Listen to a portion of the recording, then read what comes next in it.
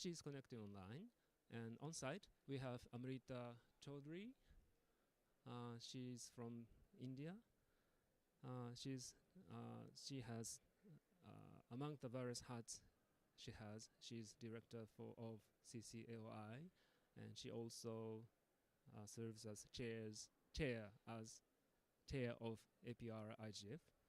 And Avery and Amrita both served as MAG members in previous years.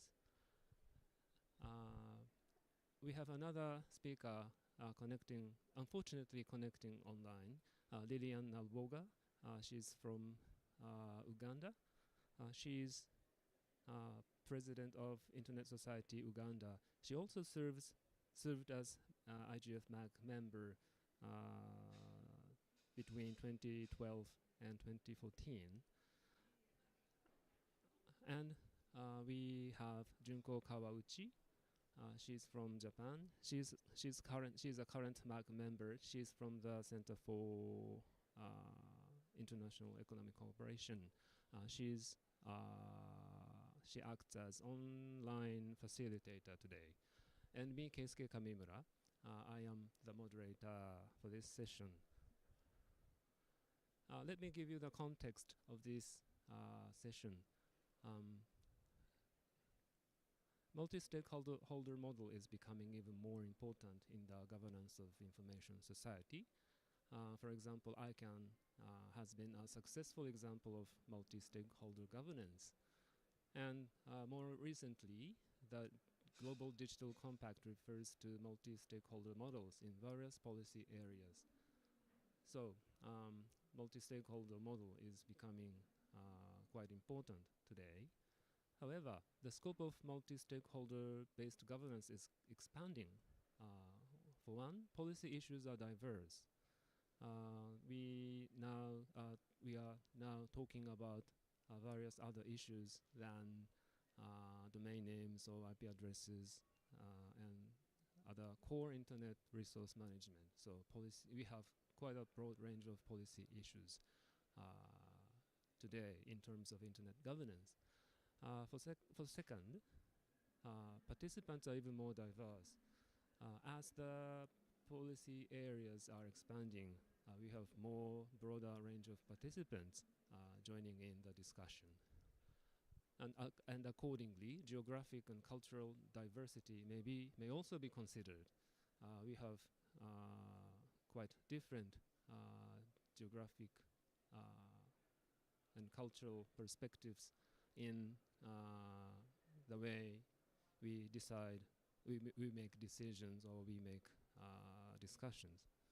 So our question is as follows: does the multi-stakeholder model equally fit each of these policy areas, or do we have, or are we going to have somewhat multiple different models in dealing with the range of policy issues?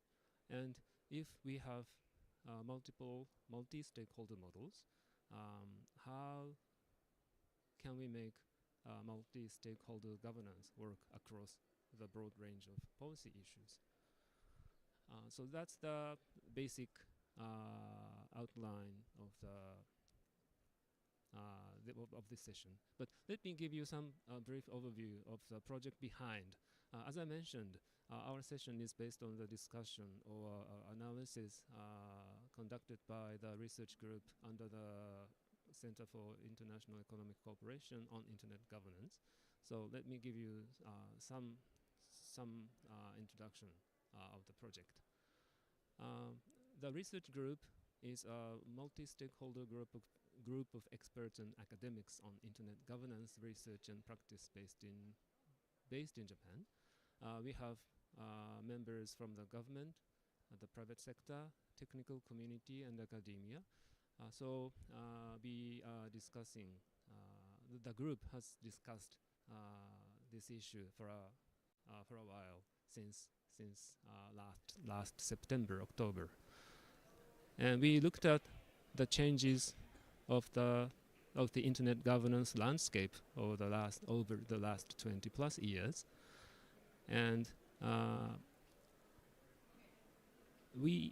Japan hosted IGF last year, so we produced an unofficial report on IGF 2023.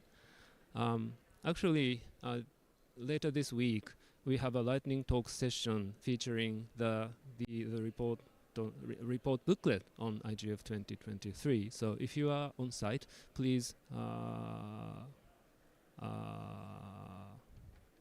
jump in and see what the report looked like. And we also did a comment contribution to WSIS Plus 20 review. And we also examined GDC draft texts and considered its impact on internet governance and future forecast of its future forecast. We also conducted a session in APR IGF 2024 in Taipei. Our session was titled Multi-Stakeholderism in the Post-GDC Era. So during this activity, we came to some sense of understanding or conclusion that applicability of multi-stakeholder models may vary depending on the policy areas in question and needs to be evaluated on a set of criteria so that we can see how effectively multi-stakeholder model work or not. So that was the brief overview of the project behind this session. And I talked about the multi-stakeholder concept is referred in a diverse context. Let me give you. Let me take GDC as an example. In the GDC, there are a number of references made to the term multi-stakeholder. One example is multi-stakeholder. Our cooperation will be multi-stakeholder in paragraph AK, or in paragraph 17A, we are going to develop, disseminate, and maintain through multi-stakeholder cooperation. In terms of the digital divide, we have another reference to multi-stakeholder, the term multi-stakeholder in paragraph 27, internet governance. And so the references go on like this. And multi-stakeholder initiatives are also mentioned in paragraph 31A, digital trust and safety.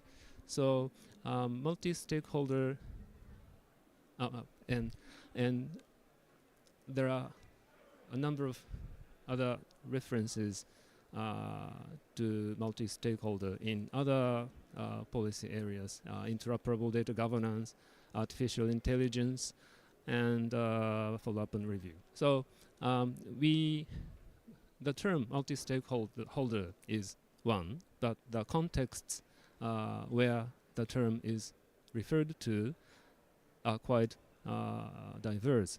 So that's one point we came to realize. I also mentioned that we have a broad range of policy areas being discussed in the GDC or broader internet governance context now. In the GDC text, we have connectivity, digital literacy, skills and capacities, digital public goods and digital public infrastructure, and the list goes to interoperable data governance and artificial intelligence. So we refer to multi-stakeholder models or multi-stakeholder approach in these quite a broad range of policy areas. So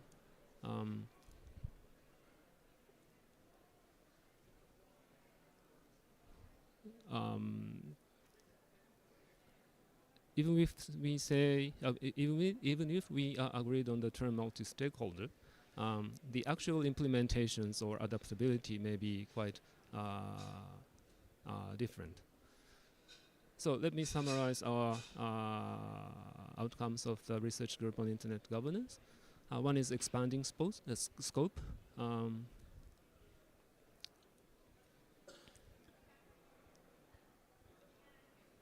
So we consider we need multi-stakeholder model because we have fast-changing policy areas, and those policy areas directly affect the life and behavior of people.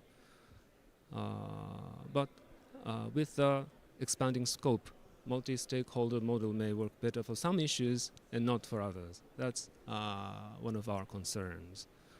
Another concern is multi-stakeholder disguise. Multi-stakeholder models may take various forms. In idealistic form, multi-stakeholder model may mean multi-stakeholder participation, multi-stakeholder decision-making, and multi-stakeholder implementation. But in some cases, multi-stakeholder may just stop at consultation. So we have to take care of what we call multi-stakeholder disguise. Expanding participation is another concern we considered. For multi-stakeholder models to be fully effective, we have engagement of smaller voices or the voices of the influenced. But how far does participation and engagement go? How far should they go? So that's another concern we had. And if we have multiple multi-stakeholder models, we better have core principles such as inclusion and bottom-up structure. These principles should always be in place, while other principles may not. So we may have core principles for multi-stakeholder models, but we also have non-core principles. And finally, long-term goals. What do we want multi-stakeholder models for? So this is the summary of the discussion we had in the research group on internet governance. So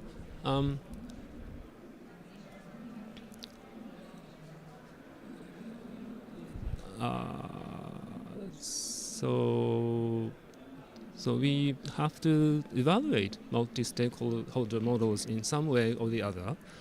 One way is to look at it from a process point of view. Net Mundial plus 10 multi-stakeholder statement is one of the guidelines that we can use for evaluating multi-stakeholder readiness of a policy process.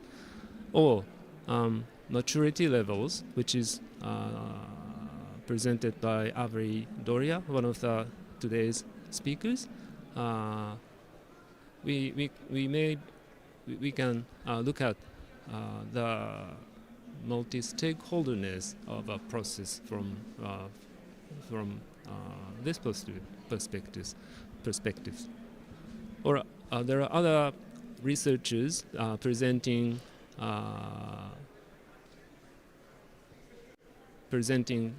evaluation framework for multi-stakeholder models, Palladino and Santaniello, or Pandey, Mueller, and Badi. We realized that people are becoming aware of the necessity to evaluating across different multi-stakeholder models. So this is one of the issue we want to discuss further today. But we also are concerned that there should be other elements in evaluating multi-stakeholder models. The works I just mentioned look more of the multi-stakeholder model from a process point of view, but we thought there should be other elements we need to consider in evaluating multi-stakeholder models applicability or applicability. One such element is the policy. One such element is the characteristics of a policy issue in question. Take digital literacy, for example. It is very likely that we need multi-stakeholder model, but there are some areas where multi-stakeholder model may not work effectively or efficiently. Digital trust and safety seemingly less likely that multi-stakeholder model is fully applied. And digital economy, I don't know how MSM, multi-stakeholder model works. So we even if we are agreed on we need whether even if we are agreed on that we need multi-stakeholder models, there are quite different implementations or applicabilities out there. So this is what we want to discuss today. So this is the key question. But this is the brief overview of the session. But I would like to invite Avery Doria, who has done a series of works on the evaluation or maturity level of the multi-stakeholder models. So, Avery, you have the floor.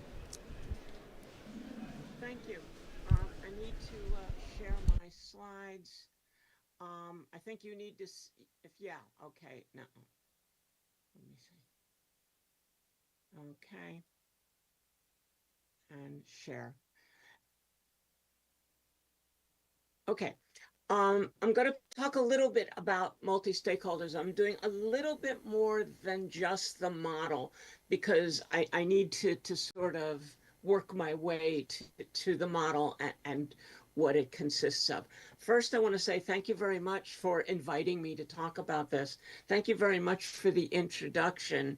And while I may quibble with you about some of the things that you said in the introduction, I very much appreciate it. For example, I tend to believe that a form of the multi-stakeholder model can be used just about anywhere a group of people need to make decisions together. I tend to think that we're never in a situation of all or nothing in terms of the model. So let me move on to my first slide. Okay, so part of what brought me to this discussion and the context in which I started looking at it was this sort of tussle, this dichotomy. Are we working in multilateral? Are we working in multi-stakeholder? Are there issues that can only be dealt with in a multilateral method? Can multi-stakeholder be used? Do multilateral and multi-stakeholder methodologies, modalities ever work together, or are they completely incompatible? And basically, this is also part of the question that the Sao Paulo multi-stakeholder guidelines look at it. And sort of sometimes you hear people talk about, well, they're really being, continuums in discussions. But you would also hear people that were quite angrily when a multilateral group tried to do a little bit of, stakeholder discussion or stakeholder opening, people would scream, no, no, no, that's not multi-stakeholder because it's only comments. It's only, and that sort of rang a bell with me and sort of said, no, if a multilateral process manages to reach out and to stakeholders and start including them, that's something we need to encourage.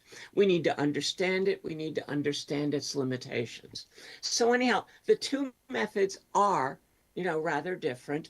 The multilateral is sort of the very formal negotiations, whether they're bilateral, trilateral, multilateral. They work on a basis of full consensus. There's ratification.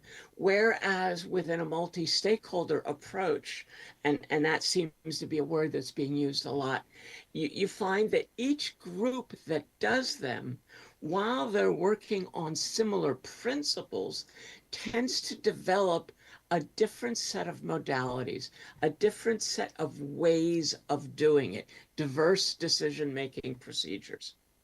And this way of doing things has sometimes we spend almost as much time, I think, talking about the difference between multilateral processes and multi-stakeholder processes as we do actually talking about the specific issues. But anyhow, we have, ICANN, the IGF is a multi-stakeholder body, IETF, the Internet Engineering Task Force, and the Regional Internet Registries, the RIRs. They all have very rich multi-stakeholder models, and yet they're all somewhat different.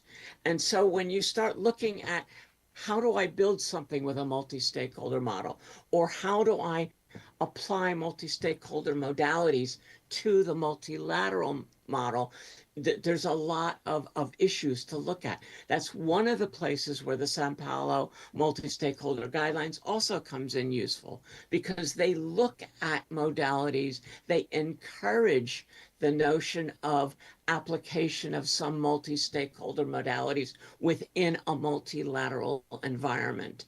So it becomes something that has a set of guidelines for how these two very different and constantly tussling models can actually work together. So just a brief slide on this. I will not go into these in deadlines. The Net Mundial in 2014 laid out a set of principles, multi-stakeholder, open, participatory, consensus-driven, etc. And these have really held through. Nobody looks at this list of attributes and sort of says, well, no, that's not what multi-stakeholder is about. That's not what internet governance is about. But what they did put together is a set of guidelines and process steps for how to do it. And I really recommend reading it. And it's section 3.2 of Net Mundial plus 10, which for several pages goes through and gives a set of recommendations. I've also really gotten into word art today. I actually took section 3.2 and did that little piece of word art with it. And just, I kind of like the whole idea of a rainbow bridging them. But anyhow, uh, moving on. So we have people that said, I'm doing something multi-stakeholder. You're not doing something multi-stakeholder. So how do then we deal with it? And that's where I go back to sort of a definition of multi-stakeholderism, where it's the study and practice of various models, approaches, forms of participatory, open, and accessible, organized, human-centered efforts. And it is something where many models, there isn't one model. There isn't the notion of one model that fits all. As long as you are delivering on these principles, then the model matters less than the fact that you are using some set of techniques to achieve that. So basically, there's a large set of models and modalities. But when you start then comparing them and looking into them, it's sort of taking the multi-stakeholder model. And what we often do is hand wave about it. We sort of say, yes, it's multi-stakeholder because the stakeholders are there and they're participating. Whereas taking down to the next level of analysis is start looking at various aspects. I picked 3 aspects here for an example, but other aspects are quite possible. and like methods of selecting participants, funding methods, geographical, cultural. But the three I'm focusing on at the beginning are orientation. Is your model a bottom-up model, a top-down model, one of those start in the middle and then, do a little bit of up and a little bit of down? Any of those can be used to build a multi-stakeholder model. They don't all need to be bottom up. However, each one of them is going to give you a slightly different model. So being aware of the orientation of the model you look at becomes critical. The next part of the analysis is participants, the stakeholders.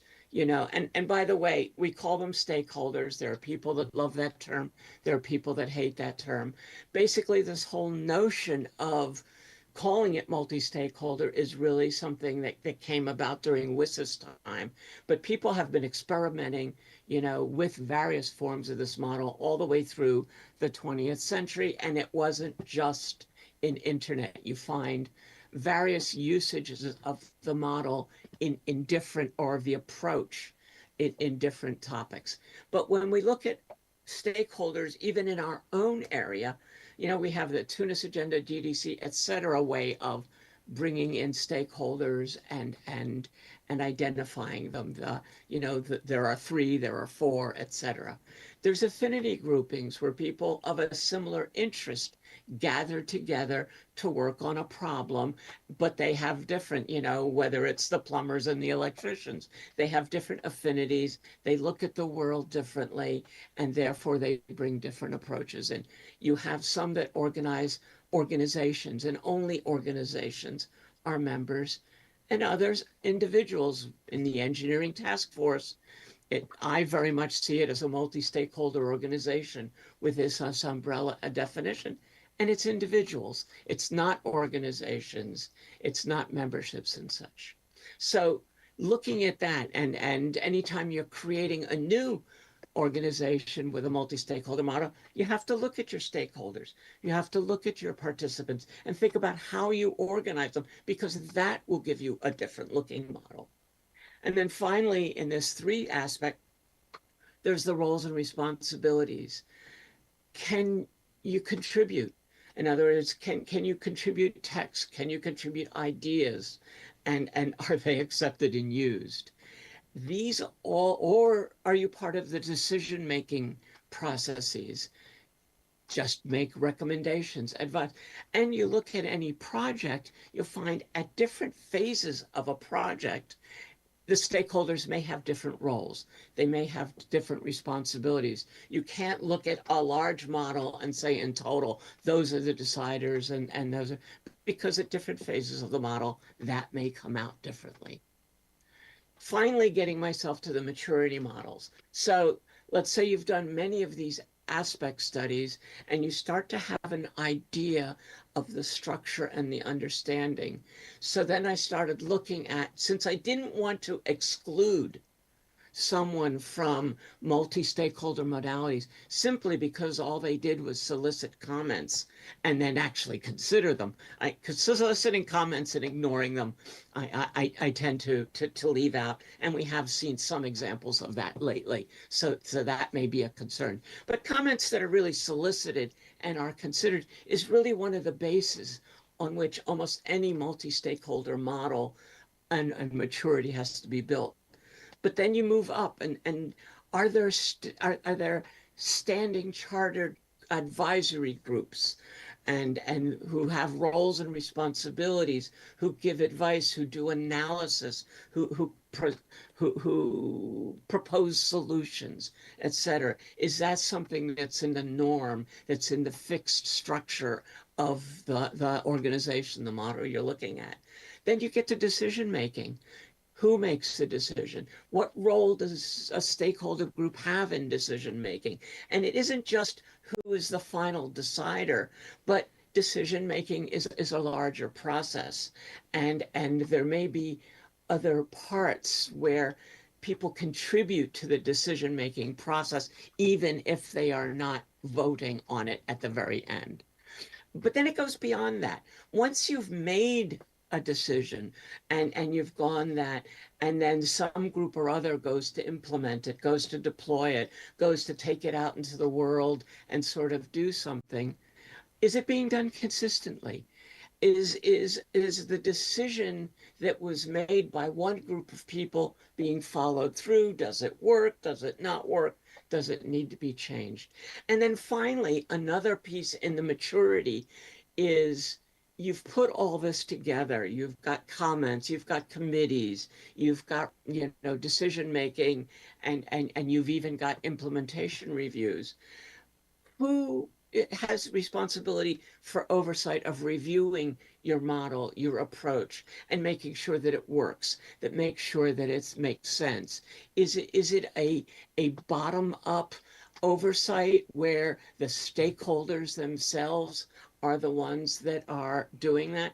Or is there some sort of deus ex machina, some superior, some UN General Assembly that's doing the oversight of review and such? So when I'm starting to look at that, and then I start to look at how the various aspects in the previous slide sort of feed into these maturity levels is the way I've started looking. So we're not in a situation that says I'm multi-stakeholder, you're not, but we start looking at our various levels of maturity within these models and how we can sort of move to a greater maturity in multi-stakeholder models.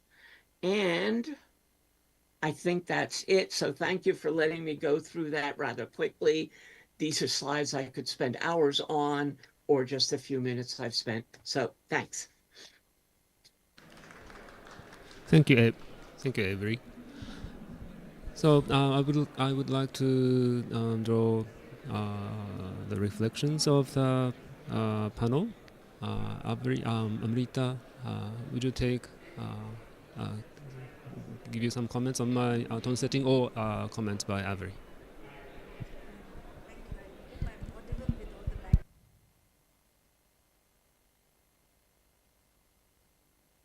Yeah, I hope I'm audible now. So yes, I completely agree with what Avri said, and I think she said most of what we would want to say, as in there is no, the multi-stakeholder model has different forms. It can be used in different ways, and there is no one size that fits all. And it is practiced in different ways, in different levels. It could be at the consultative phases. It could also be at decision making or even implementation. But again, what needs to be seen is, are the right stakeholders there? It doesn't mean everyone has to be there, but the people who are relevant needs to be there. One of the comments which you made initially is it applicable to digital economy? Yes, it is. For example, if you're looking at payments, which is an integral part of the digital economy, how it is even at the grassroots level the payments are working, whether people are literate, and I come from India where digital payments are used, even illiterate people are using. Are they able to use it safely, securely, or easily in their own languages? That matters. If you don't take the feedback from them, even if you design it the best of solutions, it's not going to work. It cannot just be multilateral. And I presume it is not applicable in all spheres, because we need to go back and see why different stakeholders or participants are necessary. Because internet today affects each and every one in different ways. So till the time you do not have different people coming and speaking, it's difficult. For example, in AI, there may be software technologists sitting and planning it. But if you want the rights perspectives, the privacy by design, the human rights aspect to be built into those systems, you need those kind of people in the room. You also need to have other people, for example, the sustainability, people who are looking at energy consumption, etc. in the room. Obviously, you need government, you need social activists or civil society. Else, how would you build a model which is impacting us in a huge way to take care of those things? Because if you don't take care of the risks earlier, you will not be able to take care of it later. Similarly, when you're talking about trust and safety, yes, security experts can do it, law enforcement can use it, but even if at the individual user level you don't understand what the issues are, you will not be able to take care. Simple example, you have online gaming, children are playing it. You may want to regulate them, but do you know what actual issues are or where they are playing it? For example, if people who are actually playing games are not there when these discussions happen on digital trust and safety, just governments or regulators taking the decisions may not give the results which you would actually want. And obviously, there was a question, I don't know, on the maturity markets. It again depends. There are developing countries who have leapfrogged into technology. For them, coming into the conversation, it may take a more longer time to make it more inclusive. For example, if I take an example in India, the Telecom Regulatory Authority of India has consultations on all their aspects. They have consultations, they put it up transparently on the website, and then finally they give their directions or recommendations. But again, if we look at some discussions like we had for a data privacy regulation, we had a consultative phase. However, how it was used was never known. So I would say even in South Asia, it depends upon the maturity of the country or market, because they're still grappling with other issues, so it may take time. But I think the Sao Paulo guiding principles are essential. It also gives a checklist to multilateral organizations on what they need to look at if they want to make it more inclusive. And they also have it on how the multi-stakeholder processes, what checklists they need to have. And they have the process steps also, like scoping the issue better, identifying who the relevant stakeholder for that discussion is, engaging them, sharing information, because not everyone may be at the same level, or even facilitating a dialogue after discussing, sharing with people. So I think it has 12 such process steps, which could be a good, I would say, reference point for everyone to look. But yes, it cannot be a one-size-fits-all for everything, but it is definitely necessary in today's digital economy. Thank you. Thank you, Emerita. Now we have Lillian. Do you have your views on this? Can you join now? Yes, can you hear me? Let me see if my video. Yes, so thank you for having Yes, me. yes. And Yes, go ahead. Yes, I have a bit of some few thoughts on your presentation, and probably in agreement with what Avery just presented, especially relating to, say, Africa or Uganda. But just a reflection is, I think in one of your, in one of the questions that you raised, one of the points that you mentioned that the multi-stakeholder model works for some issues and not others. I'm a bit, I think, also Amrit has mentioned that. I think I'm slightly in disagreement, because if we are looking at the digital space, there are quite a different issues that come into play. So especially the one that you raised on digital economy, and I think Amarita has mentioned some bits of that. So I think depending on the maturity level or the different pockets that Avery has mentioned, I think it should be able to work, but the context kind of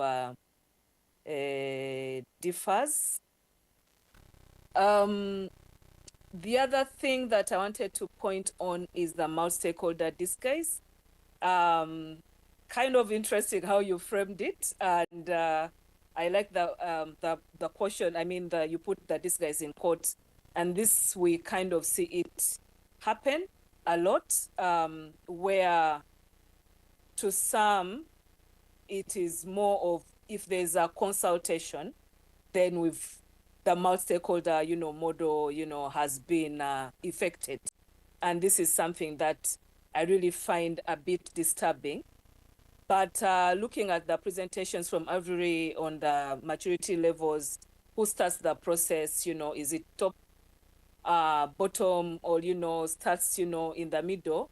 Where do we draw the line to say, to conclude that this indeed has been a multi-stakeholder kind of, approach that has been, taken? So in Africa and in many countries in Africa, we have the issue of the multi-stakeholder disguise, where you have a few, kind of entities or groups. For instance, let's say there's an issue or developing a kind of, a policy kind of document.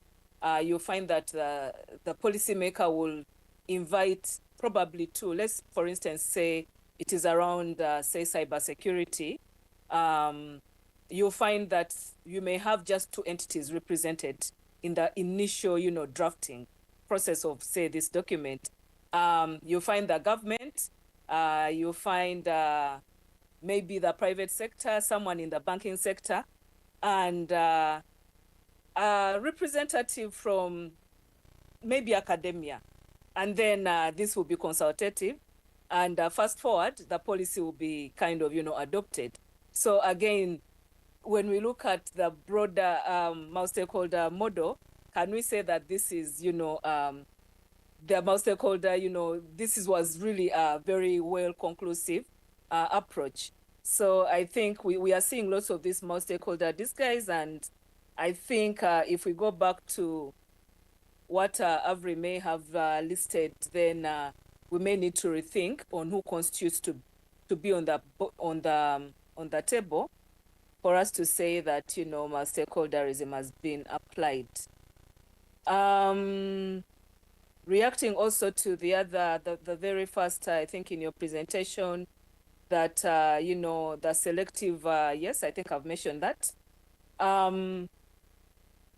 Yes, there's a bit of selectiveness, especially if the issue at hand is may consider, may bring some tension, within the different actors.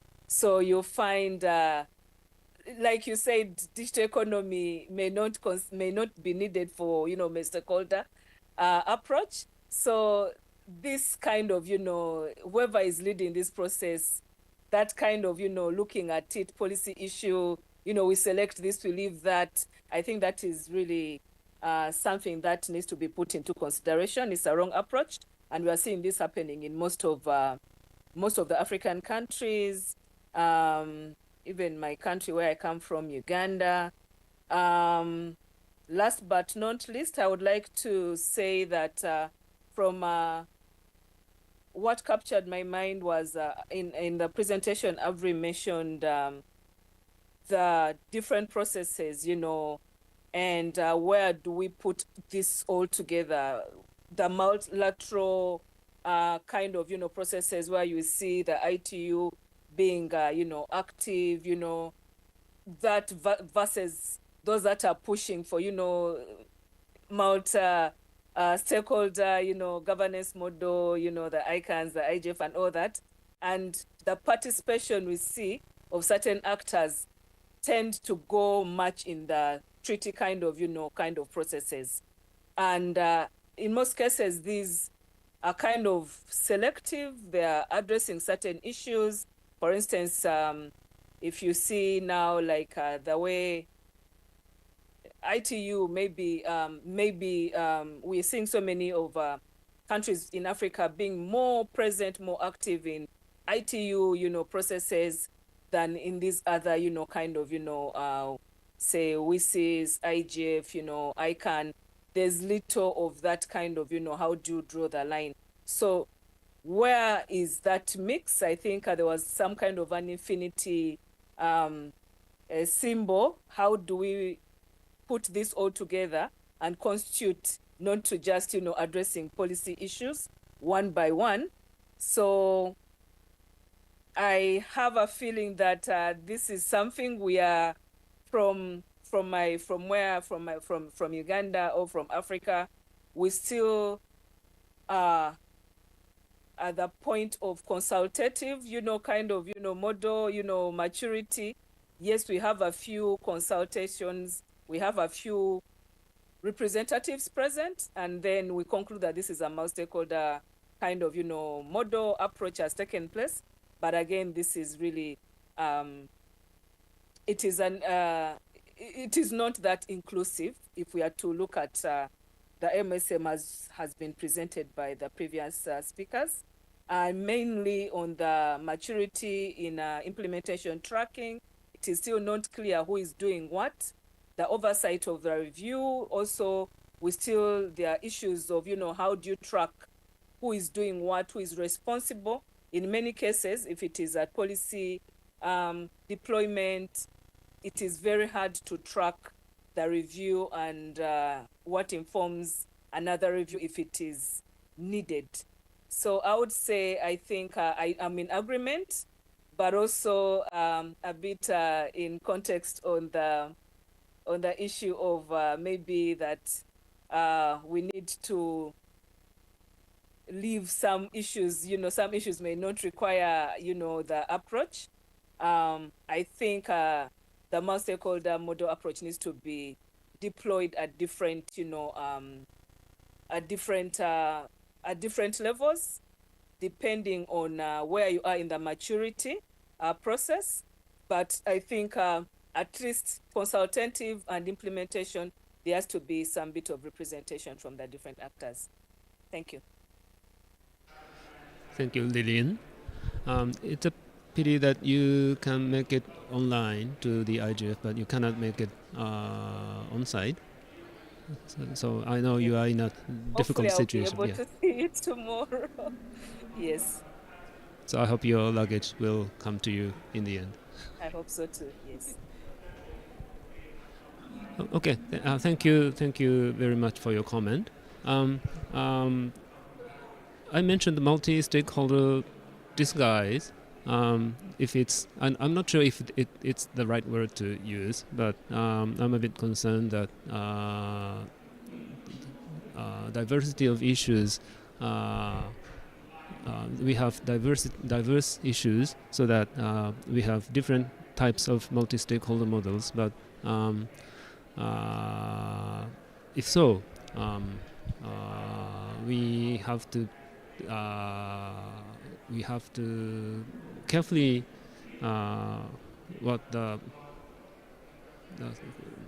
we have to carefully design the multi-stakeholder process to deal with the issue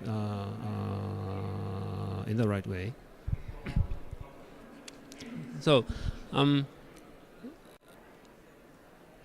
Amrita just pointed out that any policy item has some kind of multi-stakeholder elements in it. So even digital economy have some multi-stakeholder elements in it. But how we can evaluate whether the issue is dealt with in a proper way? Do you have any thoughts on that? Thank you. So the first thing is, for decision makers or even governments who have not taken that approach completely, and it is a multi-stakeholderism in disguise, which I would call as tokenism. We've seen processes like GDC also saying multi-stakeholder. Personally, I do not believe it was multi-stakeholder. It was not at all transparent or accountable. So I think the first thing, when people, as in governments, have a right to decide upon their sovereign interests, it's absolutely okay. But they need to understand something, that will it be helpful? Are they getting all the issues and all the concerns? Objections doesn't mean someone is raising an objection for the heck of it. They are raising it because there is a genuine reason also. If you take it into consideration, act on that or don't act on that, at least take it into consideration, there is a more buy-in from the different, I would say, actors in that ecosystem.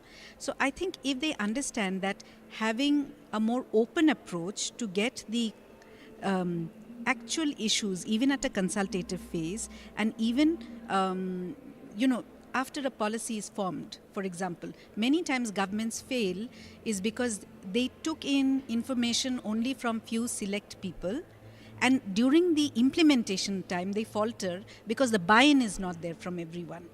And that is where the issue happens. If you had taken a more consultative approach, it would have been much better. And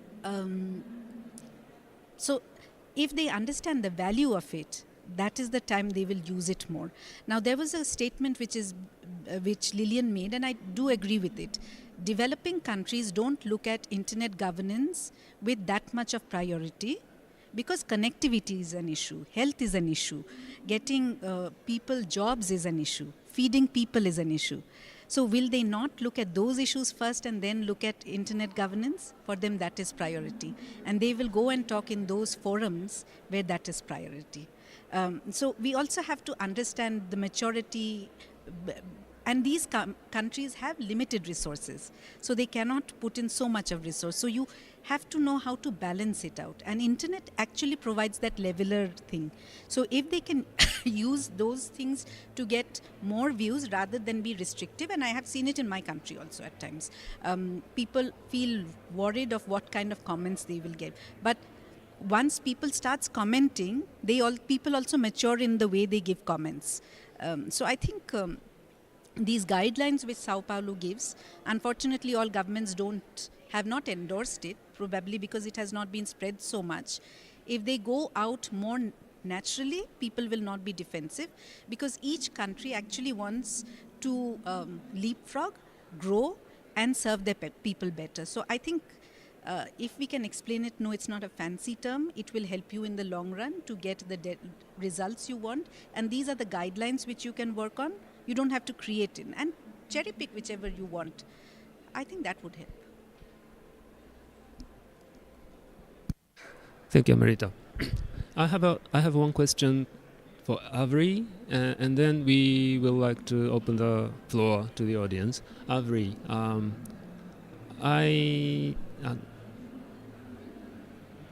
as I mentioned, I am interested in the topic or issue-oriented differences in applying multi-stakeholder models. In your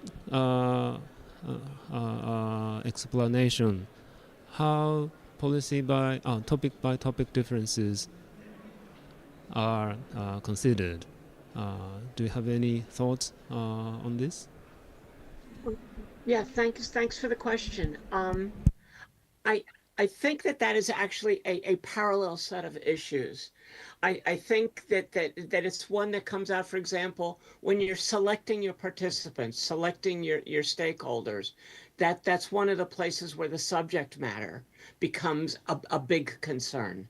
Because what kind of specialists do you need? What are the groups? Who is it that's participating in this? So from one aspect, I say, anytime you want to make a decision in a democratic manner, and you want to make it in a participatory democratic manner, where all the people that have some part of their life involved in this decision get a say, get to participate, then when you're putting it together, you basically have to look at, well, if we're going to be behaving in a multi-stakeholder manner on this topic, who do we need? You know, if we're discussing how to control fire threats within a city, you know, it's still very much a multi-stakeholder issue because it concerns the citizens, it concerns the fire department, it concerns emergency services, the government, the volunteers, the people that come through and rescue the burn victims. So you have a great number of people that are all sort of contributing to an event. You want the planning for these things, the understanding, the preparation for these disasters to be done in a way that makes sense to all those that are involved in the doing of it, that have responsibilities for it, that provide the funding for it, that provide the technology for it, that provide the workers that make it happen. So understanding who is involved in dealing with this particular issue allows you to build that participant group, that stakeholder group. Again, depending on the topic, when you're looking at advice, recommendations, do you have scientists that give advice at a purely scientific level, but really don't care about the rest of it. So how do you design their advice section in? It's nice that I put these here simple words, but each one of these has a level that you have to deepen. You know, what does it mean to contribute to a subject in different fields? Is it writing a paragraph? Is it building something? Is it coming up with some sort of template? So each of these things gets looked at. And if you looked at the other parts that I included at the bottom, you know, the other aspects, you know, the funding methods, geographical indicators that makes a difference, you know, where you're doing this is obviously going to change. If you're doing it in Africa, or you're doing it in Asia, or you're doing it in Europe, it's going to have different aspects because people look at the issues differently, so you'll structure it differently. You know, the cultural aspects of when people talk, how they interact. Is this being done more locally, or is this a regional issue, or is this an international issue? Is going to sort of direct the kind of structure, the kind of analysis you have to look at in doing it. You know, I didn't get into it all, the intersectional measures and the diversity elements and all of that, which are different. We have a different set of diversity elements depending on where we're doing it and what kind of population. You know, the scope of interest. So there are many different aspects. I was really, you know, just trying to keep it sort of at a simple level that to understand what we're doing, we got to keep breaking it down into what are the important aspects of the model. And then within each of those aspects for any subject, there's going to be an other set of considerations. So that's why I come down to and say, I cannot envision a subject where there isn't a set of stakeholders, participants, concerned citizens, etc. Any number of words. I'm not really hung up on the words, but there's basically a group of stakeholders that have a concern and whose concerns need to be listened to, need to be understood, needed to be included in the decision making, etc. So as far as I'm concerned, it's a model that can be used in any number of situations, but you got to do a lot of thinking about it to make it work. Hope that answers it. Thank you very much. Now we would like to open the floor to the audience. If you have any comment or question, please come to the microphone, or yes, I'll just take the mic. Otherwise, Zoom participants will not be able to hear your voice. Is that okay? That's on. Hi, Jim Prendergast with the Galway Strategy Group. Thanks for the session. Picking up a little bit on what Avri said, I think, and Amrita said, we just need to be cautious about mislabeling processes as multi-stakeholder when they're not. And you pointed out the GDC. And all those who are familiar with the model knew right away, you know, this doesn't feel right, it's not sitting right. So I think we use that as a teaching opportunity, as an opportunity to educate people about the model, because not everybody's familiar with it, and particularly in the multilateral space, it's very new to them. And we should encourage them to continue to try and adopt it, but using things like the Sao Paulo principles as a guide, not necessarily as, you know, you have to use all of the principles, but use that as inspiration to better improve the processes, I think is something that we as the community can do to make them better going forward.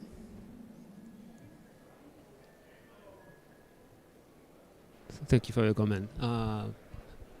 Just for your information, I referred to the GDC because I wanted to show the diversity of issues being discussed in the frame of internet governance. So I don't think GDC is completely multi-stakeholder model, or I'm a bit skeptical about it. So just don't get me wrong. Can I jump in with a response also? And I agree. I think one of the distinctions that I've made in looking at the GDC processes is meaningful multi-stakeholderism. Asking for input and not reflecting back to the community how the input was used, what portions were rejected, which were accepted. How did you change the direction of the policy? that's meaningful. Giving that feedback to stakeholders, that's meaningful. Asking for a bunch of comments and then either doing nothing with them or not telling us how you've done something with them, that's not meaningful. And that, people are only they're going to get tired of that after a while and not want to participate. But my point is, it happened. We can learn from it. Let's teach people how to do better going forward, so that it is meaningful and it is productive and everybody sees value in it. Thank you. Avery? Thank you. Jim just said much of what I was going to add in there. But yes, and in fact, that's why I had written on that bottom ring, not only consulting, but paying attention to it. And I like your notion of the multi-stakeholder disguise, because a term I had not thought of before, because it does cover that, where you can act like you're doing something that is multi-stakeholder without the follow-through, without it being a meaningful action. So I think that is something to be very careful of. I personally think that if there is a good consultative and it is paid attention to and there's feedback and is that, even if you don't go beyond it to what I'm calling the other levels of maturity, then you could still say, yeah, you've dipped your toes into the multi-stakeholder. You have had some multi-stakeholder modalities, but the actions that you take have to be genuine. Thanks. Thank you, Avery. And Amrita, please. Thank you. What I would like to add is, while GDC definitely was not a process which was completely multi-stakeholder, one thing we could look at is at least it tried to get people to respond.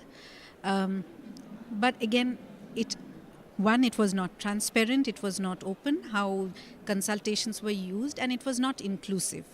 A simple example, when you want comments from Global South at a time which is not friendly to them, and I speak from Asia Pacific, most of the UN consultations were at very odd hours for people in Asia. You had to keep your video on. Think of the countries where you do not have that much of internet bandwidth, and keeping it on or you will be disconnected. It's not inclusive.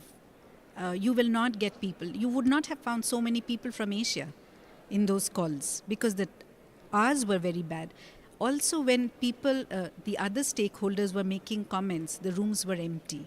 So it didn't give a very good feeling to the others who were participating online that they were being heard. They may have been heard, we don't know, because we don't know how the, the feedback from everyone was used. So I think it is a lesson, as Jim said, if we can learn it well, we will do our WSIS plus 20 negotiations much better.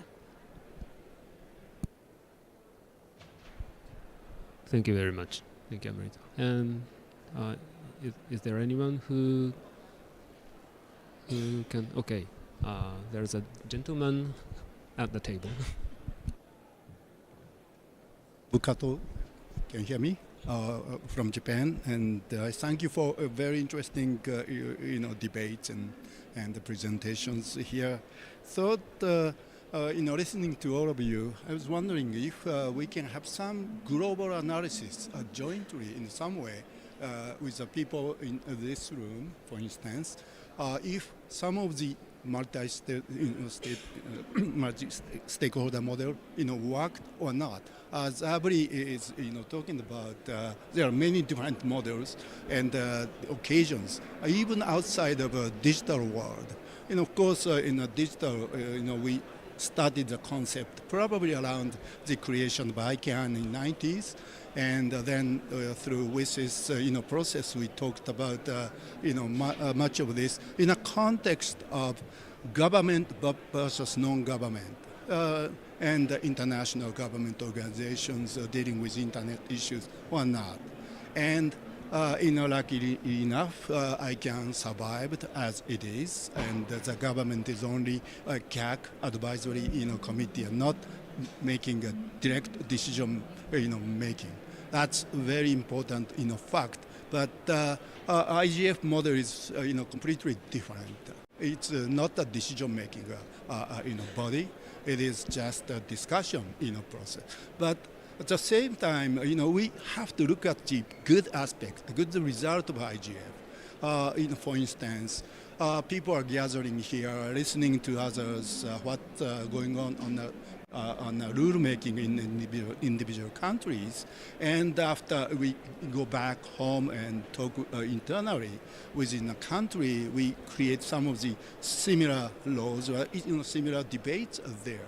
That created a lot of opportunity for countries to have their own more harmonized system on a global basis, and those are very small examples. But if you look at the other areas other than digital, there must be some discussions going on, such as SDGs. We had in New York in September.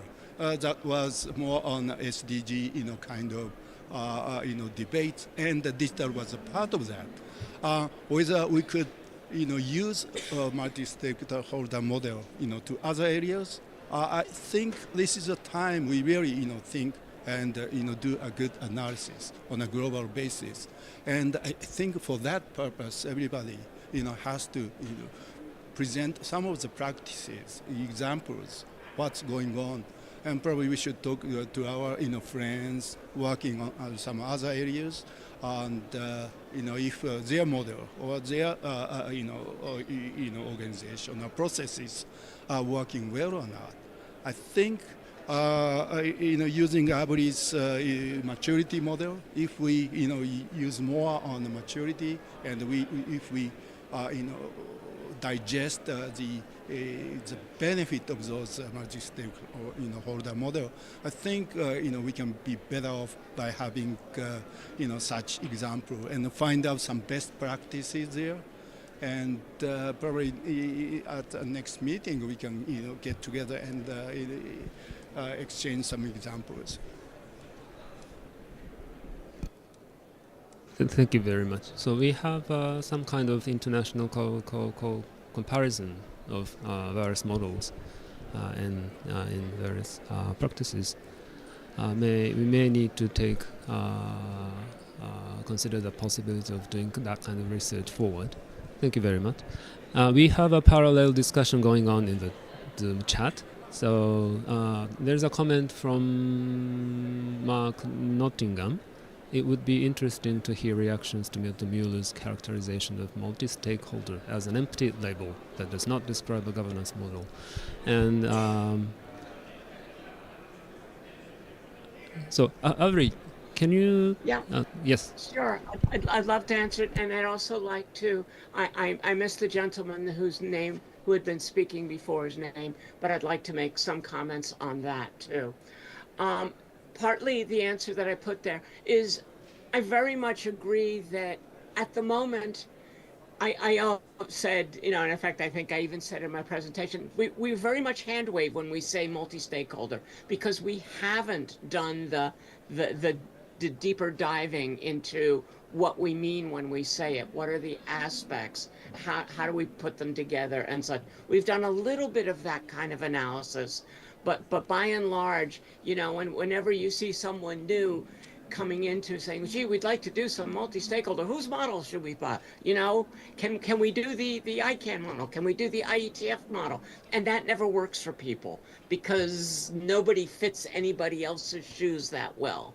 So I believe that what I'm putting forward here, and other people are putting forward here, is sort of the meat on what is in the model. How do we define it? How do we identify it? And to go on to the second gentleman's, and if I apologize for forgetting the name, question is, I think that's the next step. As we start to, and it's some of the stuff that I'm doing in the background too, but it's just me doing it. It's not a organized thing. Is sort of as these analyses of what is in the various aspects and how one defines them, then to take those and use them to do analyses on some of our existing organizations, some of our existing practices. So that is indeed the intent. Thanks. Thank you, Avery. In my understanding, Milton's point is that internet governance is about non-state actors deciding principles and implementing them. So to me,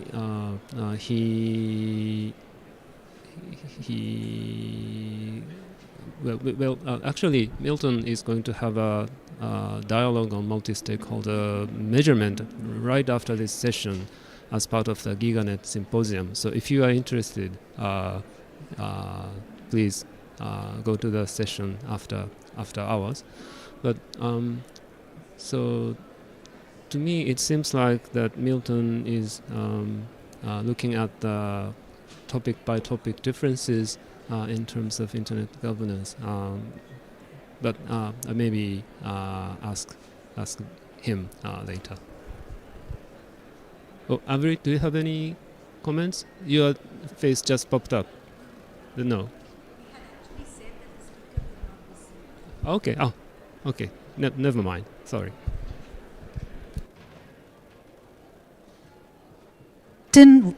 What he mentioned in terms of stakeholder-wise accountability is also important, because if you're giving inputs, whether you're accountable for it later is also important, and I think it comes with maturity of a model. So I think certain things are important because and that whether you're accountable for it would also come during the implementation part or even the follow-up part. So I think looking at it in a broader scope, the phase, etc., is important to actually do it. But I think accountability of whoever is the stakeholder is also important.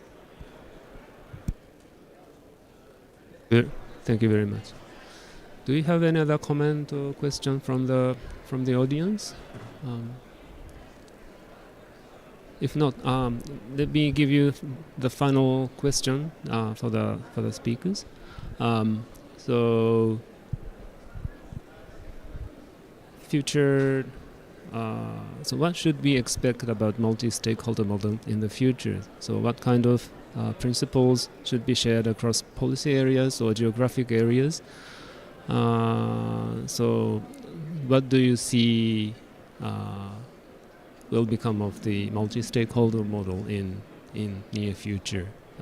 Do we keep going on the same thing, or do we need somewhat different action? What's your thought? Amrita, please. So I think whatever terminology you use, all participants who have vested interest or may have should be there when discussions happen or on policies, on issues where their lives are at stake or something is in stake. You call it multi-stakeholder, you call it whichever terminology, it is important. Because if anyone wants a particular policy process to work, you have to have the buy-in of the people. For example, now GDC has been ratified. It has to be implemented. If it has the buy-in of everyone, nation states, companies, technical community, civil society, etc., being a Herculean task, only then will it be able to achieve what it wants to achieve. So whatever terminology you use, you have to have relevant people interested or accountable in the room. Thank you. Lillian, do you have? Can you give us your thoughts on the future of multi-stakeholderism? Thanks. Yeah. So for me, just to add to what Amrita has mentioned, is it's not just about participation and having people present by ticking numbers. It should be more transparency, inclusion, being more making stakeholders accountable. So it doesn't matter if, for instance, if it's at the global level and you're considering, say, the global majority voices and having a few countries or represented, and then this is called that we had representation from this particular kind of, people from, say, the global majority. So there has to be what kind of contribution are they bringing on in place. So right now, the future of the global of the multi-stakeholder model is really it is in suspense, because it's not just so clear what we really want. Some people really want to have the continue with the multilateral, having a few people on the table at more of a high level. But I think there has to be inclusive participation, transparency and accountability in what is being discussed, and also the ease of being able to track the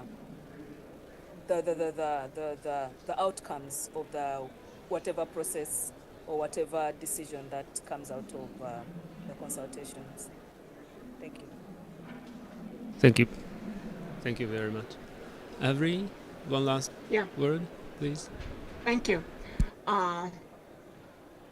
First of all, pointing out that, it is still, even if it did start in the last century, it still is a very young model. We're still figuring out. I personally think it is a essential, critical model necessary in any sort of democratic movement we're going to do. Representative democracy is wonderful, but it doesn't get the people participating. It doesn't get them heard. It doesn't get them understood. So I think that this is a model that we need to keep developing. We need to go doing this deeper analysis. We need to go out and check, the organizations that are and continuing to enrich and to make the model richer so that it can be done. And now, pretty much all the way through this, I've sort of been almost sounding sometimes like a cheerleader, like I think it's all easy and it all works. And, accountability, for example, is a big, difficult topic. The topic that worries me the most, that I don't even feel that I have a good grasp on and how to deal with it, is even if you've got a measure for accountability and you've got a measure for who gets to participate and all that, it's the notion of everybody dealing with the process in good faith. And often when I've seen situations where it looks like, gee, things are really laid out well for this part of a multi-stakeholder process to actually work and deliver something that does respond to the needs of the stakeholders, there are those with less than good faith that throw wrenches in. We use words like disinformation these days. It used to be something else, or that. And how the model protects itself against things like that, things like what you suggested, the sort of disguised or the imitation of the model without it being genuine. So that's one of the places where I'm still very much, but I think going forward, what we got to do is develop the analysis better, and we've got to start applying that analysis against existing and future efforts. Thanks. Thank you, Avery. I quite agree with the last point that Avery made. We have to look into what's below the multi-stakeholder tokenism or disguise or whatever you call it. And there is a quite a lot of research will be necessary. So thank you very much. Thank you all. We have still a bit of time, but we better stop it here. And there's a gentleman raising a hand in the audience. Thank you. When we speak about multi-stakeholder model, we have to speak about the role of each stakeholder. Each stakeholder in his or her role. Suppose we are in a hospital and we have to decide whether to undertake a surgery for a patient or not. Shall the nurse, the administrative staff participate in this decision? No, they will be on the table, but not to decide if we have to make the surgery. For example, the financial people will say, no, he didn't pay or he doesn't have any guarantee to pay, so we cannot do it. The nurses can speak about other things related to this patient, but they cannot decide whether to have to undertake this surgery or not. So when we speak about stakeholders, we have to always say each in his role. Thank you. Thank you very much. Can I comment? Yes, please. I agree, but that doesn't mean that they don't have a voice around the table. They may not have the final decision, but certainly the ethicist who's sitting at that table and looking at whether it is ethical to perform that particular operation on that patient at that point in time. Indeed, the funding may be part of it. If the surgery is not life-saving, but it's going to put the person in debt for the next 30 years, is that a consideration that needs to be heard? I would actually argue that those people do need a voice. They may not be the final decision. The surgeon and the availability of the surgical team is certainly perhaps a bigger, but even a discussion at that looks cut and dry at the beginning, once you start analyzing what goes into making surgical decisions, you'll find that there's a lot of stakeholders that are involved in that. And so I totally agree with you. You need to look at what the roles and responsibilities of each stakeholder are at every phase of a process, but that doesn't limit the number of stakeholders necessarily. Thanks. Avri, you are repeating what I said. I exactly said that. I said that they have to be on the table because they have their aspects on the decision. But the medical decision is the role of the doctors. The other parts have their field of their part of the decision. Thank you. Thank you very much. There are many aspects where roles and responsibilities are concerned. So maybe that shows we have a lot of work to be done in the future. Okay, let me conclude this session. Thank you very much. Thank you all for participating. And thank you, Avery, Lillian. Have a good day. Thank you all. Have a wonderful IGF. Thank you. Bye. And keep yourself safe. Very much.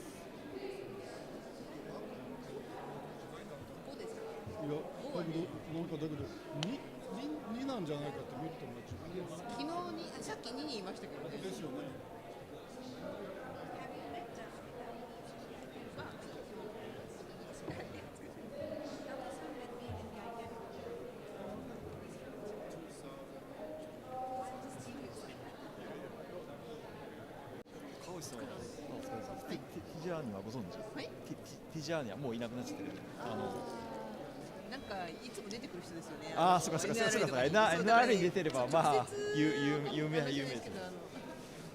さっき喋った人。そうそう。最後にね。さっき2回ここに立ってました。最後の人。これなんかみんなね、どっかで見たことあるのでね、みんなね、そういうので見たことある人ばっかり。なんか同じ宿ですね。朝飯食ってたらすぐ隣にいたんで、毎月お世話になってますって言っちゃいまして。そうなんです。そうか、彼は顔出してないからね、声だけだから。でもね、大昔 JP ニックでインタビューしたことがあって、そのビデオがまだ YouTube に残骸があるはずですけど、チュニジアの方ですね。そうなんですね。みんなよくわかんないな素敵ですけど、どこから来てる方が結構いて。お疲れ様でした。本当うるさいですよね、周りが。いい加減してほしい。ちょっとね、いやだからね。この中でその音楽張り上げてるイベントっていうのは、そこでやってるんですか。真ん中になんかステージみたいなのがあるんですよ。欲しいですよね。そこだけそんなオンにしてどうして我々に、ね、邪魔なんで決まってるじゃないですか、ね。だから多分その辺よく分かった人がアレンジしたんじゃないですか。何ホールが来てるのかよく分かんない。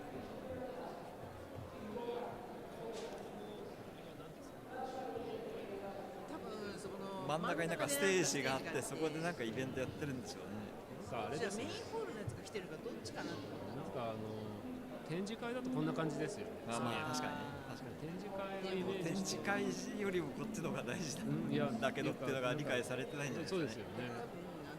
一国は自分たちが関心持ってるっていうか、そういうのだけそういうところでやってて、こういうの周りについてはどうでもいいと思う。まあそのっていうか自分たちがホストしてってかなんかやってるセッションはそういうところでやってるんですよ。なんか日本語でプレスリリース出してますよね、IGF に関して。PR タイムズね。どこがですか。PR タイムズってリリースサイトみたいなのがあるじゃないですか。政府なのかその業界だのか。あれはちゃんと誰かがやらないと出ないですよね。日本語で出してるっていうのはやっぱりそういうあっちの宣伝したいからじゃないかと想像したんですよ。いやなんかでもサウジの人はきっと IGF をこの20年こういうものだと思って理解していたに違いないですよね。日本でも AI の国際会議って新聞には書かれてますからね。だから日本はああいう会議だと IGF を捉えて、サウジの人は展示会だと思ってたってことですよ。そういうのが透けて見えて面白いと思います。そうですね。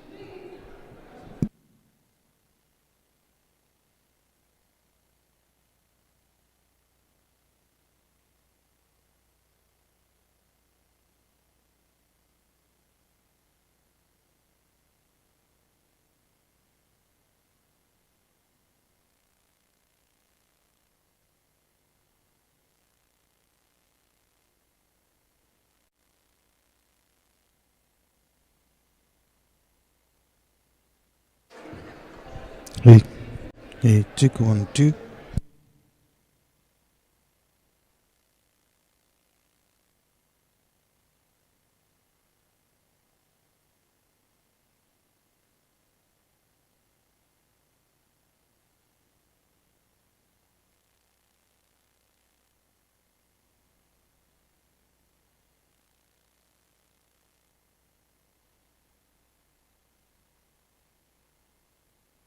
We like starting to the next session. Hey, hey, hey, check, check, check. Hey, hey, hey. Oh, check, check. Hey, hey, hey. Check 1, 2, 1, 2. Hey, check.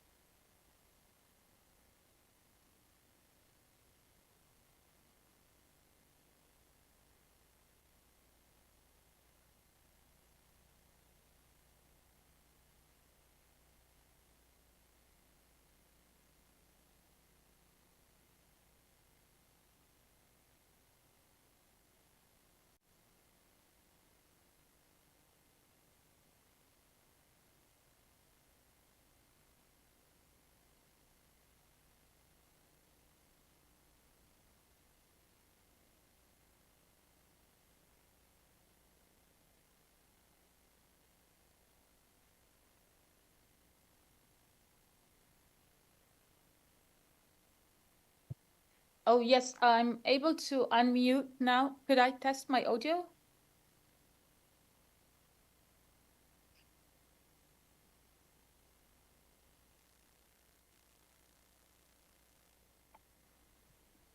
Could I test my audio? Can you hear me, Hadia? Hi, Hadia. Hello. So yes, I hear you well. Oh, Great. but Just doing my check.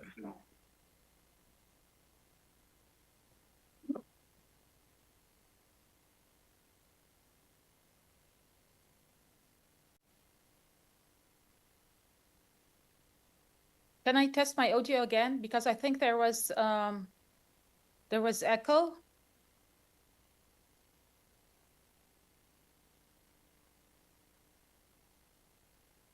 Caleb, are you able to Yes, test your I audio hear, as well? I hear you loud and clear. Okay, great. Thank you.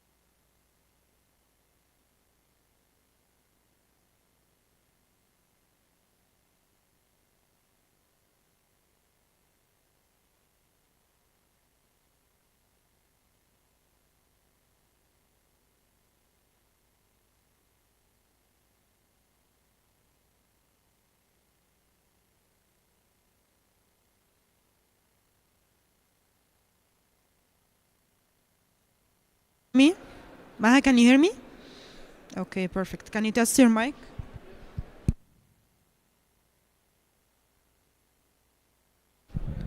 Yes, it's working. It's working, yes, I opened it.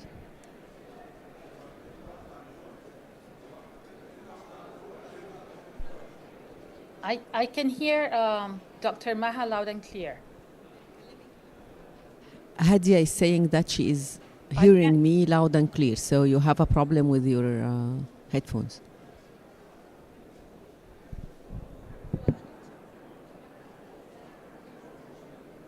So let us know when you would like to start. We're ready, Hadia. It's working. Okay, thank you so much. The tech team to display the Zoom on the screen. 1 second, please. Okay. Okay, thank you.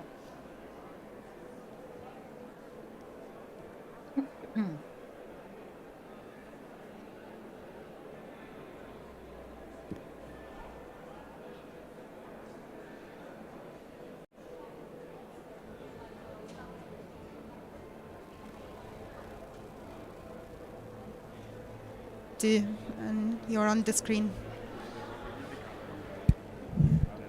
Noha, let me know when you want me to start. Do I start now? Please feel free to start. We're all here with you. Okay, thank you so much.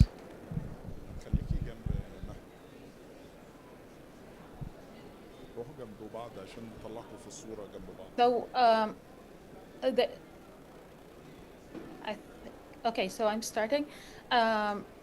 Welcome everyone to the Internet Must session at the IGF in Saudi Arabia, Navigating Risks and Innovation in the Digital Realm.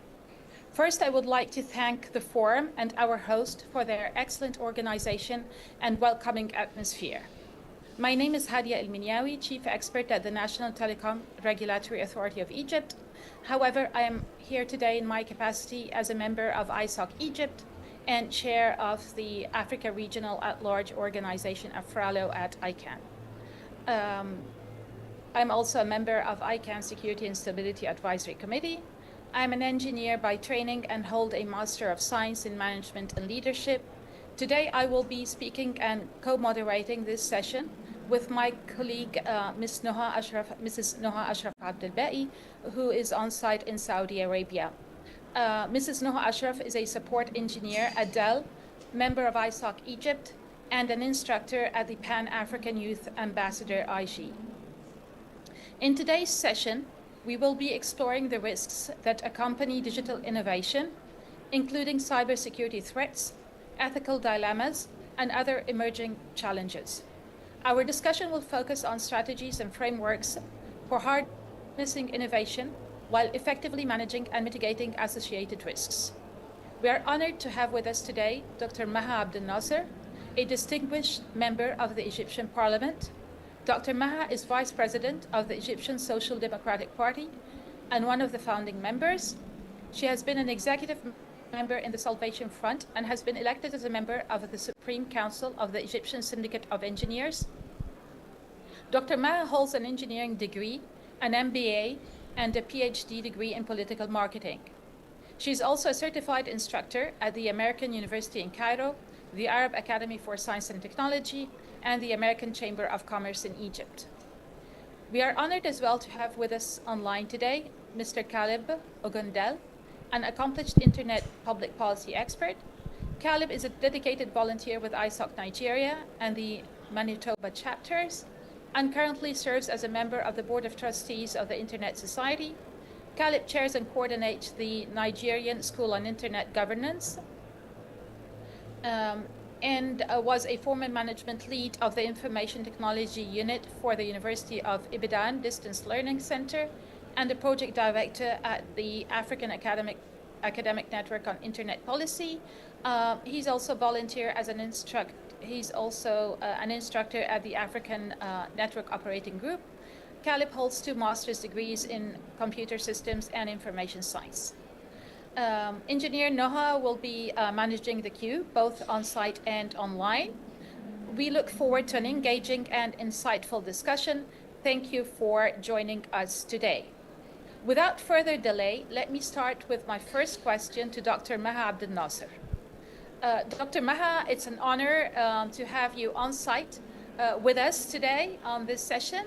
And thank you for your time and effort and shared thoughts. My first question to you is, what are, in your opinion, what are the primary risks accompanying digital innovation? Well, thank you very much for ISOC and for Internet Egypt. I'm glad to be here. I'm honored to be with all of you. And thank you for the audience for being here. Actually, when we are talking about the threats for the digital transformation or digital era, the first thing definitely we will get in our minds is the cybersecurity, which is the most important thing and the most aspect that a lot of people are thinking about. And again, the data privacy. We are all worried about our data and how we are visible to the world. Our data is now almost everywhere, and we cannot do anything about it. But there is another threat that I think people may be not thinking about it a lot, which is the dependency on the digital transformation, or having this technological dependency, which actually may cause things to be completely stopped if something happened, which we already have seen in the airports across the world. We couldn't think that a small bug can actually do all this harm to the people who are traveling and made them delayed to their work, and got people to think really about what we are going to do if there is a shutdown in electricity, a shutdown in anything. We are so dependent on the technology now. And I think this is one of the major threats, risk, and challenge at the same time.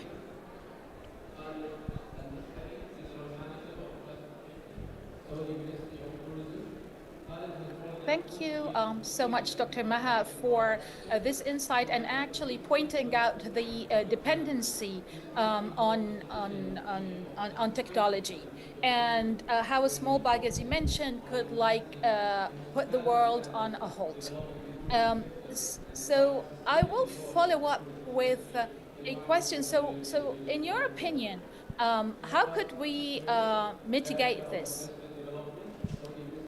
It's very difficult to say, but of course, if you're talking about cybersecurity, all of us knows about the firewalls, taking all the precautions, which actually will not stop still the cyber attacks that we are seeing every day, everywhere across the world. It is just a matter of who is racing who can take the lead and somehow be able to avoid or attack. So it's kind of mouse and cat scenario, because all of the governments, all of the corporates, all of the organizations are just trying to avoid the cyber attacks, and at the same time the attackers are trying to do the cyber attacks. So I don't think that there is something that can be done, or there is a legislation for instance that can help in that. For the data privacy, I guess we all know that we have the GDPR, and most of the countries are trying to follow or to do some legislations or acts similar to the GDPR, despite the fact that some of them are not really successful in that. For the technological dependence, I don't think that we cannot be dependent on technology anymore, but we have to find ways. We have to find some kind of alternative solutions if the technology failed us. We've been working without technology, we've been living without technology for centuries, but now we are so dependent. When we find that there is a problem with our phone, we panic. We feel that as if the world stopped. We cannot even remember how the life was before that. If the internet got down, we feel that we are in threat. So I don't think that we can really help it, because it's more of a feeling or a lifestyle that we cannot get away from it. But for the corporates, they have to find a way. They have to find alternative solutions. So when the technology fail, they have to mitigate it somehow. They have to have the traditional way as a backup if there is a problem, so you will not get everything stopped. This is how I see it. Thank you so much, Dr. Maha. And indeed, as you mentioned, maybe diversifying and maybe also depending on local or community systems or applications. I'm not sure, but maybe also there could be a role here for frameworks or developed maybe by governments or incentives provided by governments. But I will stop here and move to Caleb. And Caleb, I would like to also ask you the same question. In your opinion, what are the risks accompanying digital innovation? Thank you very much. Thank you very much, Adia and Dr. Maha. Very interesting perspective from Dr. Maha. I must say that I do admire the way she approached the question. But first, one of the few things I did pick from our conversation was basically the fact that we can no longer do it without technology these days, right? And so because we can no longer do without technology these days, that means that we are stuck with it, right? And if you're stuck with it, we need to really find solutions, basically to some of those innovations and the risk that will follow. So one of the few things I did think while preparing for this panel session was, first, we need to first of all start having what we call government-led initiatives. Some of those initiatives could also be based on legislation, regulatory frameworks, sandboxes where a company can also test innovation safely. Take, for example, we are now in the age of the AI, and people need to get some regulatory assurances that AI is not going to take over their lives. So government needs to start having regulatory sandboxes that can help them safely test some of the AI systems.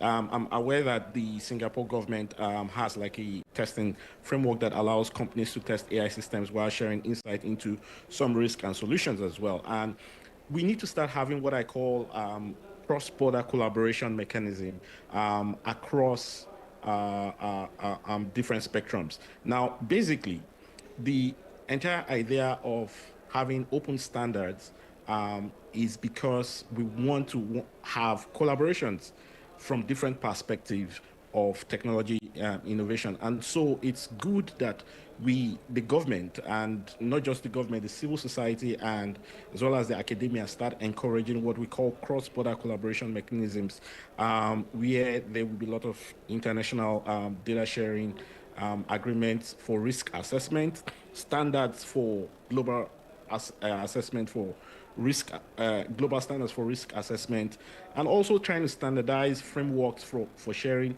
some of the threats, cyber threats, and intelligence that we have across board.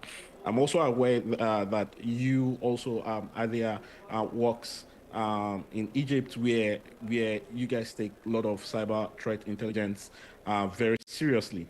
However, we cannot remove the fact that there are different types of cyber actors, bad actors that I would say, even when we look at the geopolitics of cyber threats, that are also interested in sabotaging some of the efforts of these open standards cross border collaboration just for their own benefit. So my encouragement basically at this point is that we should continue to have a lot of public-private partnerships.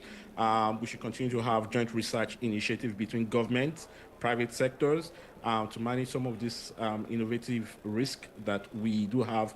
More importantly is to also have like a very good funding model that supports even private organizations that are into some of these risk assessments.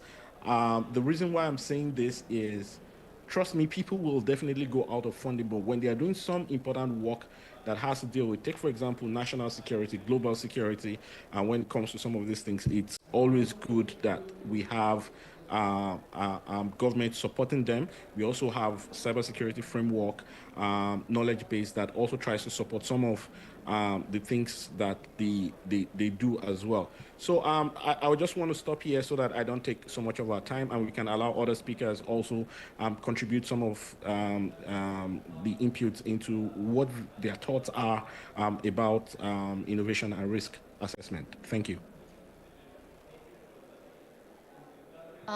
Thank you, Caleb. And I move to Noha, and I know that Noha also would like to speak about her her thoughts about risks accompanying digital innovation. So Noha, the floor is yours. Thank you, Hadia.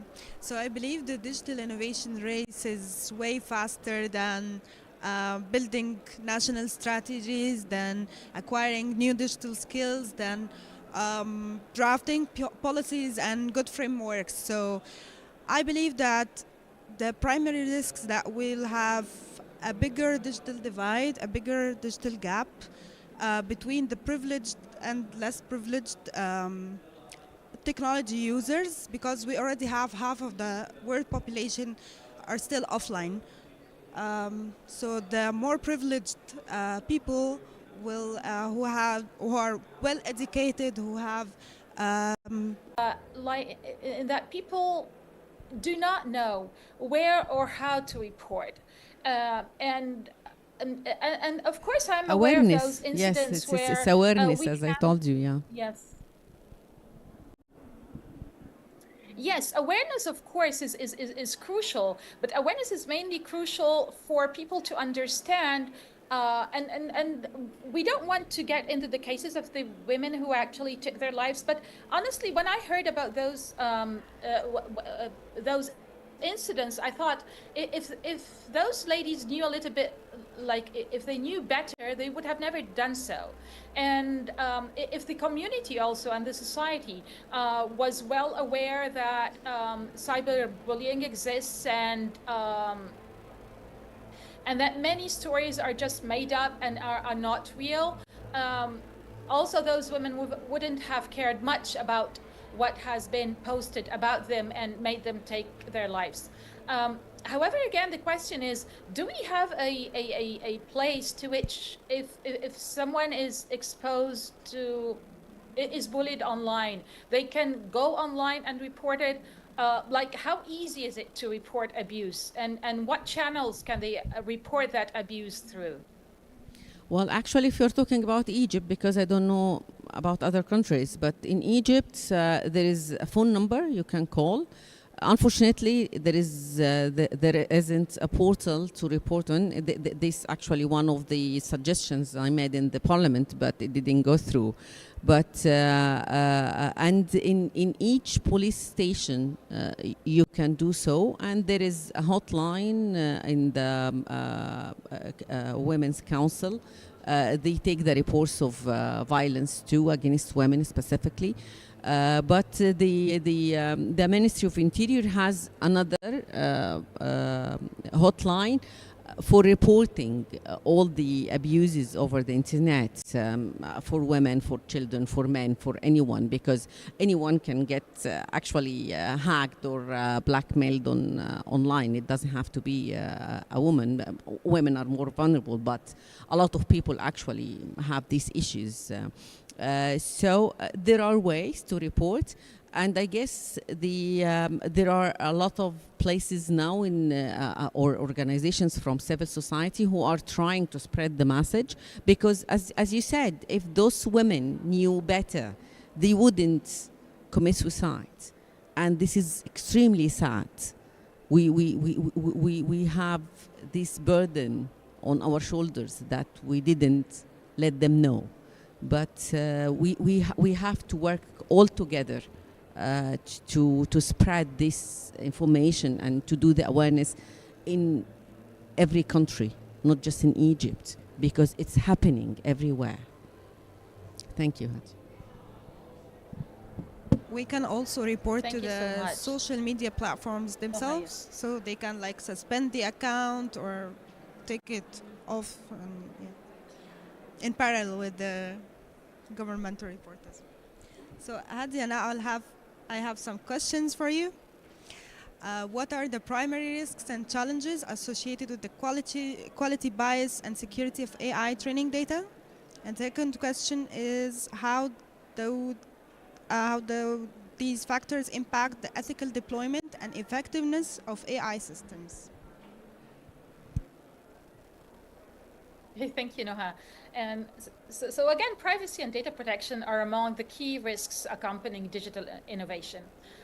Services and applications using IoT and AI depend mainly on collecting and processing huge amounts of personal data, which raises privacy concerns.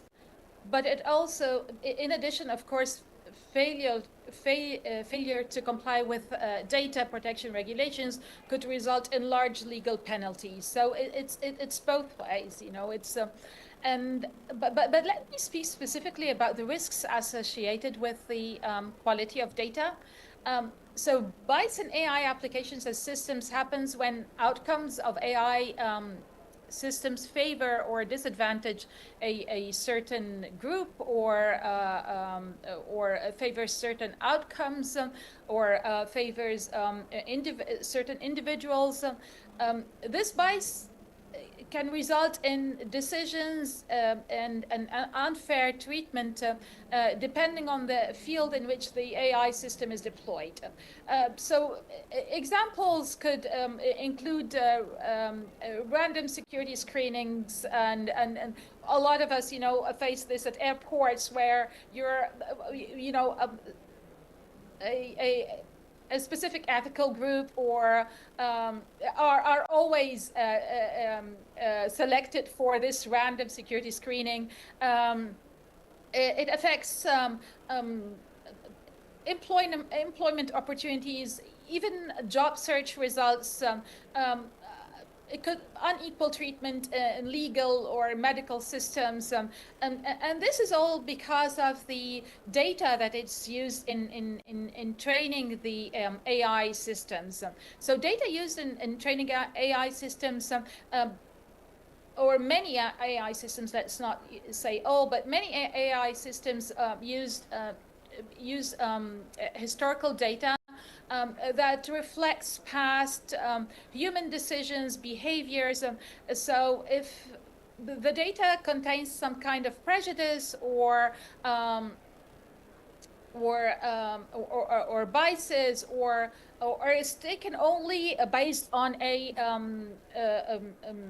is not diversified, the AI will inherit and replicate those biases in the decision-making process. And the other thing also that comes to my mind here is, so after the decision also is made, how do you know what this decision was made on, and what data was used for that? So it's also about transparency and accountability, right? and this human prejudice can be intentional or unintentional. So it doesn't really matter whether it's intentional or unintentional, but there should be a way in which we do not have those flawed training data, and and there should be some kind of transparency and accountability also associated with this. So addressing those issues, of course, are crucial for fairness, accountability, and transparency in AI applications. If we talk about security risks associated with AI, so AI usually uses vast data sets that may contain sensitive personal information. So improper handling of this data can lead to harmful consequences. Also, data could be, from a security point of harmful or misleading data could be injected into the training process, corrupting the AI models and performance, and causing unintended behaviors. So those are all risks associated with the bias of the bias and quality of data. And so Noha, the floor is yours. And thank you, Hadi. I would like to ask our audience if they have any questions to any of the speakers. I don't see any questions from the online audience. Okay, I guess we can move on and leave the Q&A section at the end of the session. Yep. Okay, thank you. I wanted to ask Dr. Maha about, so she was, Dr. Maha was speaking about reporting cyberbullying, and I was wondering if there is like a single platform at a national level that people could report cyberbullying through. And I know that there are some countries have those like platforms or single platform to report cyberbullying. That's one of the questions. And the other is to all the speakers, and the same question will go also to Caleb. And then the other question is related to international frameworks, and through which also people can report online incidents. And maybe if we take, for example, DNS abuse, and online security of users, do we have like sites through which we could report this?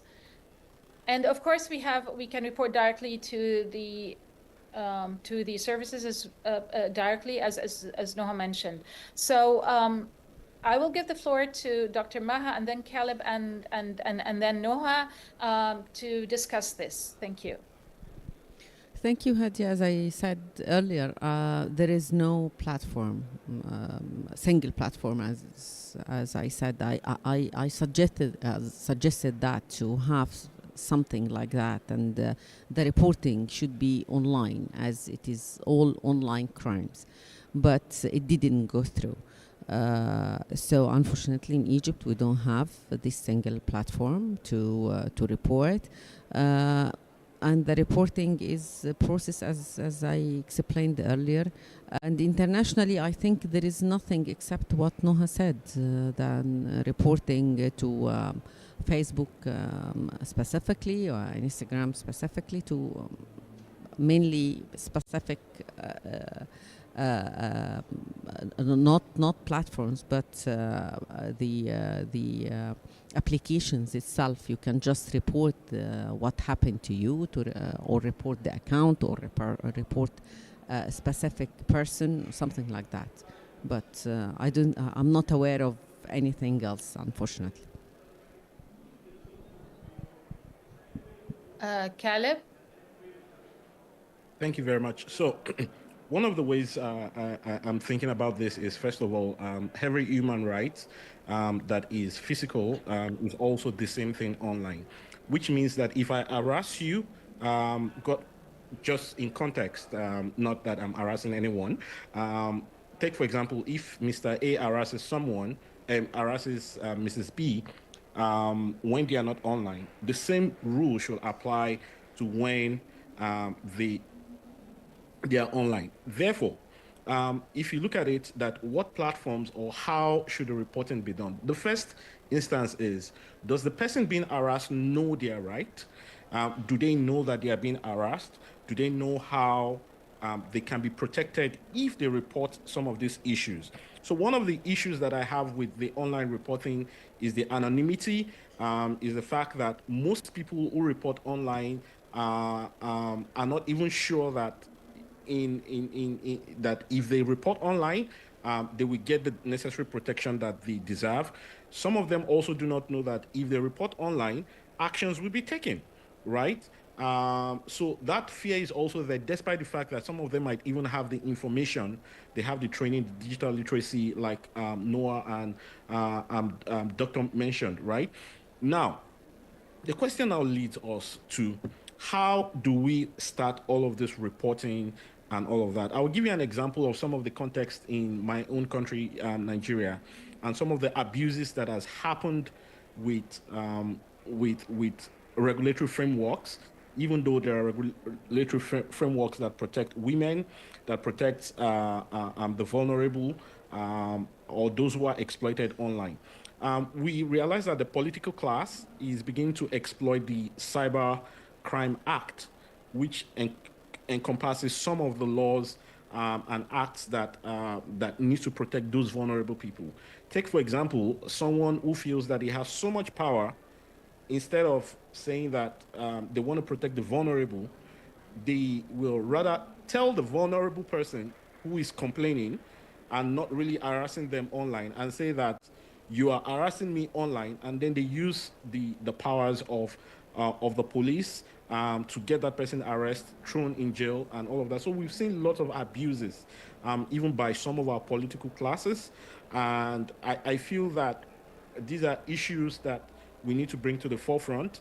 These are conversations that we should not stop talking about, even at this political sense, that the vulnerable needs to be protected by the law, not the political class only.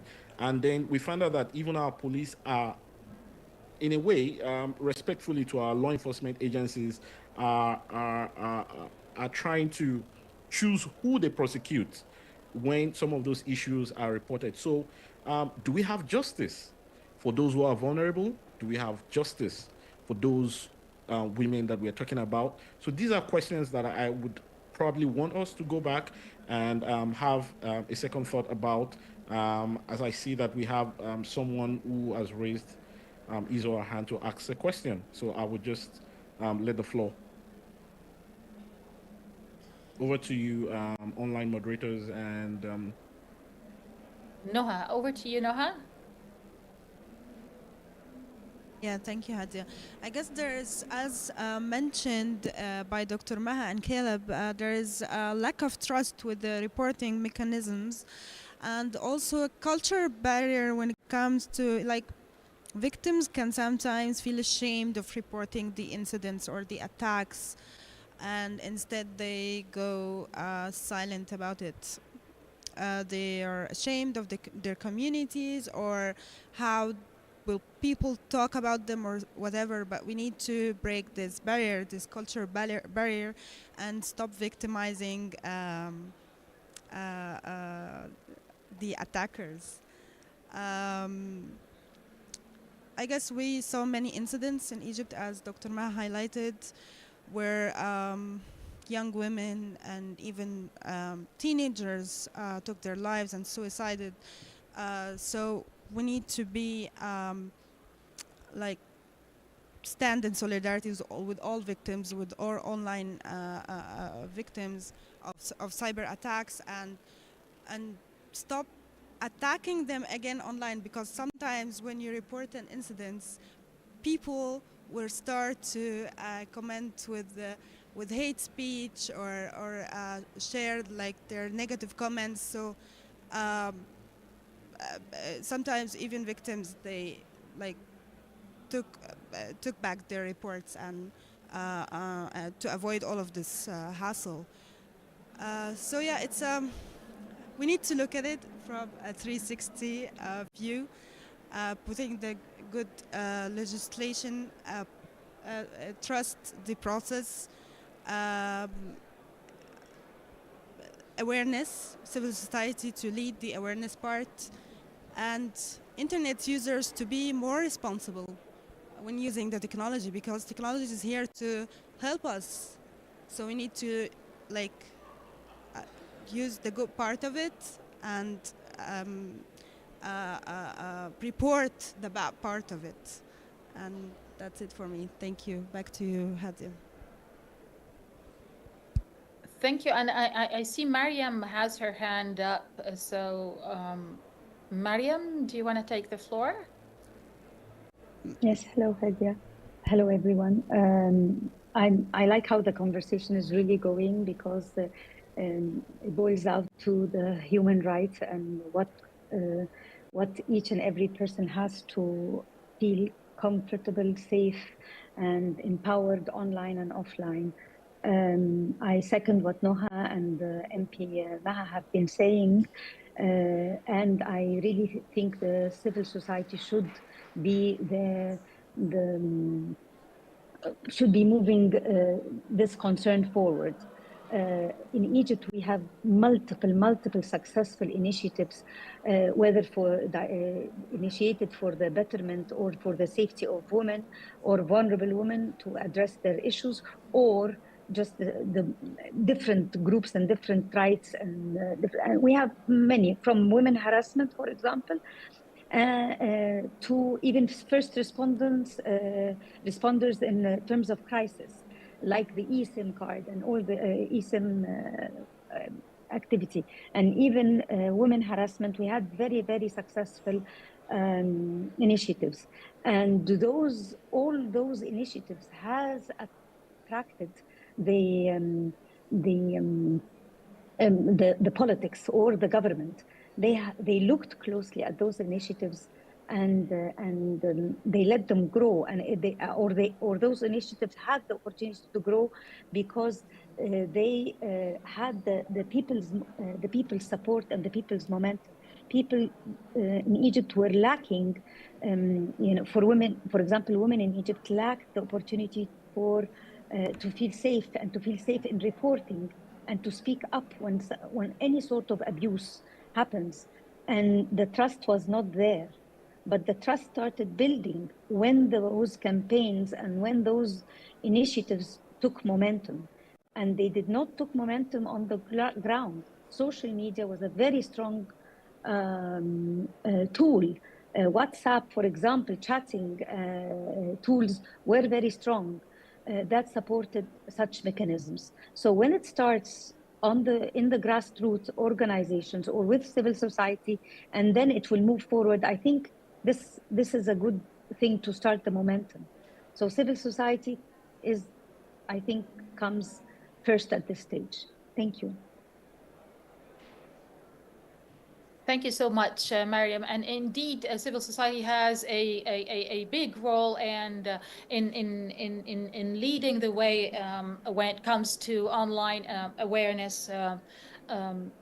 When it comes to online awareness processes, and I would like to turn to Dr. Maha now and ask her about first, are there practical strategies and frameworks for effectively managing and mitigating the risks that we have been talking about? And is it doable to have practical strategies and frameworks for that? And do we have such frameworks to mitigate online risks? And not necessarily rules or regulations. Well, actually, if we're talking about frameworks, I'm not the person who should be answering. Should be the government or the executive body.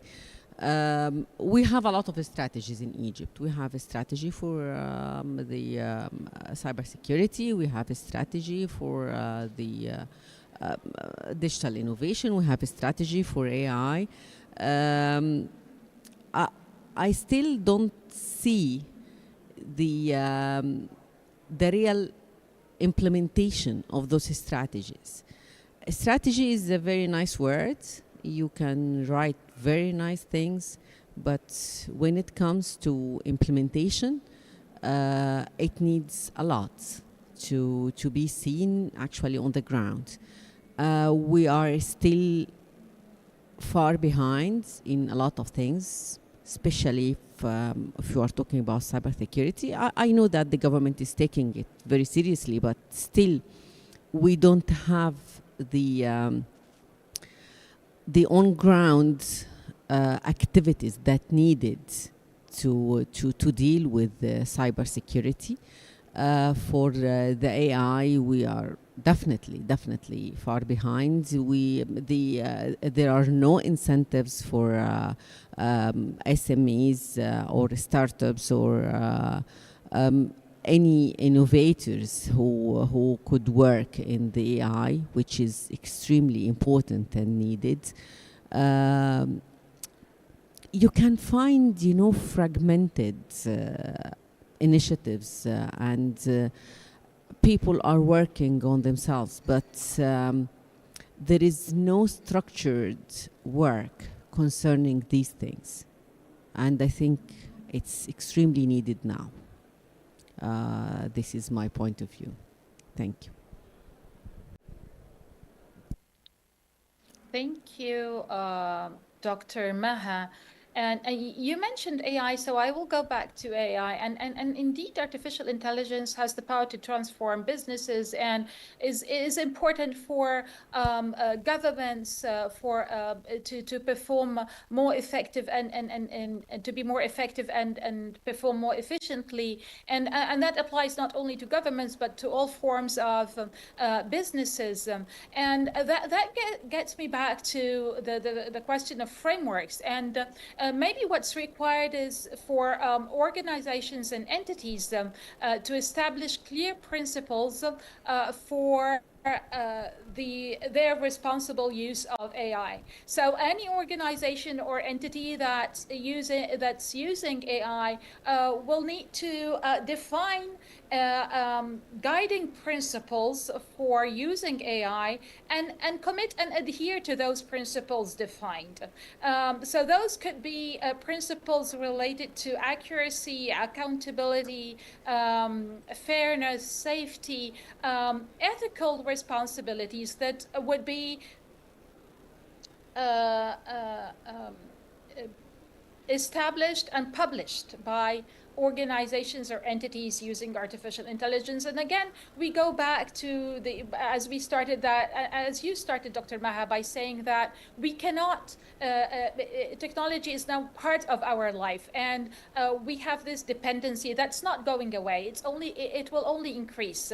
And humans and machines have always been working together. And moving forward with AI, this is also what's going to happen, or is supposed maybe to happen. And so since the very early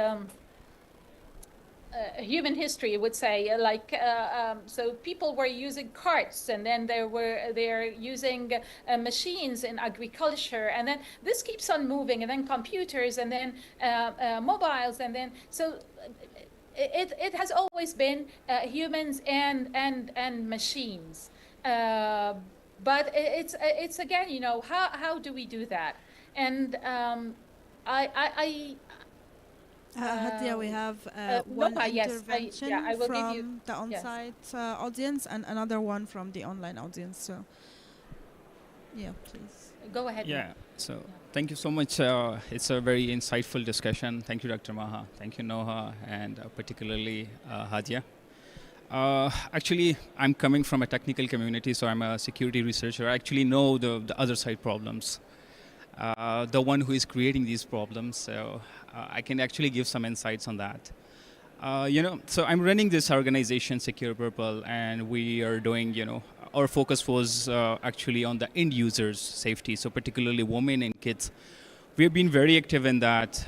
We arrange, workshops, trainings, awareness in different regions in Pakistan. I'm from Pakistan, basically. So, but normally in our trainings and workshop, what we used to do is to train the women and kids because they're the most vulnerable part of the internet, and particularly on image-based abuse, particularly on cyberbullying and stuff like that.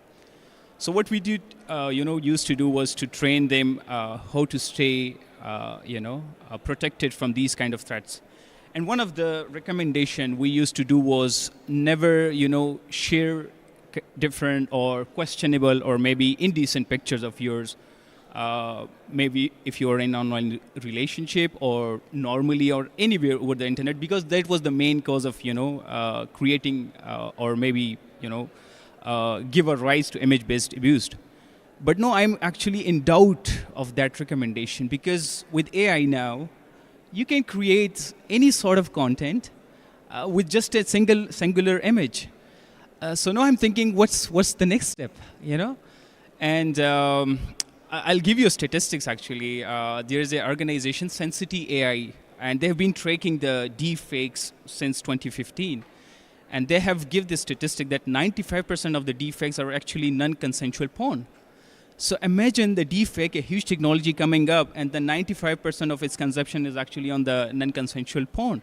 I mean, what would be the amount of the image-based abuse? What would be the morality and the social structure of the society if there is so much content, questionable content, producing daily, just using AI? So I mean, it's a lot of discussion. I mean, I can quite add up to every insights the speakers have shared, but due to time limitations, I would just say, we just need to identify every single stakeholders of the internet, and we just need to reach them out.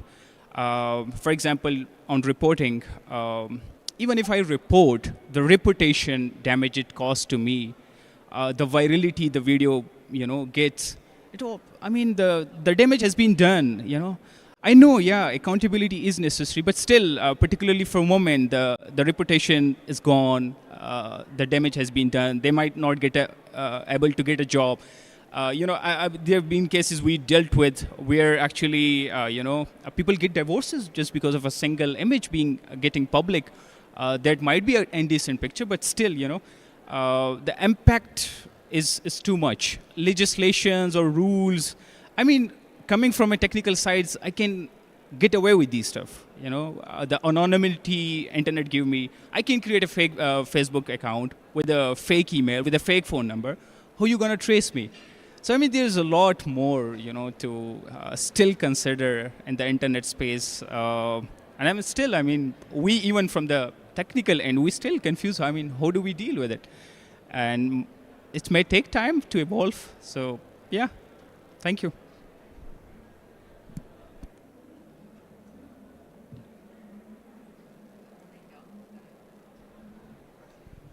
Thank you. Thank you for the very realistic and on-ground intervention. Hadi, I guess we have Musa Turai has a raised hand, as well as Caleb. And we need to conclude. People are waiting outside, by the way. We have till 12:45. So yeah. No. Yeah. Let me just quickly jump in because of time. Okay. So reacting to the last speaker, one of the few things that I think I observe is he asked a question about the conscious effort of even the technology organizations such as that own AI infrastructures, right? What are the conscious efforts that they are putting into making sure that there are no abuses on some of these AI generated items that come online that could become viral? Now, one of the things I know that Meta does is that Meta allows you to be able to flag AI generated content. And because you're able to flag that, it kind of in a way reduces the virality of that. But one of the things that I'm not sure of is that if other social media platforms are beginning to follow or toe in line and have some form of governance board, accountability board that also helps review some of these things and some of the accounts that they have, at least I'm aware that Facebook is making conscious effort on that, but I'm not sure about X, I'm not sure about Blue Sky, I'm not sure about other ones. But it would be a very interesting thing to see that they are taking conscious effort to make sure that they are able to flag AI generated content such that those AI generated contents do not become viral. And one of the things that I also like to see is that for AI generated content, there should be meta tags that indicate within the images that are generated within those contents to indicate that these are AI content, and there should be like a global standard that allows for those kind of meta tagging of AI generated content even from any platform. Yeah, thanks. That's my quick intervention to the last speaker. Thanks.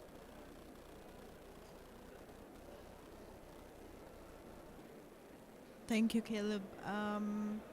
We had a raised hand from Musa. Okay. Thank you, Musa. Hadi, are you still there? Okay. You're muted. Yeah, sorry.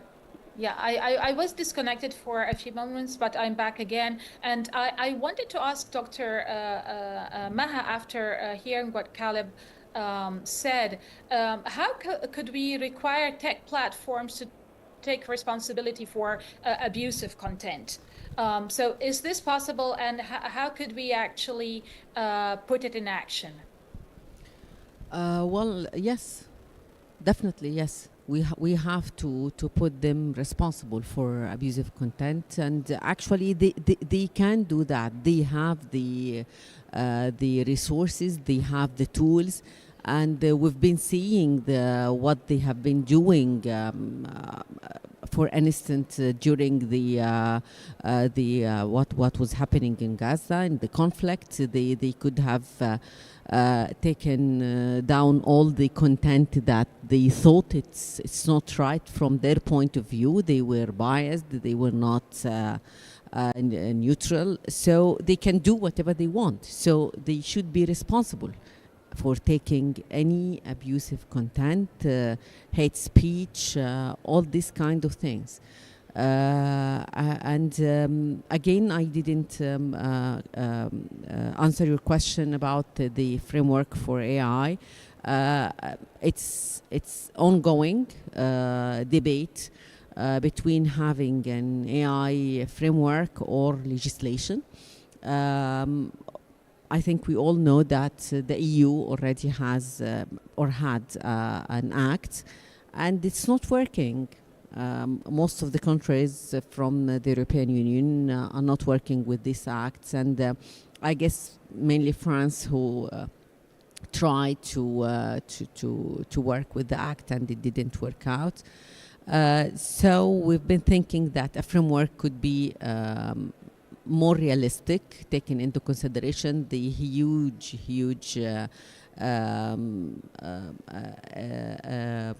action and speed in the AI, which is moving almost every day and changing every day. So a legislation could be a little bit not good for this, but we are still, because we have actually proposed legislation in the parliament for the AI, and we are waiting to see what will happen in that. But still, either legislation or framework, we have to have something to specify the ethics, what should be done, the responsibility, and it's extremely difficult if something happened with a self-driving car with the software and it killed a person. Who is responsible? And I'm a policymaker or legislator. I cannot say who could be responsible. Am I going to put the man who made the program in prison, or the car? So it's you can do nothing about that. You will just try to make as much as precautions, but it will be never, ever enough, and we will always have this kind of things. And I'm talking about the self-driving car because it's already there. It's happening, but we are hearing about the avatars. So you can have your avatar go and have do a murder somewhere, and no one can go back on you. And it's and the VR and a lot. Actually, thank you very much for what you said, because it's almost impossible. I think. The ones from you who saw Black Mirror, I think we are in the Black Mirror era, and we don't know what will happen after that. Thank you, Hadi.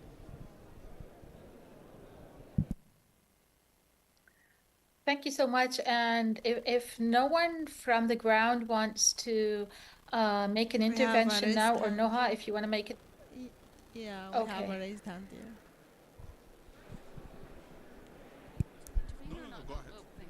Can you hear me? Keep We this hear one you. up. Thank you so much. My name is Lisa Vermeer. I'm from the Netherlands. I work as a policymaker in Holland. Thank you so much for this interesting discussion. I wanted to share one thing with you and also ask a question related to the innovation part of this session.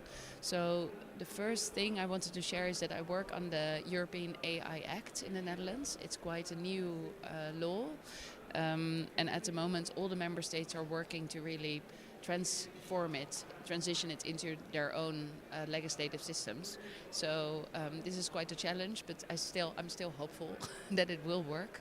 And maybe related to the discussion about abusive content and about deepfakes and the problems that arise in that, there are provisions in the European AI Act that try to address this issue. And personally, I find it very exciting to see whether it's going to work or not, because there are provisions that state that it has to be made clear by the developer of, for example, deepfakes, that it is AI generated and manipulated, and it also needs to be machine readable, and also for users of the internet it needs to be recognizable that it's generated or manipulated content. So maybe that can help, but on the other hand, of course, there's lots of actors who make this content and their intention is to do harm. So in that sense, the law is always limited to what extent it will help. But at least it gives some kind of power to legislators in the EU to enforce and address when things are going wrong. So, and I wanted to ask, in what kind, maybe to you, Dr. Maha, and to the speaker online, Caleb, to what extent do you think that the risk that you mentioned in your presentations hamper the entrepreneurial spirit of people, of SMEs, for example, in your countries? I'm very eager to learn whether, for example, female entrepreneurs are really stopped by the abusive practices they experience online, or whether they still have, for example, in Nigeria, that SMEs are still going on and not being limited too much by this abuse of the law, for example. So thank you in advance for shedding some light on the innovation ecosystems in your countries. Thanks so much.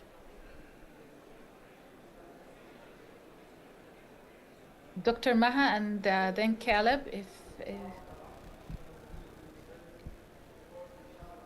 about the innovation part. Shall we take the other question, or?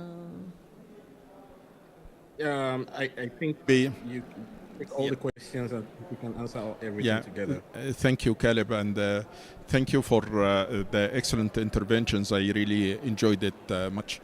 My name is Amra Hashim. I am a member of Internet Masr, and it was quite enlightening listening to all those interventions. But let me share with you, because we have always been thinking of the risks. But let me share with you a story that happens maybe 5 centuries ago, and it has costed this part of the world that we are living in, the Arab world, a lot over those 500 years, because they were afraid to adopt innovation that was coming up at this point in time, which was printing. They were afraid that through printers and through printing, the Quran, which is the holy book for the Muslims worldwide, could be forged, and it could not be accurate as the handwritten Quran. So actually the Sultan back then, Bayezid II, decided that he is forbidding printing to be deployed throughout the Islamic world that was controlled by the Ottoman Empire back then, because they were afraid of the challenges and the risks associated with printing. So if we are reflecting today on what is happening with technology and innovation, let us please not consider the risks as much as we are considering the opportunities that could be that could AI be opening to us. And if we are afraid of deep fakes or something that happened, let us, instead of thinking about forbidding it, because at the end of the day we cannot forbid it. The people who want to do deep faking or something like that will have access to the resources and will do it anyways. But let us think about counter technologies that would help us to make this a reality and to actually get the good part without the bad part. Thank you, and looking forward to hear your comments on that. Thank you, Amr, for the positive note. Thank you. I also wanted to say something about what Amr this is Hadia. So I wanted to just point out something about what Amr just said. So what happened really that is Quran spread faster with the printing, and instead more people could read it. And also now with the internet and having everything online, you can just go on your mobile and read it. So it turned out that it was even better for the spreading of the holy book. And I just before I know you had a question with regard to innovation, and I had one also in regard to innovation. So I would pose the question so that you can answer both together. And the question is related to the establishment of collaborative platforms. Like, how can policy makers facilitate the establishment of collaborative platform for the exchange of insights among peers and experts in the field of digital innovation and risk management, of course. So I will stop here. And Noha, do you want to give the floor to Dr. Maha and then maybe Caleb? Yeah, sure, Dr. Okay, I will start by answering your question. Well, actually, the female entrepreneurs, no, they are still working, and the innovators, the female innovators, I don't think that they can be stopped easily by any cyberbullying or cyber attacks or things like that.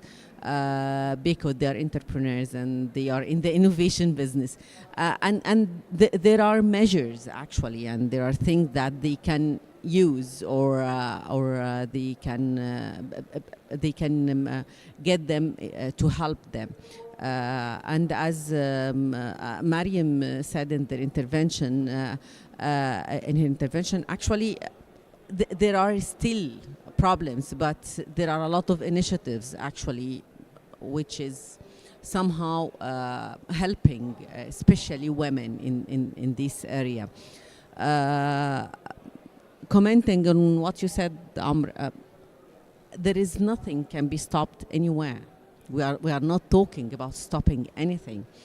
If we are a bit worried or afraid or seeing the risks, we definitely see the opportunities and the and what AI can be helpful in. It is just we need to be careful. We need to see the challenges and to address the challenges. And as you said, go to the find counter technologies to work with that. But it's moving extremely fast, and I think this is what is frightening. It's not just worrying. It's even for us who are working in the technology field and in the digital field, but we think it's moving extremely fast. That's all what I can say.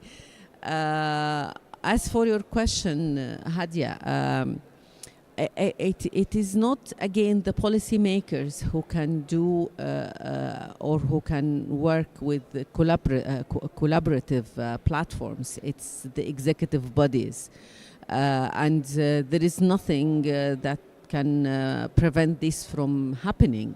It is just the problem of collaboration anyway, any kind of collaboration. And unfortunately, we are talking about digital collaboration, but everything goes back to politics. And as one who is working in politics, I can tell you that it's not easy because to get the data flow in Africa, it has to have political will to do this, to have a platform, joint platform to work with between countries. It has to have political will, and it is a political decision. It's not a digital decision, and it's not from the policymakers or from the legislators. It's from the executive bodies and the governments.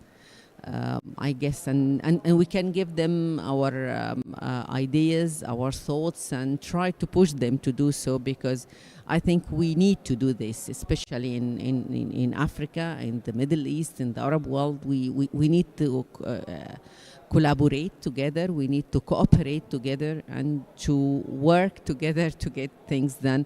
As I think that no country can do it on its own. It's now beyond the countries. We need really to work together. Thank you.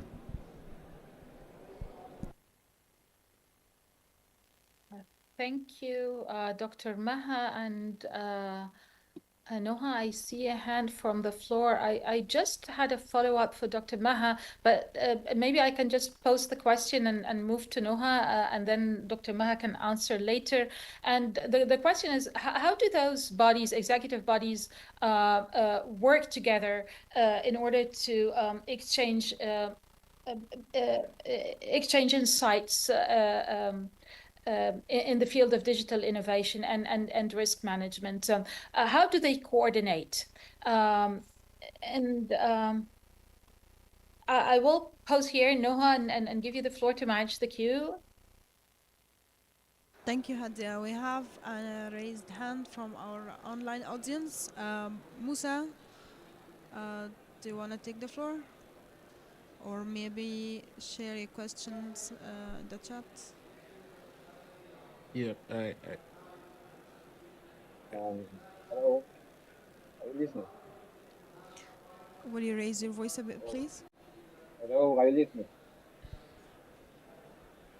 Yeah, we can hear you. We Please go hear you, ahead. but you're cutting.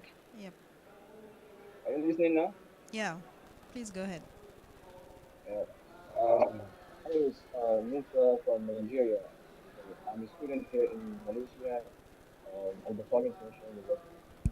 I would like to make a contribution regarding what the former speaker has said about collaboration between the bodies. I think that is the strongest way to do it, like issues of insecurity. Sorry, Musa, the voice quality is not good. Can you try to raise your voice, please, or post your questions in the chat? Are you listening now? Yeah. Okay, please proceed. Yeah, I want to make a suggestion and contribution to what the former speaker has said about a collaboration between the bodies and yeah, between the bodies. I think that is the perfect way to change, like to do away with insecurity in Africa, because um, like back there in my country, there is an incident that's just going on. Like whenever you post something something bad about a government personnel, like a politician in the country, it is very easy for the government to trace you and get you, and like they will trace you and get you and deal with you regarding regarding the issue you caused. But like for the insecurity in society, I don't know what's the kind of technology are they using to trace the person that posts in the social media against a politician, and the kind of technology they use to trace, like the bandits and the other people that cause insecurity in society. So I think there must be a collaboration.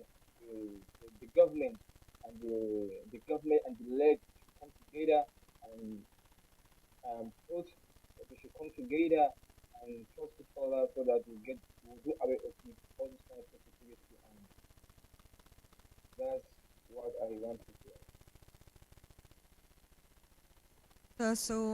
Musa was emphasizing on the importance of collaboration between the government and other bodies to facilitate the reporting mechanism or um, finding the attackers. Yeah, Maha, you have a comment? No, I guess he was talking about who anyone who can post anything against the government or against someone from the politicians can be easily caught. And trust me, Musa, it's not just Nigeria. It's in a lot of places. Yeah, it's I guess yes, all across Africa and some other countries too. We we don't want to specify. And I don't think that this is what we need the governments to be collaborating in. We need the governments to be collaborating in doing, in trying to make the internet a safer place. And for the your question, Hadia, it's I don't know how they can do that. It's their job to cooperate. They can easily, in a place like this, in the IGF, in other forums, the officials from different countries, they can sit together and agree on a way of cooperation. They can agree on having a unified platform for reporting the abuse, for instance, or doing things, helping to each others in approaching safer place in the internet for all vulnerable groups.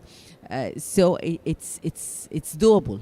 It is just as I mentioned before. It needs a political will. It needs them to be really wanting that and feeling the importance of this cooperation and collaboration, which I don't think is happening right now across Africa so far. Thank you. Thank you, Dr. Maha. Caleb, I saw your hand raised. Yeah, so I just wanted to comment on the lady who did asked a direct question to me about how we encourage women-owned SMEs when it comes to innovation and risk management. So I just wanted to mention something that, first of all, with respect to my male gender, I would say that women are the best money managers, right? And we need to give them their flowers when it comes to that. So why am I saying that? It means that women are actually the ones who power the underground of the economy that we have, even globally. Trust me, women are always the ones at the marketplace, which makes them even more exposed and vulnerable. And I'll take it back to how we can encourage women SMEs when it comes to around innovation and risk. First thing that I see is that the system itself is very biased against them when it comes to funding and supporting women such that they can innovate, such that they can expand businesses, make it more scalable. They are even more exposed to risk than even the male gender themselves. So I would say that they don't have the same access to funding like their male counterpart, and so it limits their ability to want to scale and innovate some of the ideas that they have. Even I haven't seen so many women, female innovators when it comes to AI. I've always seen a lot of male, right? Why is it that the percentage of women are lower than those of men? So I'd like to see, in my own view, responding to what the question that was thrown directly at me earlier on, to see that more women are actually supported when it comes to networking, funding, mentorship, and even risk management, as well as capacity training to help them have that. And then government should be conscious about having inclusive funding strategy or procurement to support women and those who are disabled, at least have certain percentage for them. I'm aware of that is being done in Kenya, that at least about 30% of government procurement are given towards women, those with disability, and a couple of other criteria. But I feel that more can be done. So that's just my little intervention to the question that was thrown by the lady in red. I couldn't pick her name when she asked the question. Yeah. My apologies on that, please. Thank you, Caleb, for responding and for being a good ally for women empowerment. We need to wrap up, but there is one raised hand here from the on-site audience. Razan, you have, please, in less than 1 minute. I'm Razan Zakaria from Egypt. I'm a VIAG ambassador, and I'm a content creator.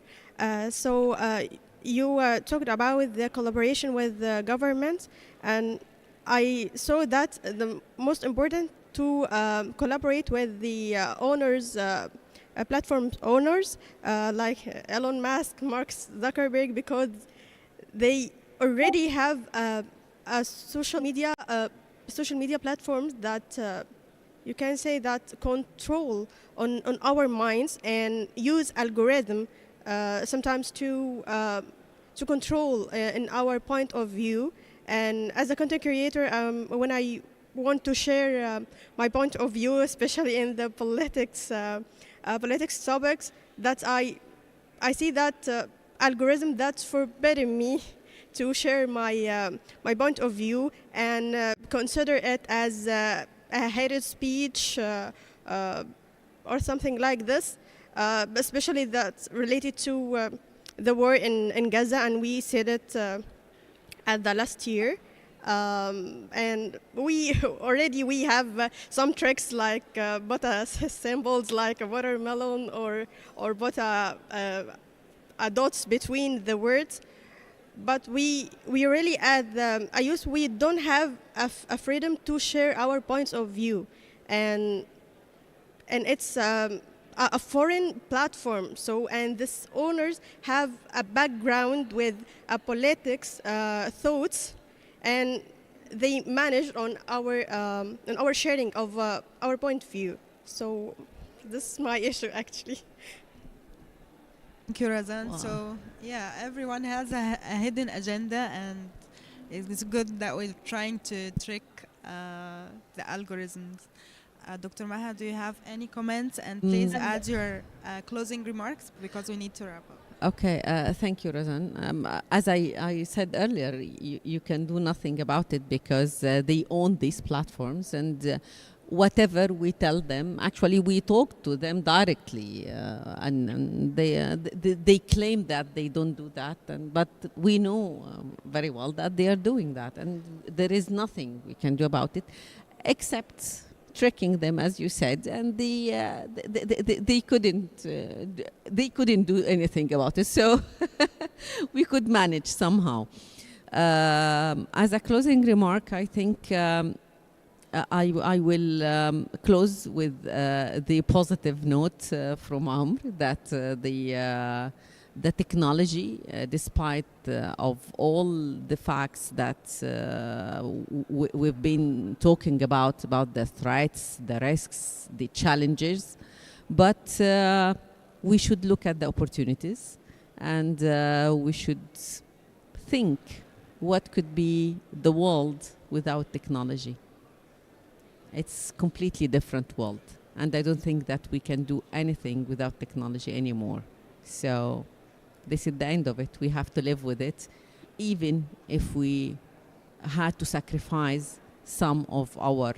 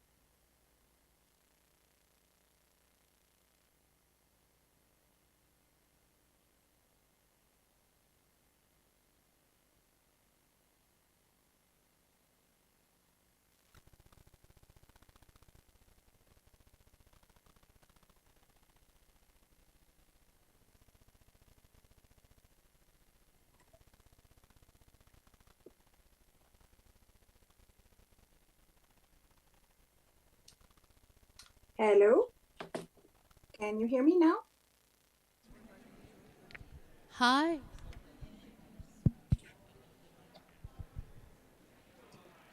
Hello. Yes. Testing. Hello. You can hear me? Oh, so Yeah. it's online but not here in the room. Oh, okay. So everybody should listen to headsets, or should I just talk loudly? Shall I take the Apparently you need a headsets off? headset to hear me via the mic. I also have a very loud voice, so I can just talk really loud.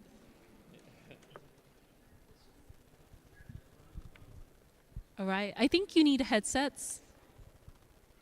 Is the problem on my side? Okay, let me check.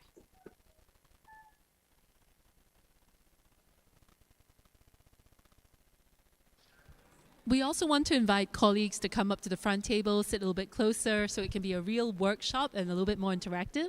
Don't be shy. Come sit.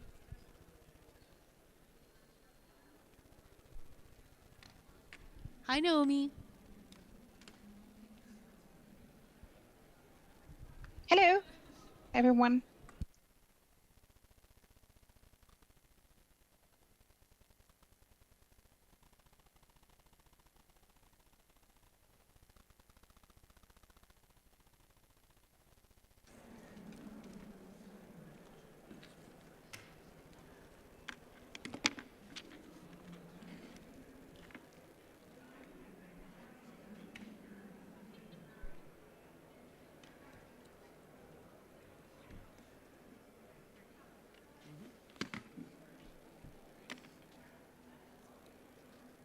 And so I think we'll start now. I think we have some colleagues online as well. Welcome everybody to the workshop on Towards the Hamburg Declaration, Responsible AI for the SDGs. My name is Yuping Chan. I'm Head of Digital Engagements and Partnerships at the United Nations Development Program's Chief Digital Office. I'm here with Mr. Robert Opp, who is the Chief Digital Officer of the UNDP. We're here on behalf of the German government, the BMZ, to also inform you and to really engage with you on the process towards the Hamburg Declaration. So again, a warm welcome to everyone here, those online as well, and we really look forward to this being an engaging, interactive session where we'll explain the process towards the Hamburg Declaration. We'll also talk about the goals and the aims of the Hamburg Sustainability Conference and really this collective effort that we hope all of you will join us in really realizing the potential of responsible AI for the Sustainable Development Goals. I'll start by first calling to the stage Mr. Robert Opp, Chief Digital Officer of the UNDP, the virtual stage, I think. Robert, please. Okay. Hello, everyone. This is a strange way of doing a workshop with everyone on headphones. I feel a little weird. I see a few people without, okay, and the SDGs. And we want to continue convening these discussions around what are the areas of commitments we can make, as well as how are we collecting and gathering information on what's out there. And to that end, one thing I just forgot to mention is we launched at last year's Hamburg Sustainability Conference an SDG compendium or an AI compendium that starts to gather AI examples that have been used in the development space.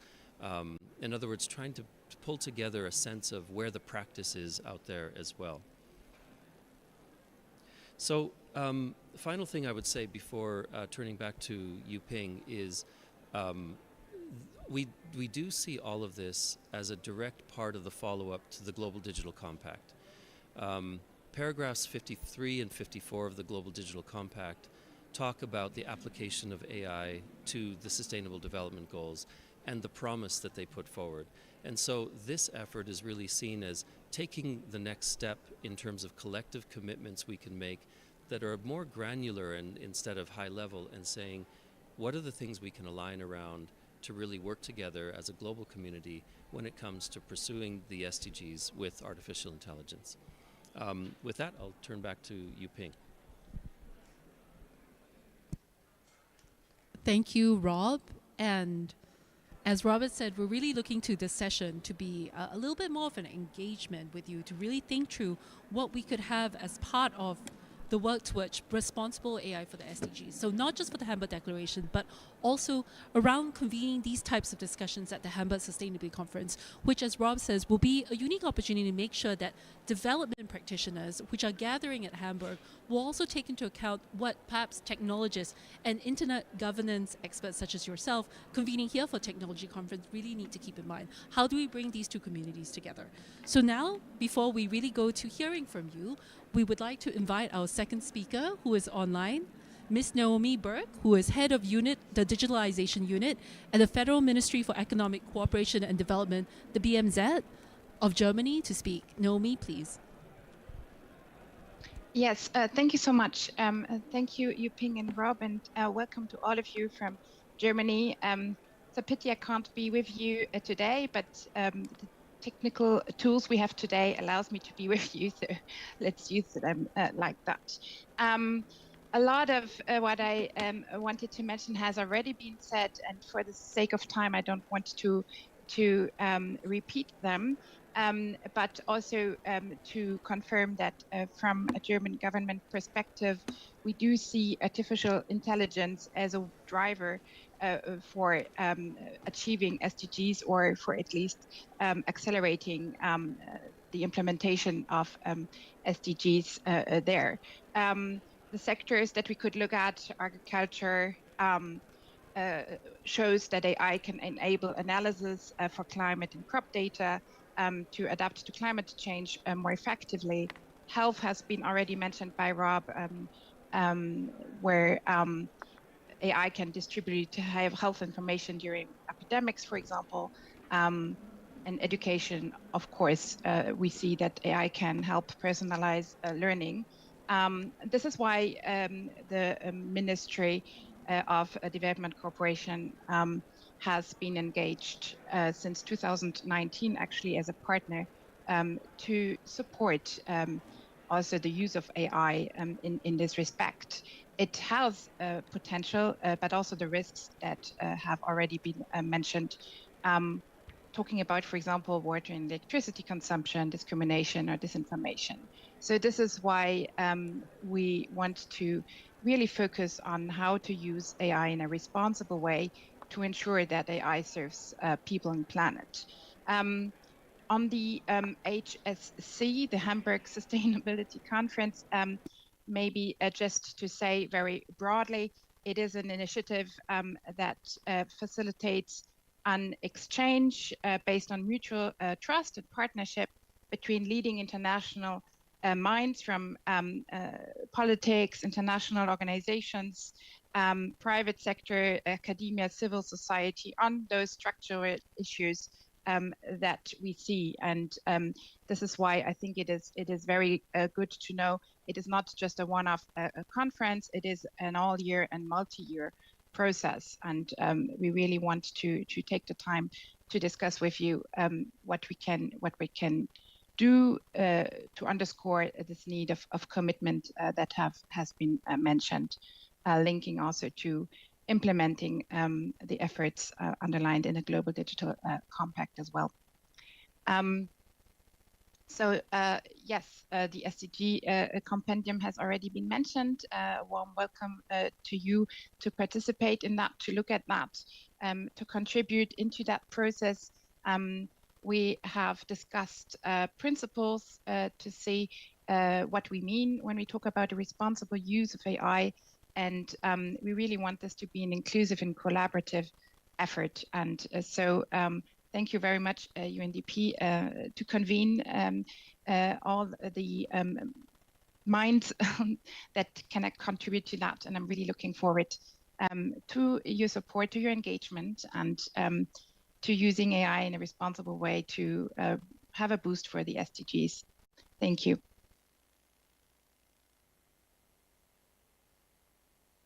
Thank you. Back to you, Yuping. Came into the room and say that we're looking forward to having an engagement with you, not just through this particular meeting, but also throughout the entire process towards the Hamburg Declaration. And to that end, I've actually circulated some documents, a copy of some of the background around the Hamburg Sustainability Conference that encapsulates what Rob and Naomi had just briefed, but we're also happy to provide more copies. I've also sent around an email list. And so if you could leave your email addresses on it, if you'd like to stay and engage with this process as we go. Basically, starting with this workshop and moving towards the next Hamburg Sustainability Conference, which will be in early June 2025, we will be convening a number of these, both online as well as in-person consultations on the content of the Hamburg Declaration. It will be, as Rob has explained, really thinking about what we together as the global community can come together to think about what are commitments or areas of action that we think need to be committed to or agreed on so that we can realize responsible AI for the SDGs. And it's really a very iterative process. We don't have a draft in mind. We don't really have areas that we want to focus on beyond the guiding principles of the Agenda 2030. And so it really would be shaped by your contributions and inputs as well. We'll also have an online website where you can submit such inputs in writing if you or your organization would like to contribute something towards the thinking process, as well as possibly even convene consultations of your own as well. So we'll have some background material that you can use to also convene these types of informal conversations conversations around the content of responsible AI for the SDGs. We also want to emphasize it's not really a one-off, right? It's not that we would necessarily come up with something at the Hamburg conference in June of next year and end there. Because Hamburg, as Naomi has explained, will be an annual meeting, there will be an opportunity to continuously reflect back on these areas of responsible AI for the SDGs. We do think that it will be a start of a continuing conversation that will be multi-stakeholder in nature, hoping to bring in these commitments not just from the private sector, but also donor institutions, governments, and development actors as well towards AI for the SDGs. So having sort of started with that point, I think what I'll do first is maybe open up the floor to any questions that colleagues might have around Hamburg, the background, the declaration, before we dive right into the content. Would there be any questions both online and offline? I also want to welcome, I think there are about 20 colleagues online as well. I see a couple of questions in there about the content of the declaration and maybe some of the specific areas that we had discussed. So I'll leave those for a little bit later, but I'll just start with any questions around the process, the Hamburg's Sustainability Conference that happened just this October, before we open up into the substance itself. Please, come to the standing mic and introduce yourself.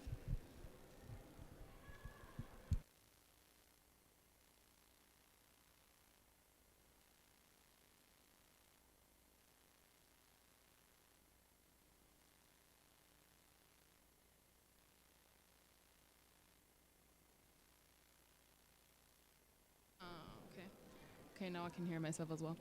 Hi, my name is Yasmina Aldouri. I'm the co-founder of the Responsible Technology Hub, and I have a very maybe general question. When we talk about responsible AI for the SDGs, are we talking about AI for good? Are we talking about AI that is used to get to the SDGs, or are we talking about AI that needs to be responsible to get to the SDGs? Because they're two different things. So this is like what I was wondering earlier also in the talks.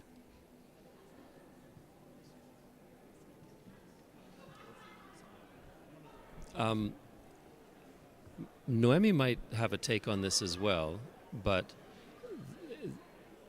if I'm understanding where you're coming from, this is about responsible use of AI, which for me includes ensuring that AI systems themselves are responsible.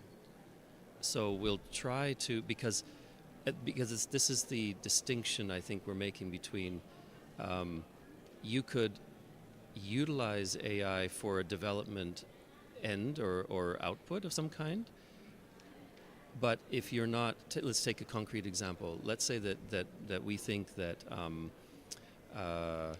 AI would be could revolutionize the education platforms in certain countries, and so we invest a lot in creating a lot of compute power and extending AI systems to students, etc. But if we're not mindful of the sustainability footprint of those AI systems, we're actually creating another problem while we're trying to fix one. And so it's actually about both of those. It's about utilizing AI for development outcomes, but doing that in a responsible way. So I hope that answers the question. Omi, if you might want to come in on that as well. No, I would support that, and I would add the dimension of, but this is actually what you just said, Rob, that we need to make sure that when we do believe that AI can actually contribute to a positive development outcome in one area, we have to make sure that we also see at the same time the potential risks and be mindful of that as well. And also, I mean, the HSC, why we bring this topic in to also maybe explain a little bit overall, it is not per se an AI conference. It is a conference on how to promote the achievement or the SDGs by 2030, which is a very difficult task. And this is where we see the role of AI and digital both in the positive and negative sense. So you can say AI for good in a way, but yes, I think it is more holistic than that. Thank you. Always focus on development aspects though.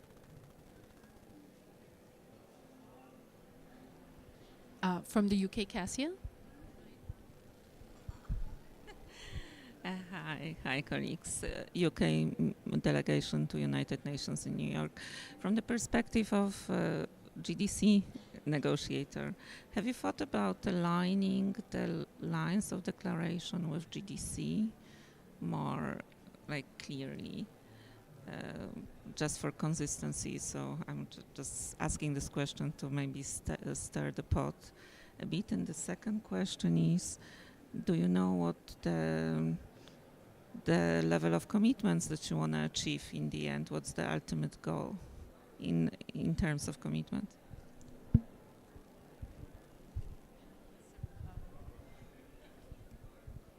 Pardon the passing of mics over here.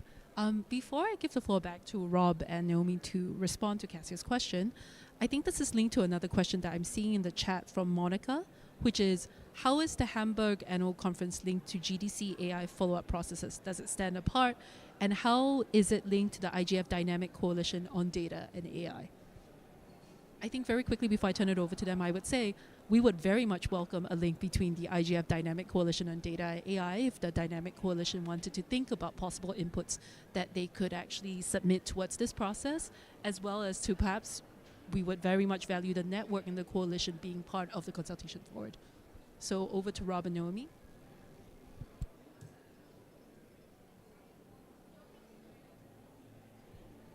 Okay. Well, thanks for the questions on the link with the GDC, and I was just pulling up my copy of the GDC right now. If I understand your question correctly, so we see this process as contributing overall to the, I would say, implementation of the GDC, or in the spirit of the GDC. For sure, I expect elements that are mentioned in the GDC to come up in this process. So GDC talks about the importance of capacity building. It talks about like a lot of other aspects around technology in general, and then the AI pieces themselves. But in terms of like direct linkages with, for example, the scientific panel that is proposed around AI and some of the things as well, we don't know yet because those mechanisms are not in place. I suspect that there could eventually be a link. There's also the proposal in the GDC around the global annual dialogue on AI governance. Again, that might form a part, but we're not trying to address the issue of international AI governance with this process. This is much more, as Noemi also just reminded, what we see is there's a whole set of summits going on globally around AI safety and AI governance and so on and so forth. And there will be another one. There was Bletchley Park. There was one in Korea. There will be another one in Paris. There will be Kigali talking about AI in Africa in April, and so on and so forth. The Hamburg Sustainability Conference is not trying to be one of those.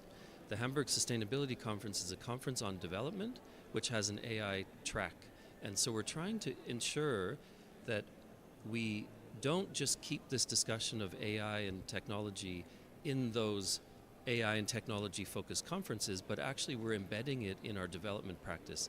Because to be frank, that's where the big money flows when it comes to overseas development assistance and many other forms of bilateral and multilateral cooperation.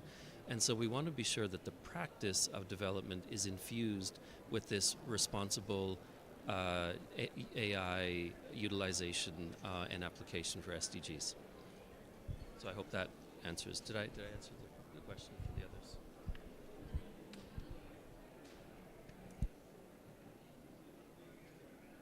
If anything.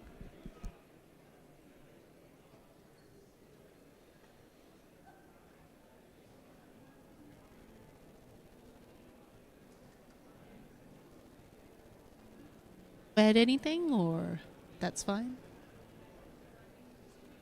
Sorry, did you talk to me? I didn't hear. Yes, it was just to ask if you had anything to add to the answer. Sorry.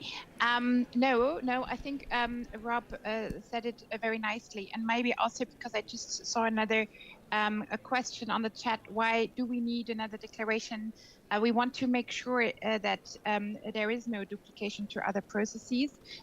When we came up on these issues, really what stands out for us is we have on the one side, and this was just mentioned, we have the SDG community discussing, and we have the AI community on the other side discussing.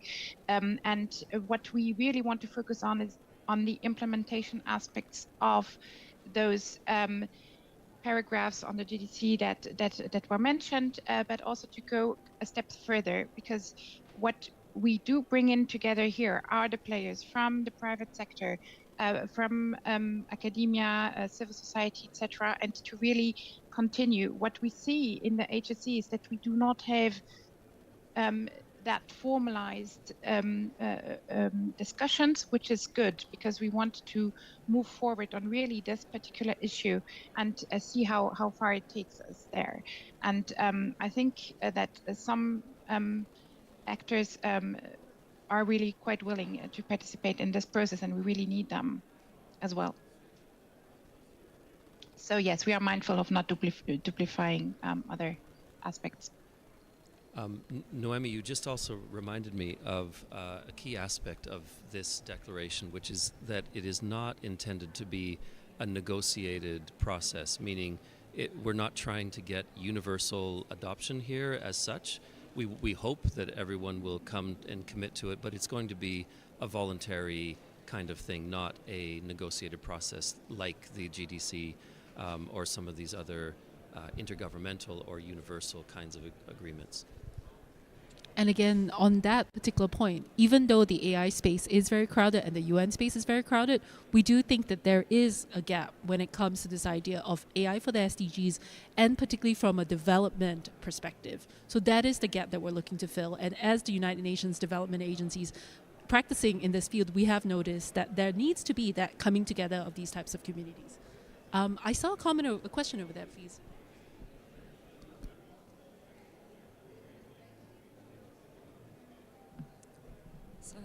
Hello, can you hear me? Yeah, thank you. So I'm a responsible AI manager at Airbus in Hamburg. So I work for the civil part of Airbus, and I was very interested about the aspect of the involvement of the different stakeholders. And as you mentioned before, that it's a voluntary commitment, right? So therefore, how do you envision to bring those different stakeholders together, from the private sector to the civil society, to ensure building a resilient infrastructure, which is one of the goals you're trying to promote? So how do you envision it, and how do you go about it? And lastly, how do you think of holding these people, or the different stakeholders, accountable to ensure these goals? Yeah. Thank you. Thank you for the question. I think maybe given that this is a German stakeholder and you're coming from the perspective of Hamburg, I could reverse the order and ask if Naomi could take that question first, followed by Rob.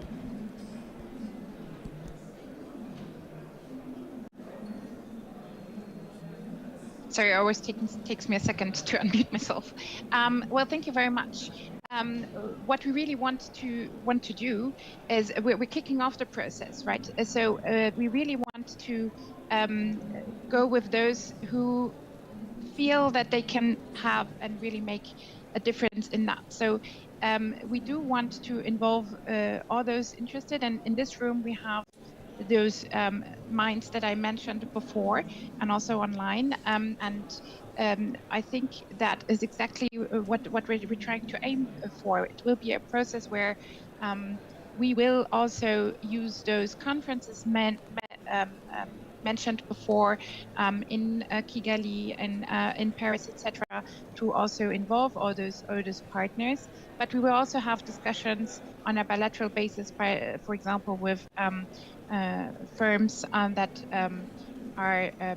have already shown their interest, SAP, etc., and others in the private sector, because we really think that there is a huge potential there, and of course, civil society and academia. I know that being involved in those GDC discussions, there may be some hesitancy in why we need this, but we really want to become more concrete and in terms of how we can really have a major boost in these SDGs. This is a very actually narrow approach to that, and we will not be able to tackle all the SDGs in all the areas. We are looking at 5 principles. We will be also looking at the ideas that we have, and we hope to be as ambitious as we can, but we will have to see how the process goes in the coming months to see what we can agree on. And on this, after that, it will depend how we will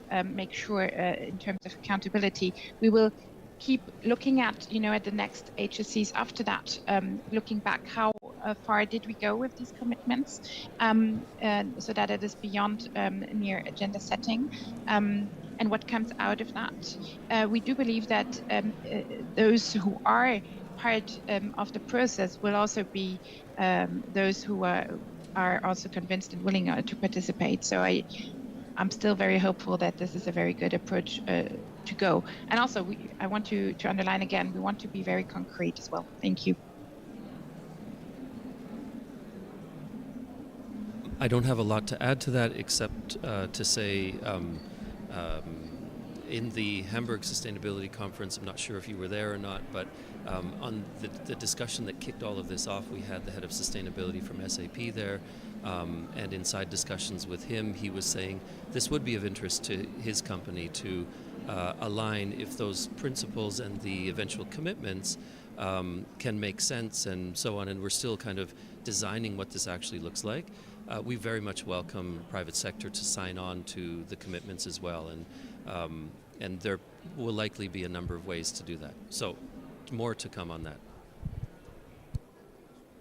And so, moving on to really that concrete part of it, if we could move on maybe from the questions around process, that we welcome them subsequently as well, and maybe get into the meat of what the declaration should look like. And here again, we're just really looking for ideas and inputs as to what you think are critical issues in the AI for SDG space, or as maybe a development practitioner, what do you think when you think about AI? What does it mean to use AI responsibly? And conversely, from a technologist or AI scientist space, if you're looking at how AI is being used in the development space right now, what are your concerns? What are your thoughts on the risk? What do you see as the opportunities? And so let's have this as a little bit more of that open discussion that Rob was speaking to a little bit earlier on, in this thought that, if you could really have curate a conversation, create an opportunity for the private sector, the multi-stakeholders, the governments to come together around these issues, what do you think should be top of mind for them? Anyone in the room would like to take a first stab at this? If not, while you are ruminating on that, I actually have a question from the online chat already. And I would direct this at both Rob and Naomi, where... So the question here is about whether the Hamburg Declaration will be dealing with issues around artificial intelligence-based weapons, where there has been a concern over the use of such weapons in the ongoing situation in Gaza. And so what could be the role of the UN, IGF, and the United Nations in the fight against the weaponization of artificial intelligence? And so I would turn that over to Rob and Naomi.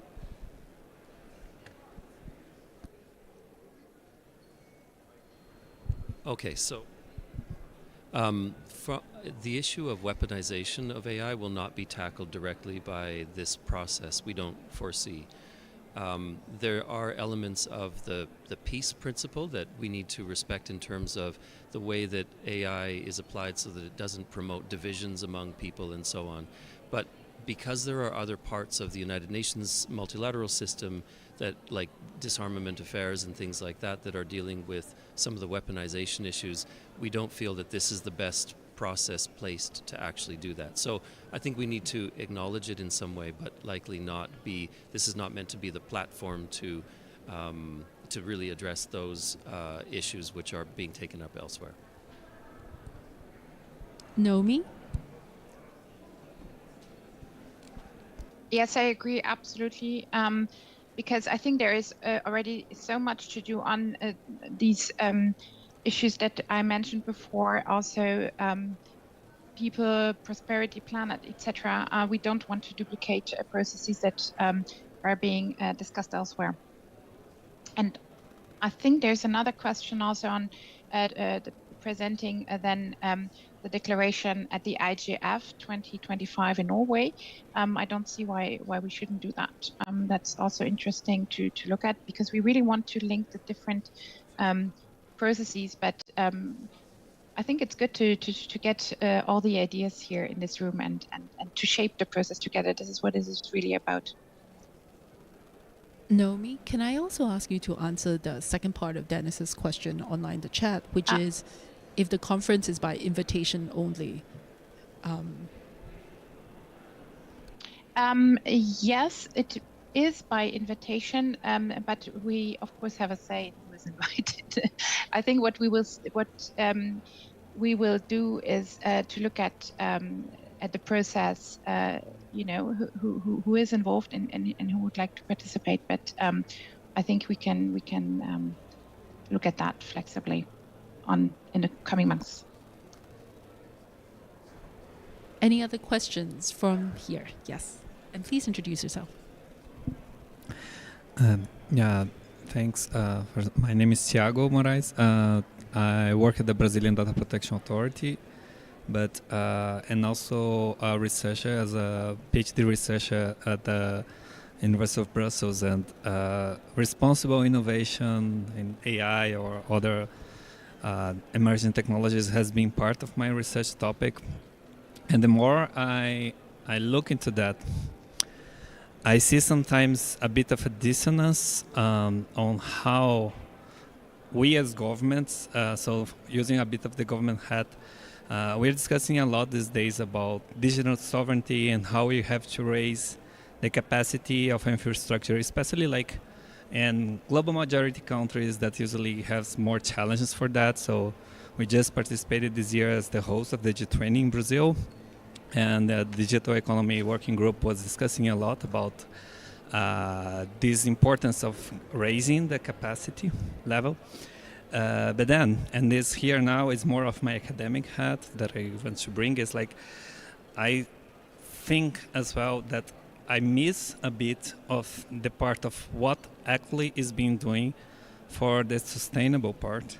Because when we are so concerned about digital sovereignty and actually creating more infrastructure for better data centers, better, like just having more data power, if we don't think of the other side of the balance and how we are actually promoting that.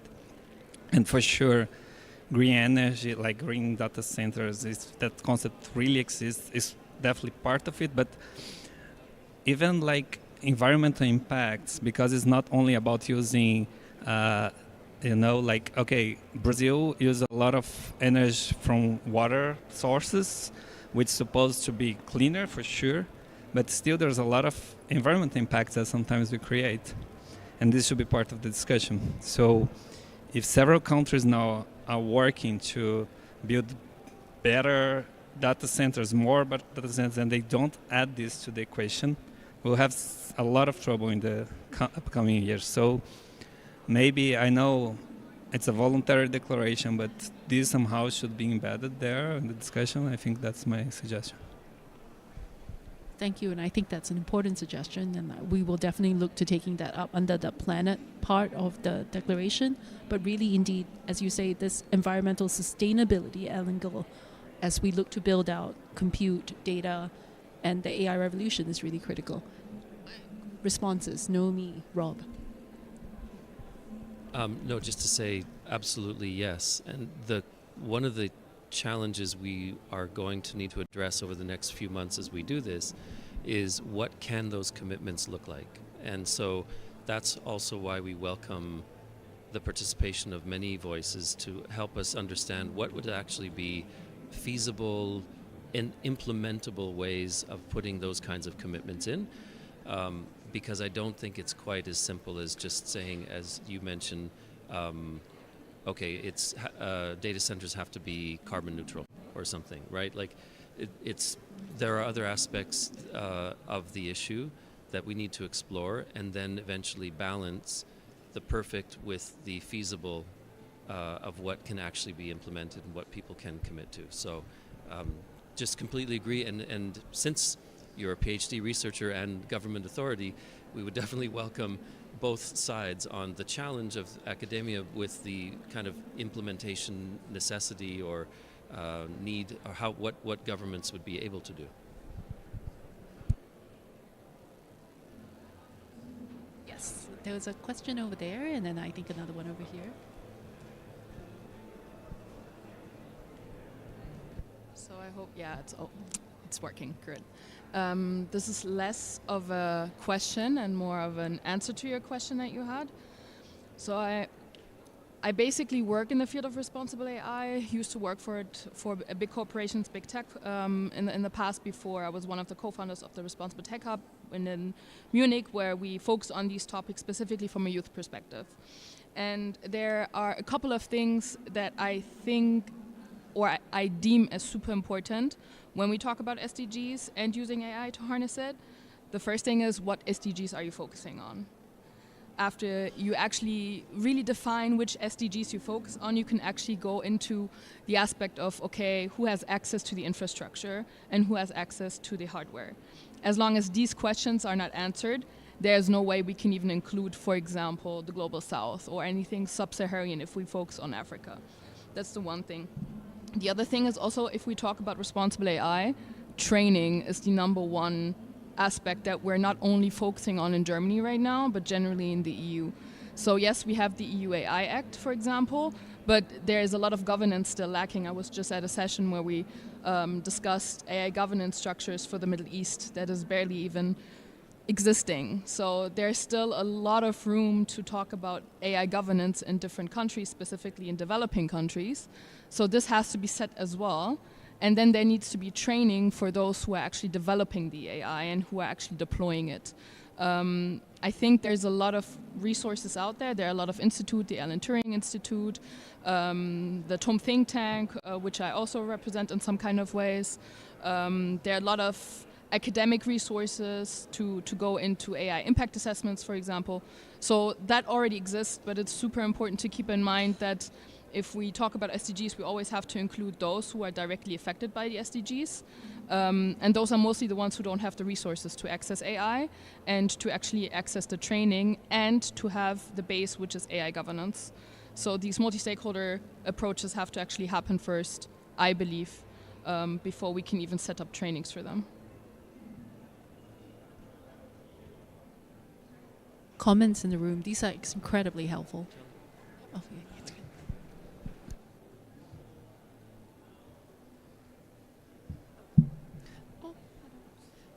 Hi, I'm Claire, and I wanted to ask a question which is somewhat in the similar direction, and that is that the point I found most interesting is that point of conflict between SDGs maybe. And I was wondering, because if I look at the document, you ask for input for special areas. So I don't see the representation of somewhat of a general point of looking at, well, if I want to promote a certain point, I also have to incorporate others, as well as, especially if you look at AI, and that most of the use cases are based on the data, obviously. And I mean, that is probably the area where we are lacking most in responsibility and in humanity. Whether this will also be part of it, to look at the development point from a more holistic point of view, and as incorporating those SDGs as well.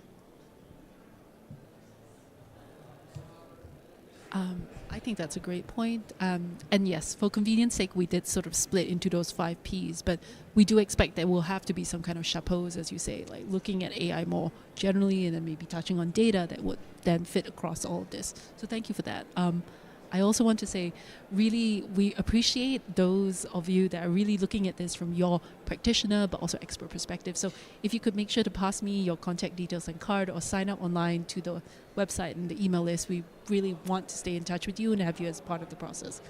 Rob know me. Well, there are any other questions in the room? Well, over here, please. I think after this and another comment, we'll turn it back to panelists very quickly and come back up for more comments.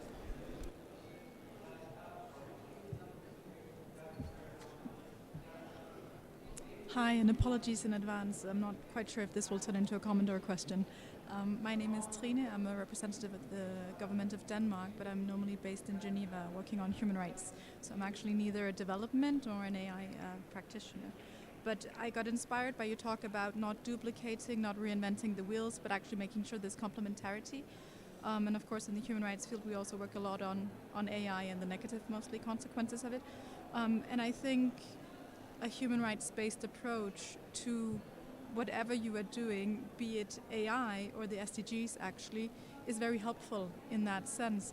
Because if you make sure that you have a human rights-based approach, you don't only cover those very obvious elements such as discrimination, AI bias, all of that.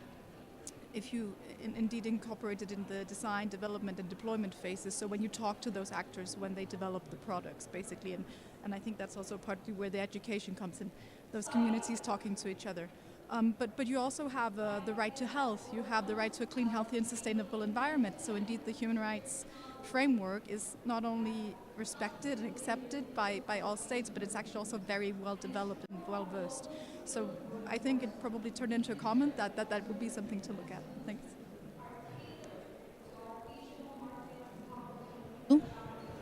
More comments in the room or online from online colleagues and participants? Again, it doesn't have to be focused per se on the Hamburg process or declaration. Maybe just what do you worry the most about when you look at the use of AI today? Particularly interested also in perspectives from developing countries and the global majority.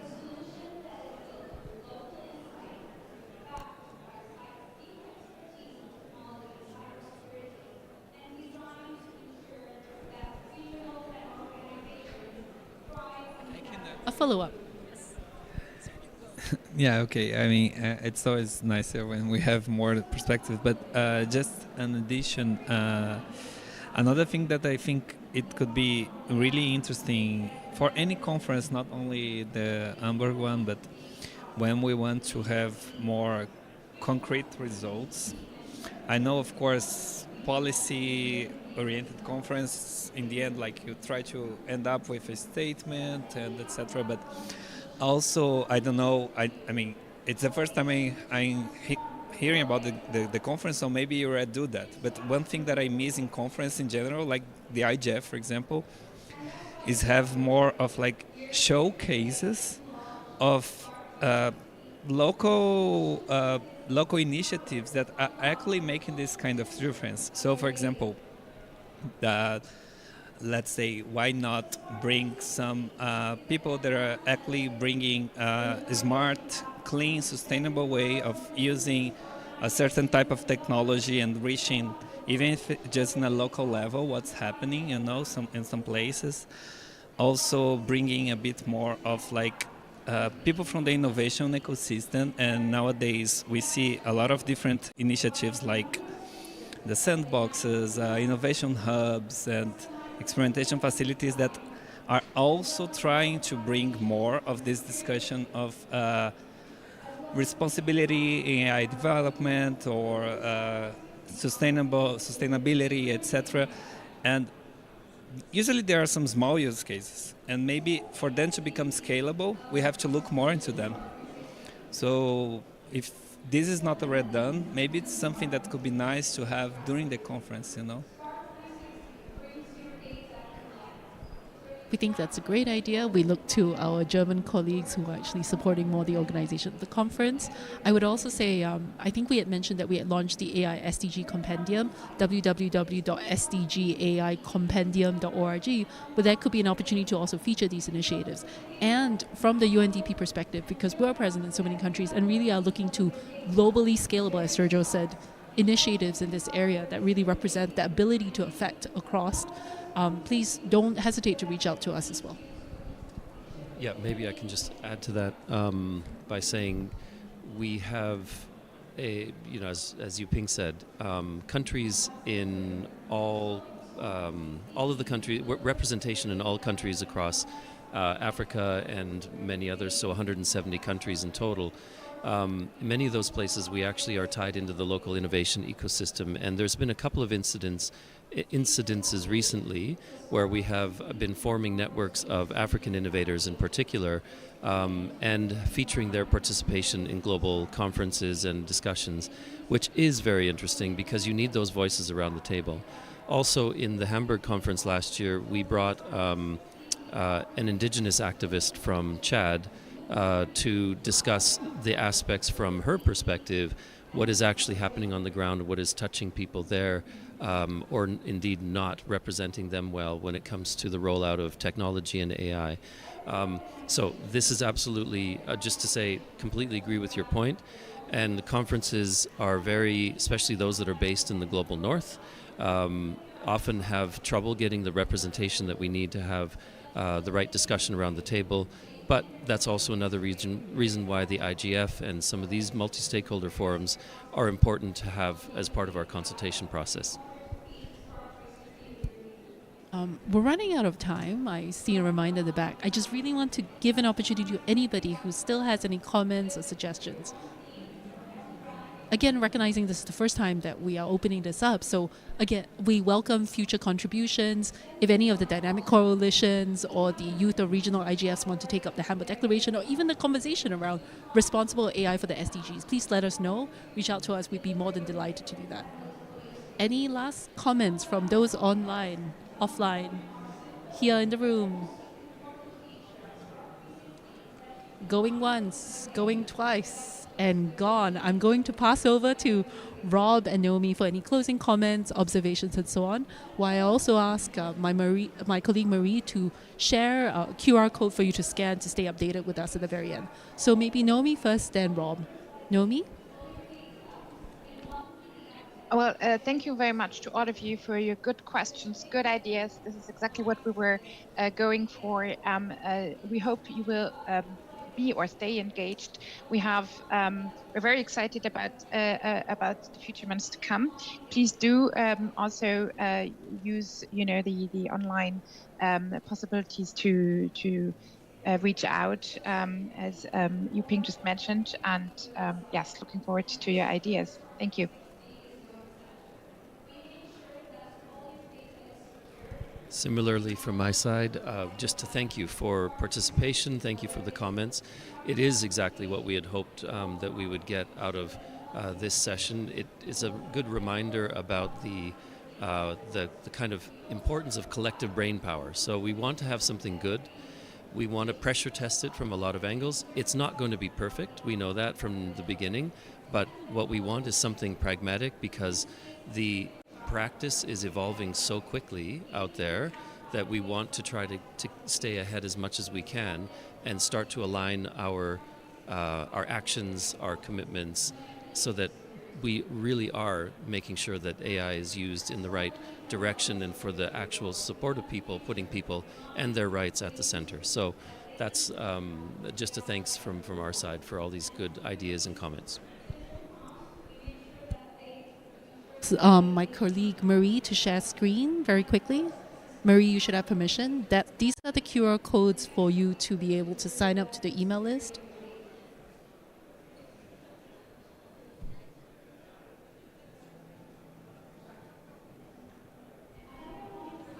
I think, Marie, you need to full screen.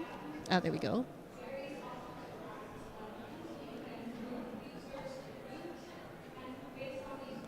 So that's www.bmzdigital.gov, bmz-digital.global/en/HSC.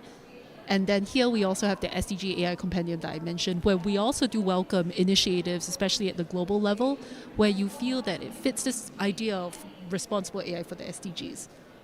And we really look forward to keeping in touch with all of you and really taking into account your views and perspectives. We'll also have a public call for inputs later on. We'll also put up the declaration online so that we can take comments and so on. And really looking forward to this being an engaging process and thinking about how the IGF can contribute not just here, but also into other global processes as well. We look forward to working with all of you, and thank you again for sharing your time with us today.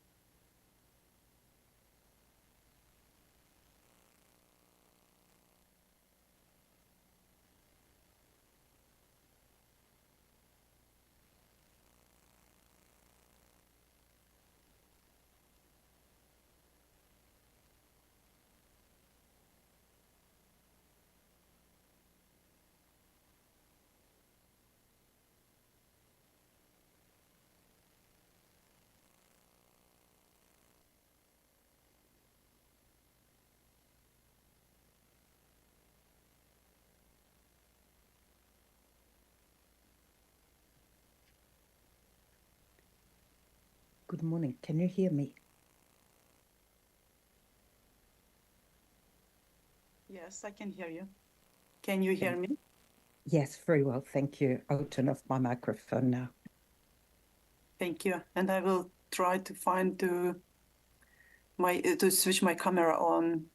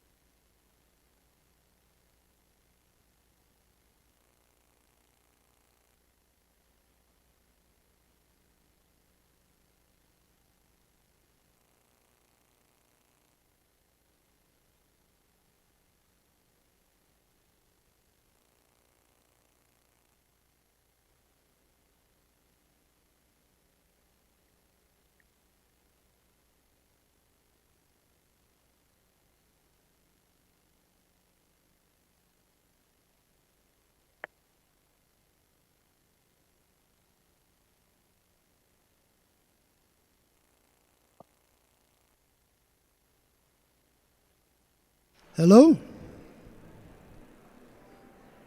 Is it working? Hello? Yes, Do you hear I me? can hear you. I hear you. Do you hear me? Yes? Okay. Hello. Thank you and welcome to this IS3C workshop on empowering consumers towards secure by design ICTs. But I have to admit that this flag does not cover all the topics we are about to share with you, as things change over time.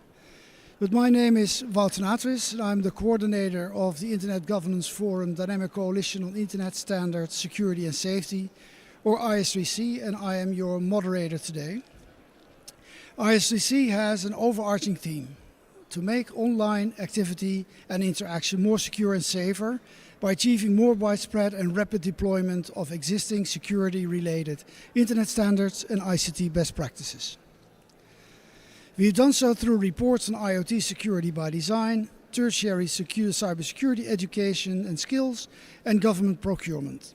We have also published 2 tools, and the first by presenting a list of covering the most important internet standards aimed at operability, plus how to secure websites. And the second we present to you today in a few moments. You can find our work on our website, www.is3coalition.org, or on the IGF website. In this session, we will present our upcoming work and our plan to create a hub. You will be among the first to see a video on this topic, so stick around. IS3C has ended the first phase of some of our priorities. It is time to move forward by putting theory into practice. IS3C strives to create capacity building programs so that our guidelines, recommendations and tools will be implemented around the globe in the coming years, leading to more harmonized and not isolated security actions. But that is the future. Let's turn to now. Today we will first learn about the hub by Janice Richardson. Next, Bastiaan Goslings will present on IS3C latest tools, our outcome for 2024. And this is followed by a panel on consumer protection. And we end with our plans for 2025 and beyond. But first, the hub. Janice, I think that you're online, and I would like to present the word to you. Janice is the CEO of Insight, based in Luxembourg, and is our IS3C Working Group 2 Chair on Education and Skills. Janice, the floor is yours. Thank you, and good afternoon, everyone. I'm sure you're all aware that we've gone through a tectonic shift in the security landscape over the last couple of years. The speed, the ferocity of cyber attacks are coming faster and faster, and no one is really prepared for this. The rise of generative AI also has made it much easier to cyber attack many of the applications that we use daily. Organizations have increasingly moved their business to the cloud, and once again, this is a point of fragility. Also, identity-based attacks are growing considerably through social engineering. This raises a question. What can we do, because the traditional way of cyber attacks is no longer valid? We need to educate at all levels. We learned a couple of years ago when we did a study that in fact, young people are coming out of tertiary education. They're really not prepared to kickstart their career in industry. Industry is decrying this lack, decrying the gap and asking for better tertiary education. But I'd like to go back even further, because cybersecurity depends on every single one of us. We are all the weak link in the chain. And therefore, I think we all need to be much more aware of what cybersecurity means for us. And this goes right back to the first classes of elementary school. Over the last couple of weeks, I've done a quick scan of what's available to help young people know how to use computers, technology safely and securely. And what I realize is that we're really not getting to the heart of cybersecurity. We teach about passwords, but we're not teaching the fundamentals. And this is actually what we learned from the study that we did and that we published at the IGF 2 years ago. Industry considers we need to get back to basics. Young people need to understand the architecture of the internet, the architecture of the cloud, if they're really going to help find innovative solutions.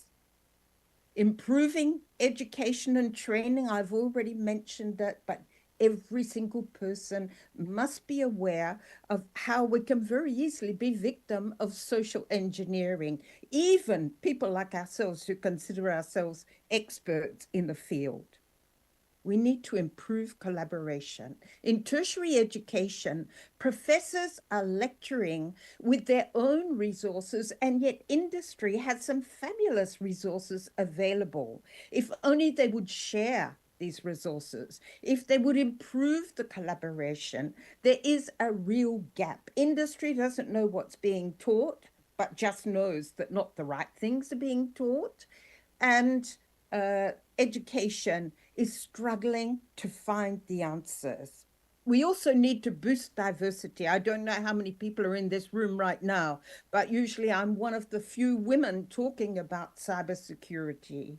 If we don't have women, if we don't have different races, if we don't have a broad overview of the population working in cybersecurity, we really cannot fully understand where the breaches are and how to improve them. And of course, we need to upgrade recruitment procedures. These in-service trainings are really not working for anyone.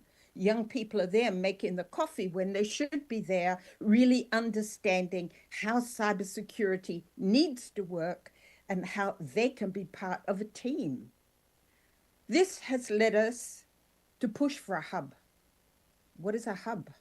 Well, it's a place where people from all walks of life, interested and involved in the cybersecurity system, would meet, would exchange ideas. It's a place where there would be room for the general public, room for youth, room for everyone to discuss and find the best ways ahead.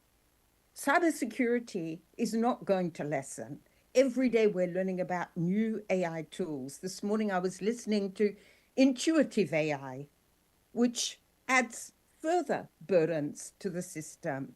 So my call for action here is join us. Join us to create a hub. Create a hub where we can all work together and start finding solutions and making the public aware that they also are the weakest link in the chain. And when I talk about young people, I'd like to say that they very often have a lot of solutions if only we know how to work with them, how to guide them, but not put ideas into their mouth. We've worked with young people thanks to Buchanan Cole and Tony Grillo.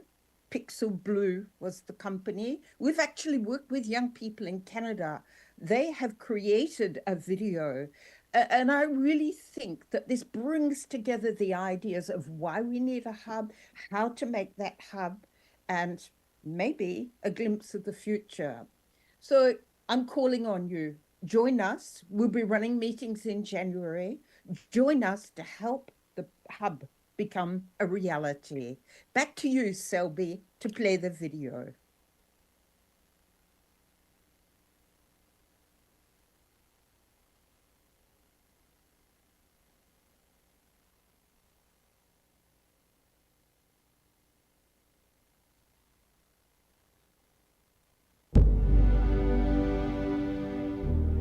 It is the dawn of the internet.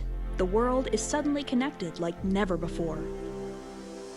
The free flow of information reveals a global community brimming with innovation. Welcome to the World Wide Web. But there are those who seek to subvert the web, to poison its promise for ill-gotten profit.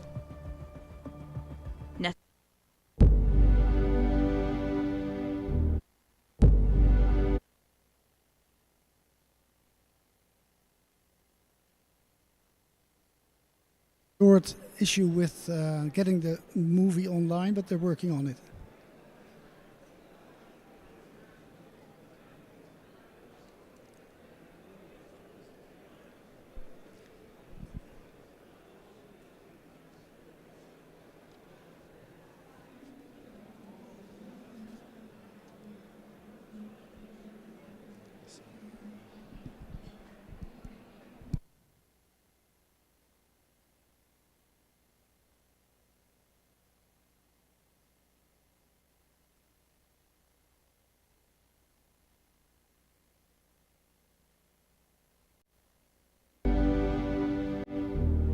It is the dawn of the internet. The world is suddenly... It is the dawn of the internet. The world is suddenly connected like never before. The free flow of information reveals a global...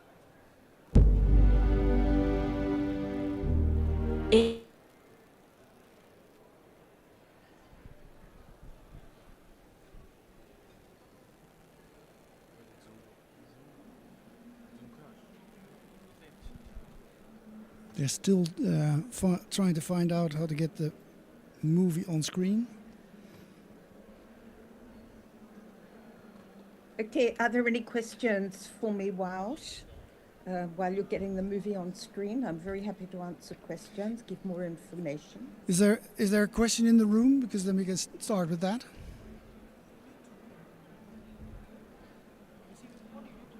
I don't see any fingers.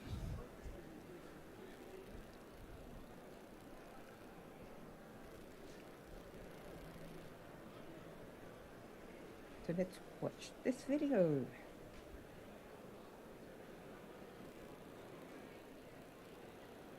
Selby is trying to figure it out for the guys at the technique section.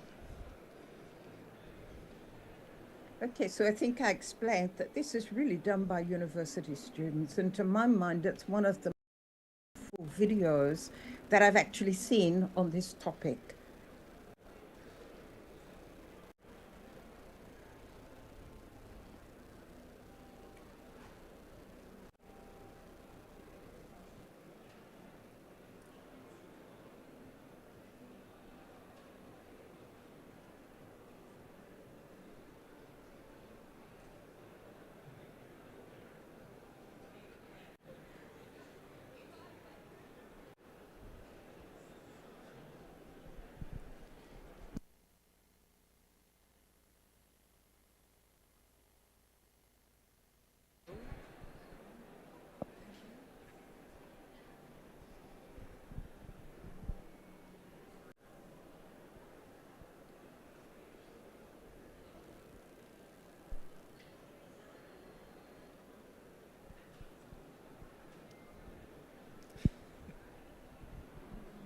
Yes, I think we have it. So Selby is getting back, and here is our video on the hub. It is the dawn of the internet. The world is suddenly connected like never before. The free flow of information reveals a global community brimming with innovation. Welcome to the World Wide Web. Seek to subvert the web, to poison its promise for ill-gotten profit. Necessary and existing security measures are not built in by design. Cybercrime becomes big business, exploiting the cracks in our defenses, taking advantage of our trust, taxing our resources, leaving countless victims. Our leadership struggles to develop a coordinated response. Our defenses disorganized and outdated. We're left to fend for ourselves. To protect our global connection, experts around the world come together to form the vanguard of cybersecurity. The Hub, populated with the smartest people on the planet, using the most effective solutions available. With adequate funding and collaboration, the Hub grows. Schools are empowered to provide state-of-the-art training. a new generation of cyber warriors enters the battlefield. Citizens of the web have open access to protection, ensuring the security of every link in the system. Put an end to cybercrime, once and for all. Support the Internet Standards Security and Safety Coalition. Let's build the hub.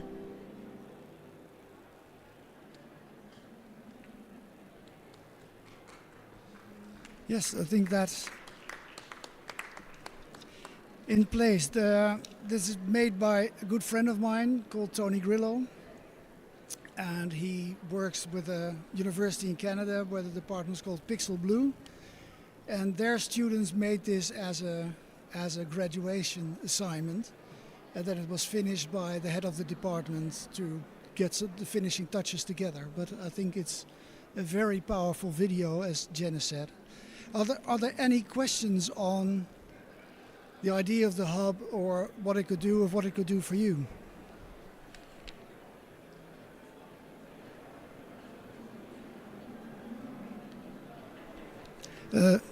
Janice, as a final question from my side, how do you envision the next step for early in 2025? What are your plans?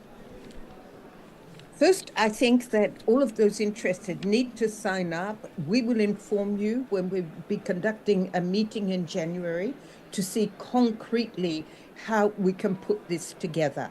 So first step, call for action, sign up please to the IS3C. Keep an eye on the date that we will announce, and then come with your ideas on how we can put this together and the road ahead. Okay, Janice, thank you very much. And we'll be looking forward to the dates that will be announced on the IS3C website and beyond very soon. Thank you very much. The next is that Bastiaan Gosling's in the room. Bastiaan works for the .nl registry as IDN nowadays, but when we started this project, we're on working group 8 in IS3C. He was working with the RIPE NCC. And the RIPE NCC and ICANN are one of the two sponsors of this project. The result is some guidelines that we produce on arguments, and Bastiaan will lead us through his presentation to show what this work is and how it came about and what the recommendations are. Bastiaan. Thank you. Oh yeah, you can understand me? Thank you, Wout, for the introduction, and I think the way that you opened this session, explaining what IS3C stands for and what it aims for, combined with this great video, this new hub that's being announced, I think, that emphasizes, the urgency of security standards having to be deployed. And I'm proud, that I can be here to share an overview of an endeavor, an IS3C endeavor that was recently finalized. And in this particular case, on deployment of standards DNSSEC and RPKI. So I have 10 minutes to go through this, and I also want to give you the opportunity to reflect on it and give statements or questions. This is going to be, I'm not going to be able to go into details. The report is publicly available on the IS3C website. But I think it's good to take the opportunity here to give you an overview of what we've been doing. So in a nutshell, the problem statement. Probably you're all aware, but the domain name system and also, as well as a global system for internet routing are both fundamentally important when it comes to the functioning of the internet overall. Everything else depends on it. The functioning of naming, numbering, and then the combination of that and the way that internet routing works. If there's an issue there, then any content or any communication that relies on it, is affected. So that leads to the conclusion that if there are standards available that can improve those fundamental technologies, the security of them, and increase trust in online services provided and on online presence of entities and individuals, then that would at least give you an indication, right? This is something that you need to implement, or if you purchase services from someone else, that particular vendor has taken this into account. these technologies have been available for quite a long time in internet terms, but deployment, it's different across operators, it's different across regions, and we've seen growth, but it's still lacking. So in order to have a real impact, this deployment needs to be increased. But what's the reason for that? So this was something, you know, that fed into this effort about, also mentioned the fact that the RIPE NCC and ICANN supported this kindly.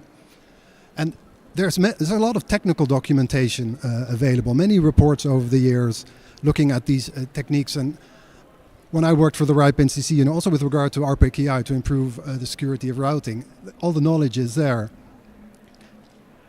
And there has been quite some engagement effort, right, to increase deployment. But we thought, hey, maybe there's a different narrative necessary here, and that's what the working group aimed at.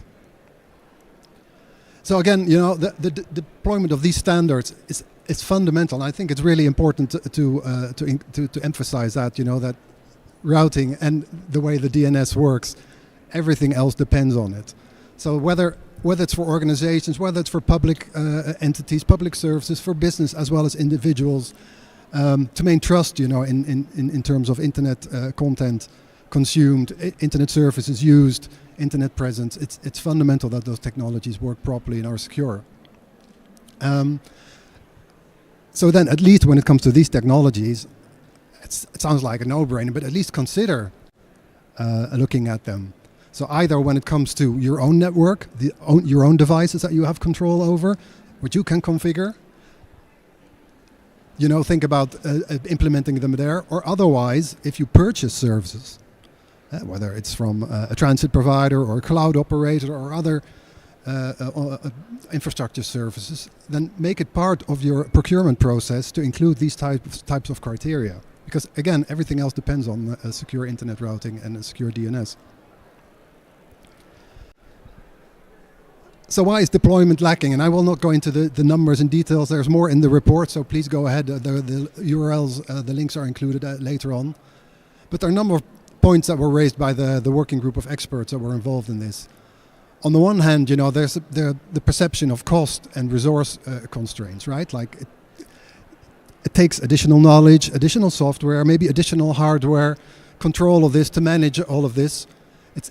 People consider this to be quite technically complex.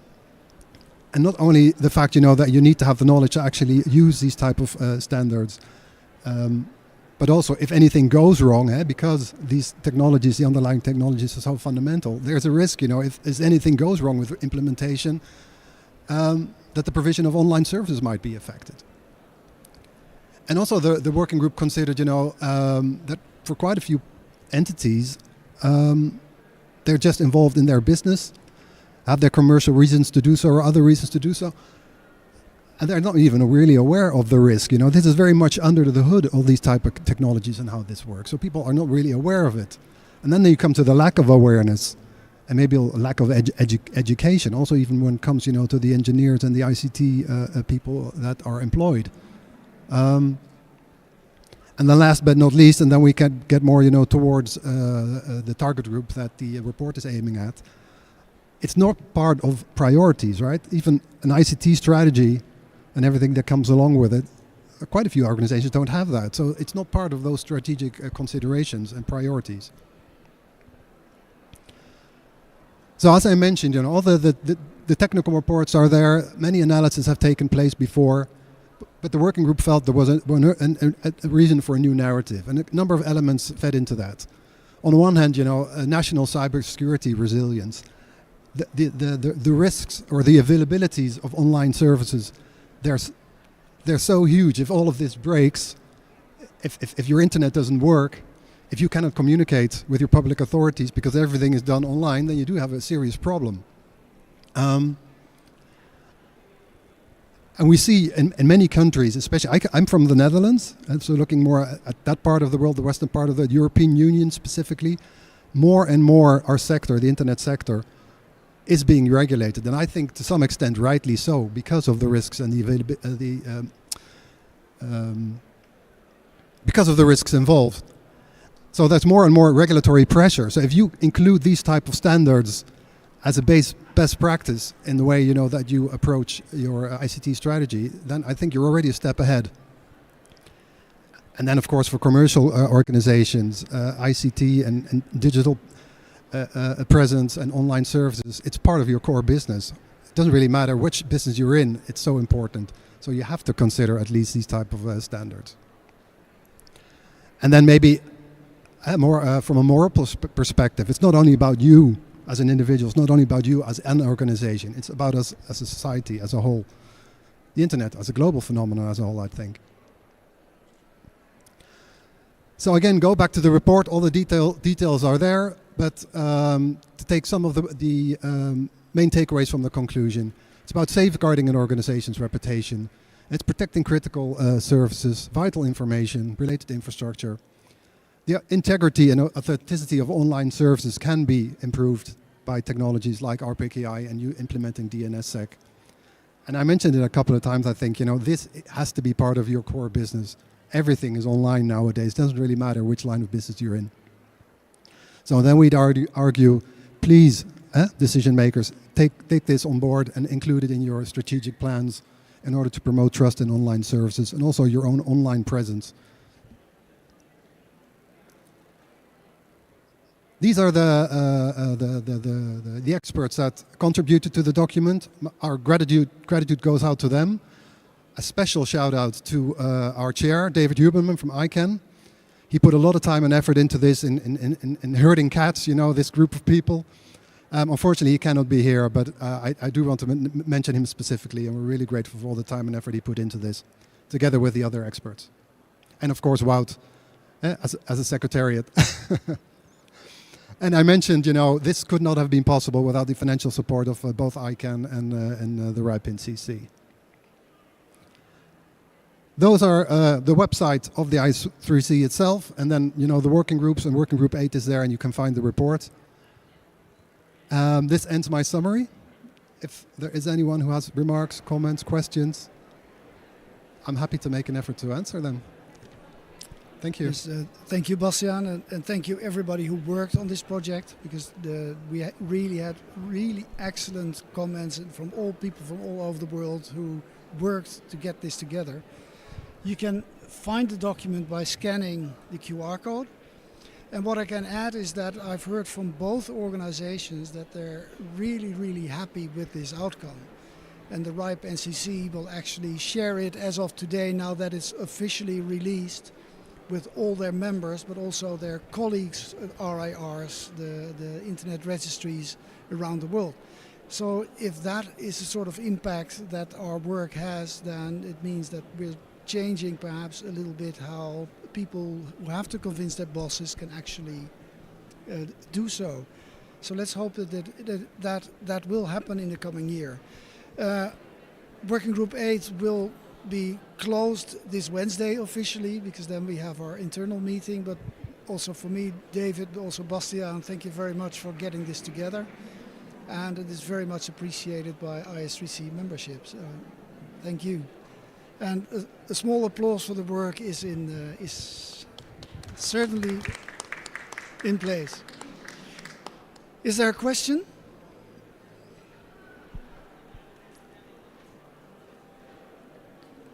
Even kijken, Bastiaan. Hij werkt niet. It worked when we were at home. Selby, can you take a look whether this is the right code? Because it's not working, they say, but it worked when I tested it.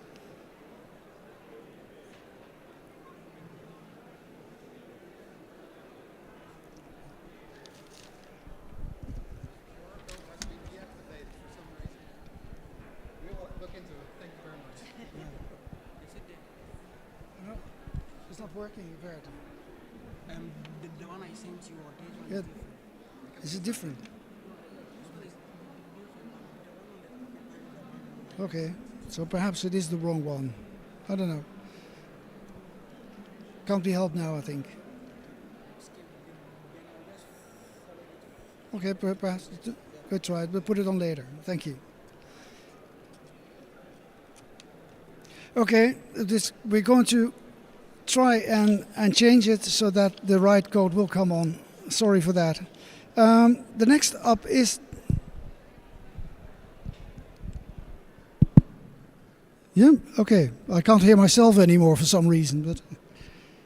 Oh yes, that's it. As soon as you put it into something, then the sound disappears.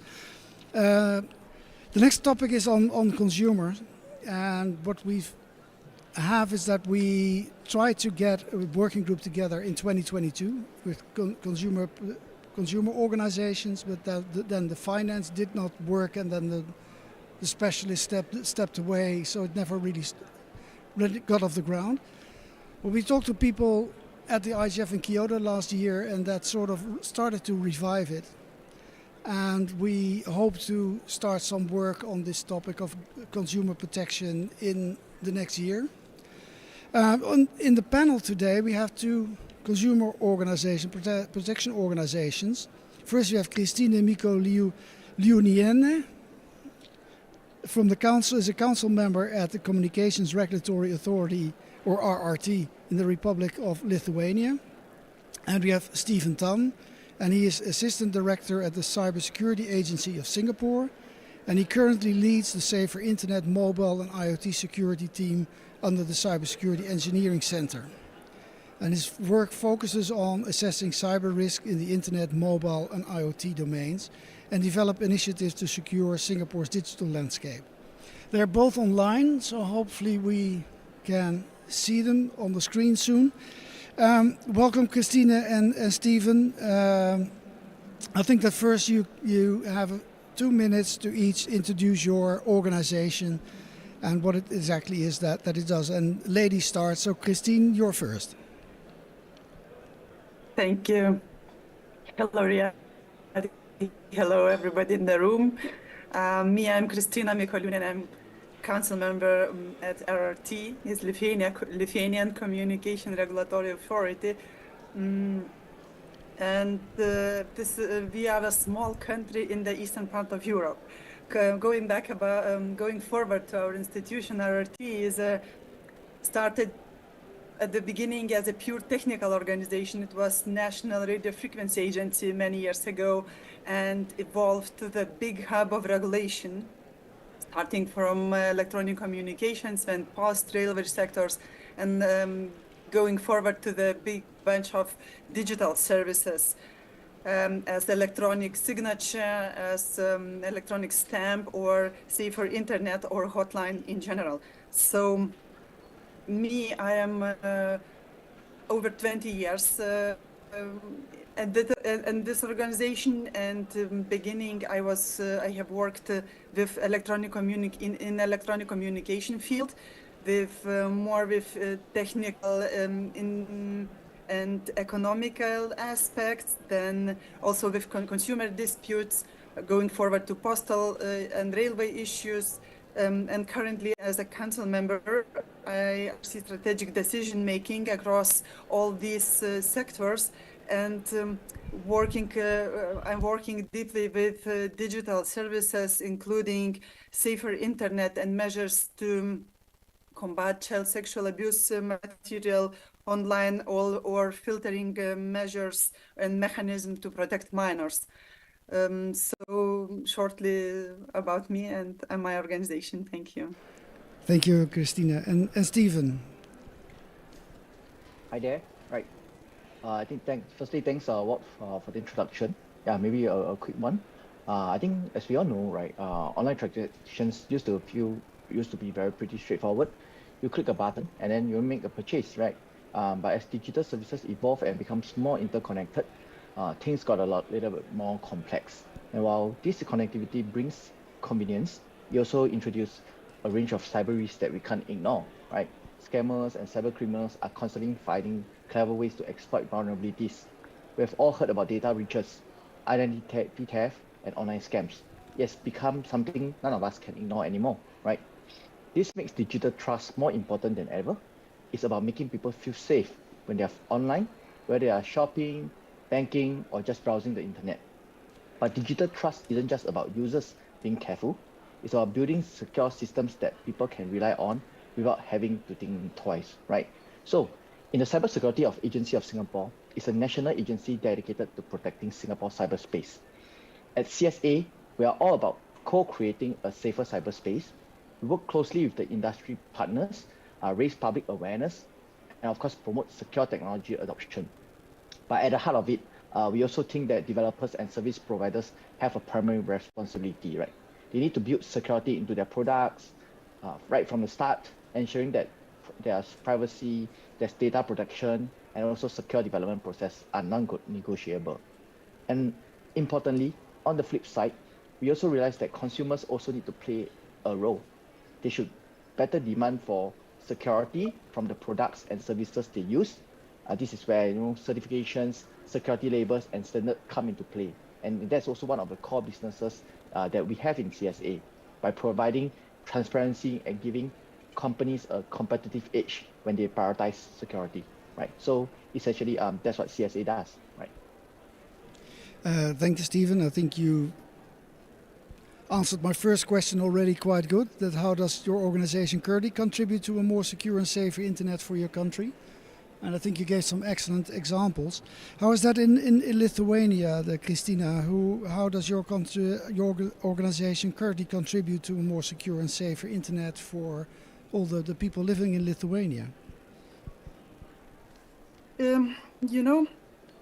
RRT as a national regulatory authority, we are also helping and promoting internet as such. So we do market analysis to enhance competition in the market.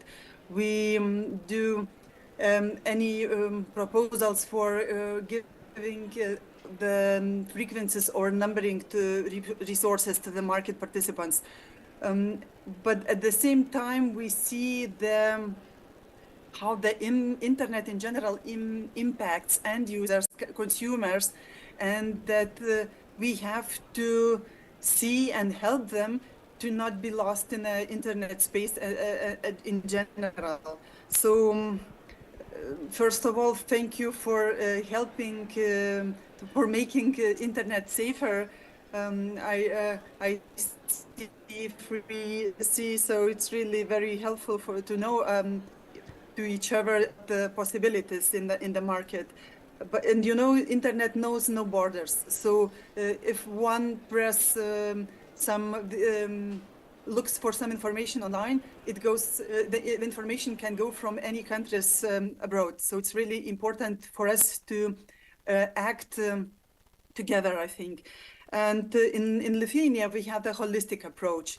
We, being a hub of regulation, we can impact market participants, beginning from the operators for market participants. So for in the level of interconnection, then we can go forward to different problems occurring with numbering resources, that numbering resources wouldn't be used for fraud or any forbidden actions in general.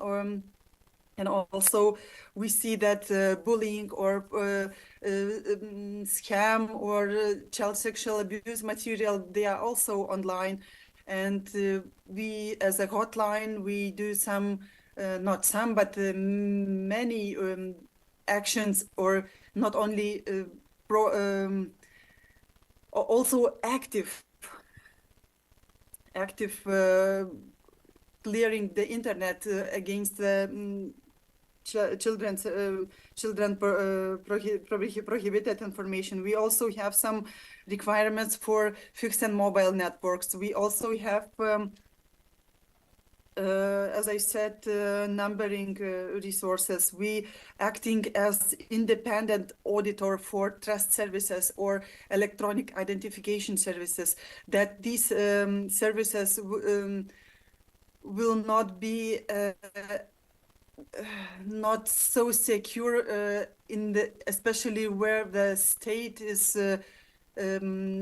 giving the security level, high security level for consumers. We also pre-trial authority for consumer dispute resolution. It means that you, as a consumer end user, you can go to us if some operators acts not according the requirements, that you are somehow not, you feel not so safe or secure according your agreement. And also we have very special attitude to minors. We have a special law already from 2011 and implemented in the level of state, the hotline. We also have international cooperation. We are part of In Hope Arachnid projects. We are also have an agreement with Interpol to make internet safer. So we are also trust flagger in different platforms as Google, YouTube, TikTok, or Discord. We also trying to raise the awareness in any of these different layers. So the holistic approach and being a regulatory hub helps us to be everywhere or to try to be everywhere on time. Because in internet, every second matters.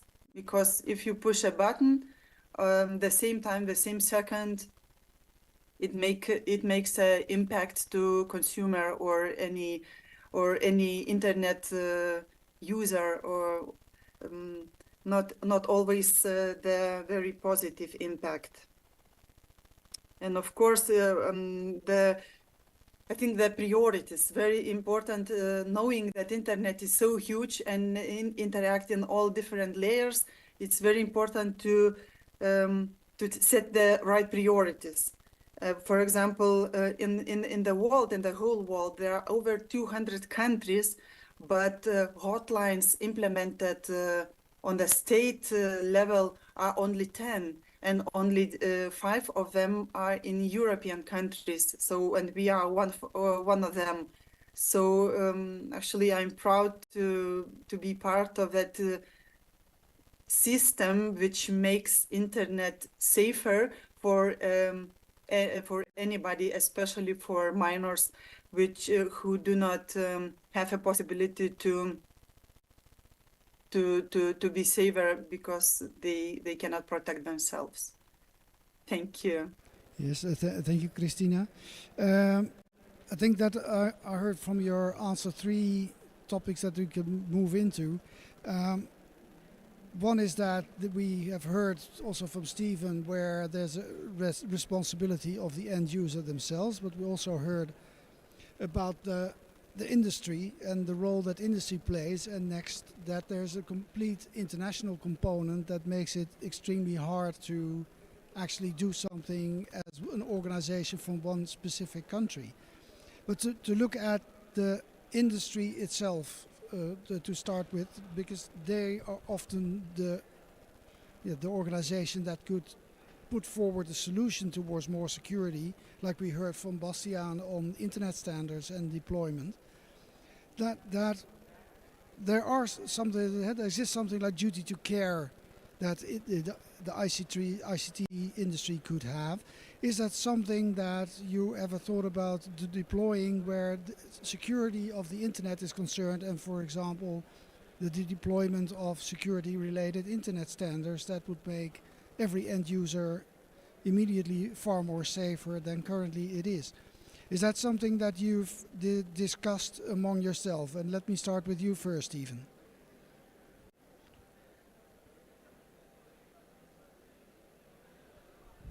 Right. I think firstly, the short answer will be absolutely, right? Why so?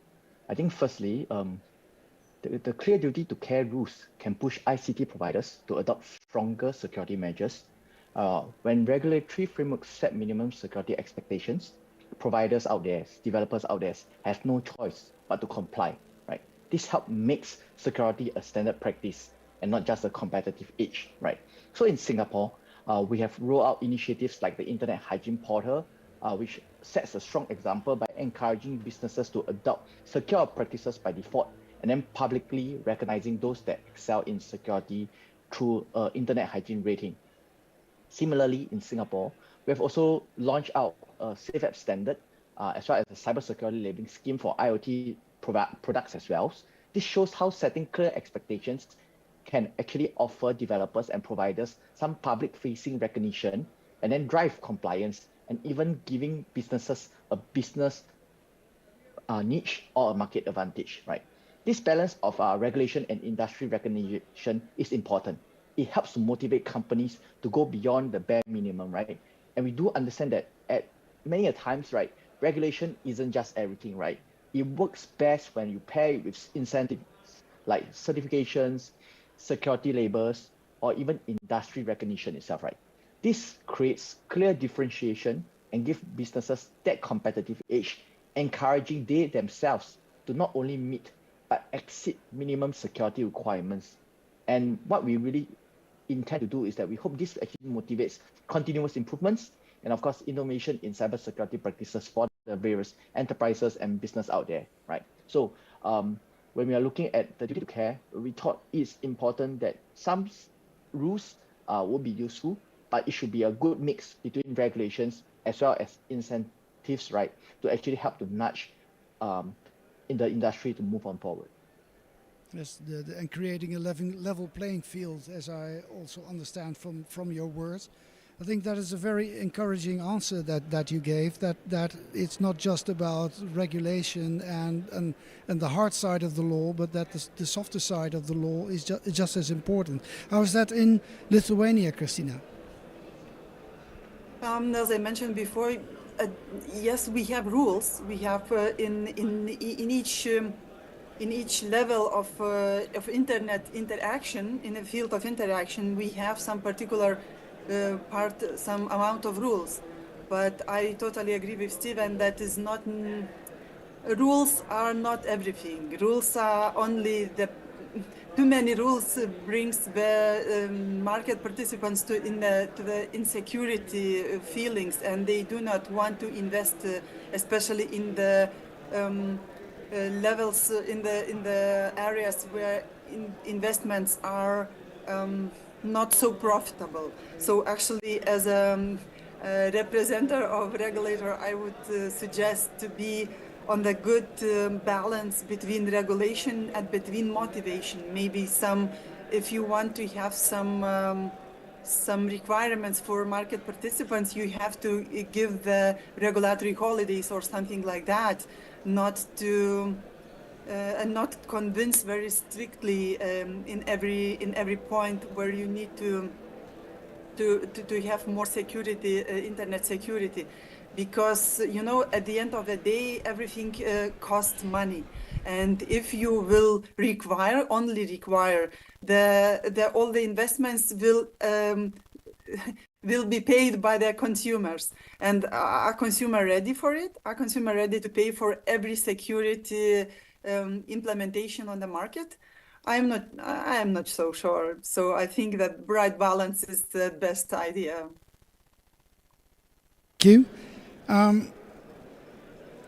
As we're also talking about the international component, in what way could citizens of your countries profit from international cooperation that would ensure a more secure and safer internet?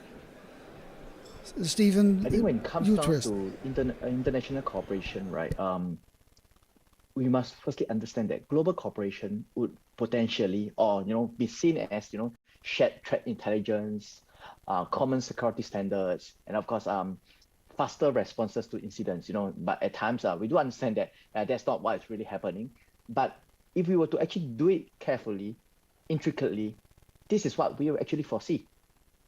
Governments play a crucial role by sharing cyber threat information, coordinating responses, and even collaborating on joint research initiatives, right?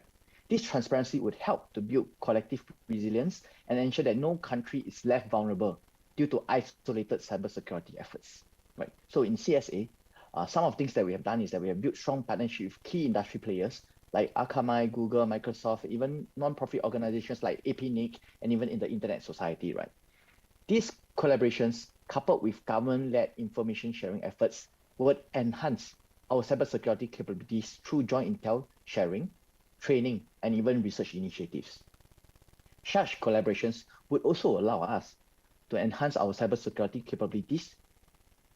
So for example, by working together on securing IoT devices, we will be able to align on common security baselines, ensuring that consumers worldwide have access to safer products. These partnerships will also help address cross-border cyber threats more effectively, right? Making it harder for attackers, even scammers to exploit gaps between different regions. In the long run, having international cooperation would mean better protection, enhanced trust, and more resilient digital services for everyone. We identify and even we note that, right, cross-border cyber threats are tough to tackle alone. International partnerships between countries to countries, even between from government to the industry, will create a united front, making it harder for attackers to exploit gaps between different regions. And at the end of it, I really hope that, through international cooperation, this will actually help to enhance the protection. And at some point in time, we will actually gain back the digital trust for everybody. Thank you. I think that there are some very important comments on making the world more secure and safer. Christina, what's your thought about the international cooperation and if that could make citizens more secure and safer?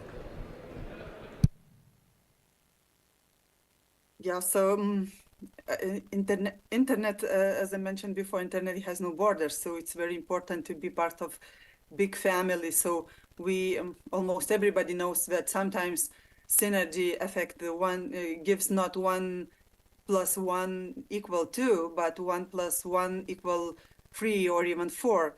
So I think this is the result of international cooperation, and this is the reason why we are part of Arachnid or INHO projects, which are going global to make our children and in general consumers safer on internet.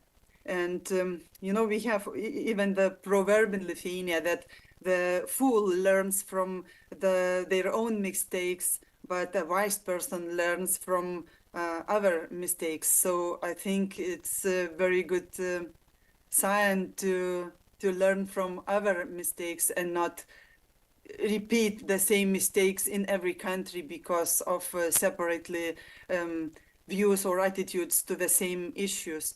And it's, I think, so, every time we do the market analysis, we search for experience in other countries, and collecting the experience from other countries, we do the obligations which suits for Lithuania, for small country in Eastern European part, but still are valid in the whole all around around the globe. And I think the internet, being as such international thing, must be treated also internationally, because if we agree on values we share, we do the best in terms of all of us. So I think we have to cooperate and work together in order to have best results, and then everybody will win from it. Thank you, Christina. I think that you're totally right, that in the end the challenges for everybody in every country, every organization on the internet are about the same, because the threats come from the same sources most likely. As IS3C, we hope that we can start working on this to create some sort of a blueprint on this topic, or whatever we would like to call it, so that the same sort of information goes out to aligned organizations. What would be a good step, you think, a first step to try and get this international cooperation going? What would be your advice, Stephen?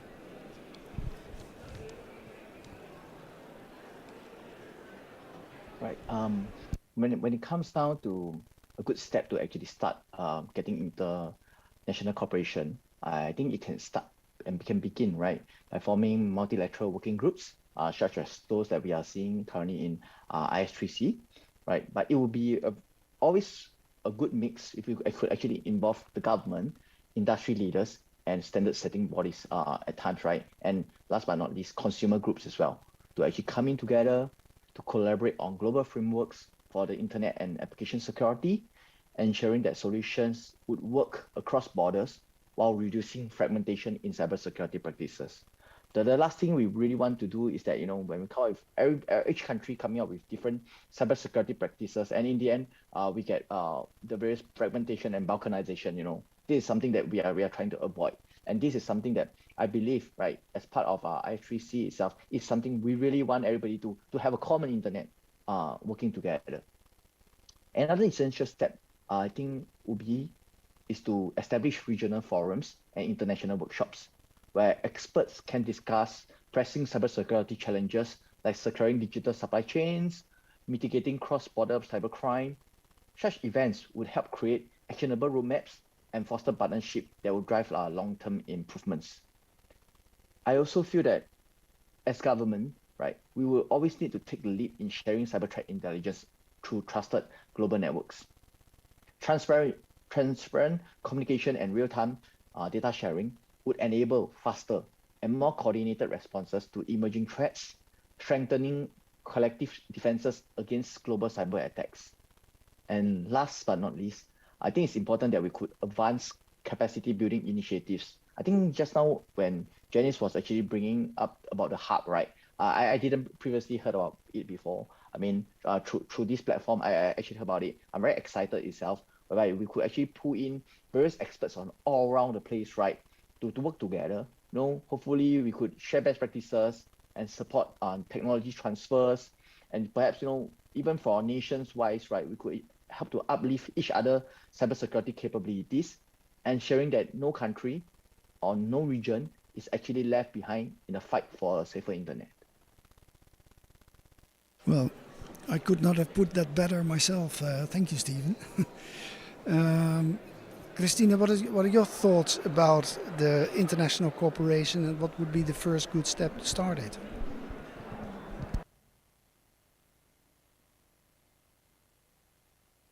Well, this is a question for me? This is a question for you, Christina. Yeah, sorry, because it's very difficult to hear you.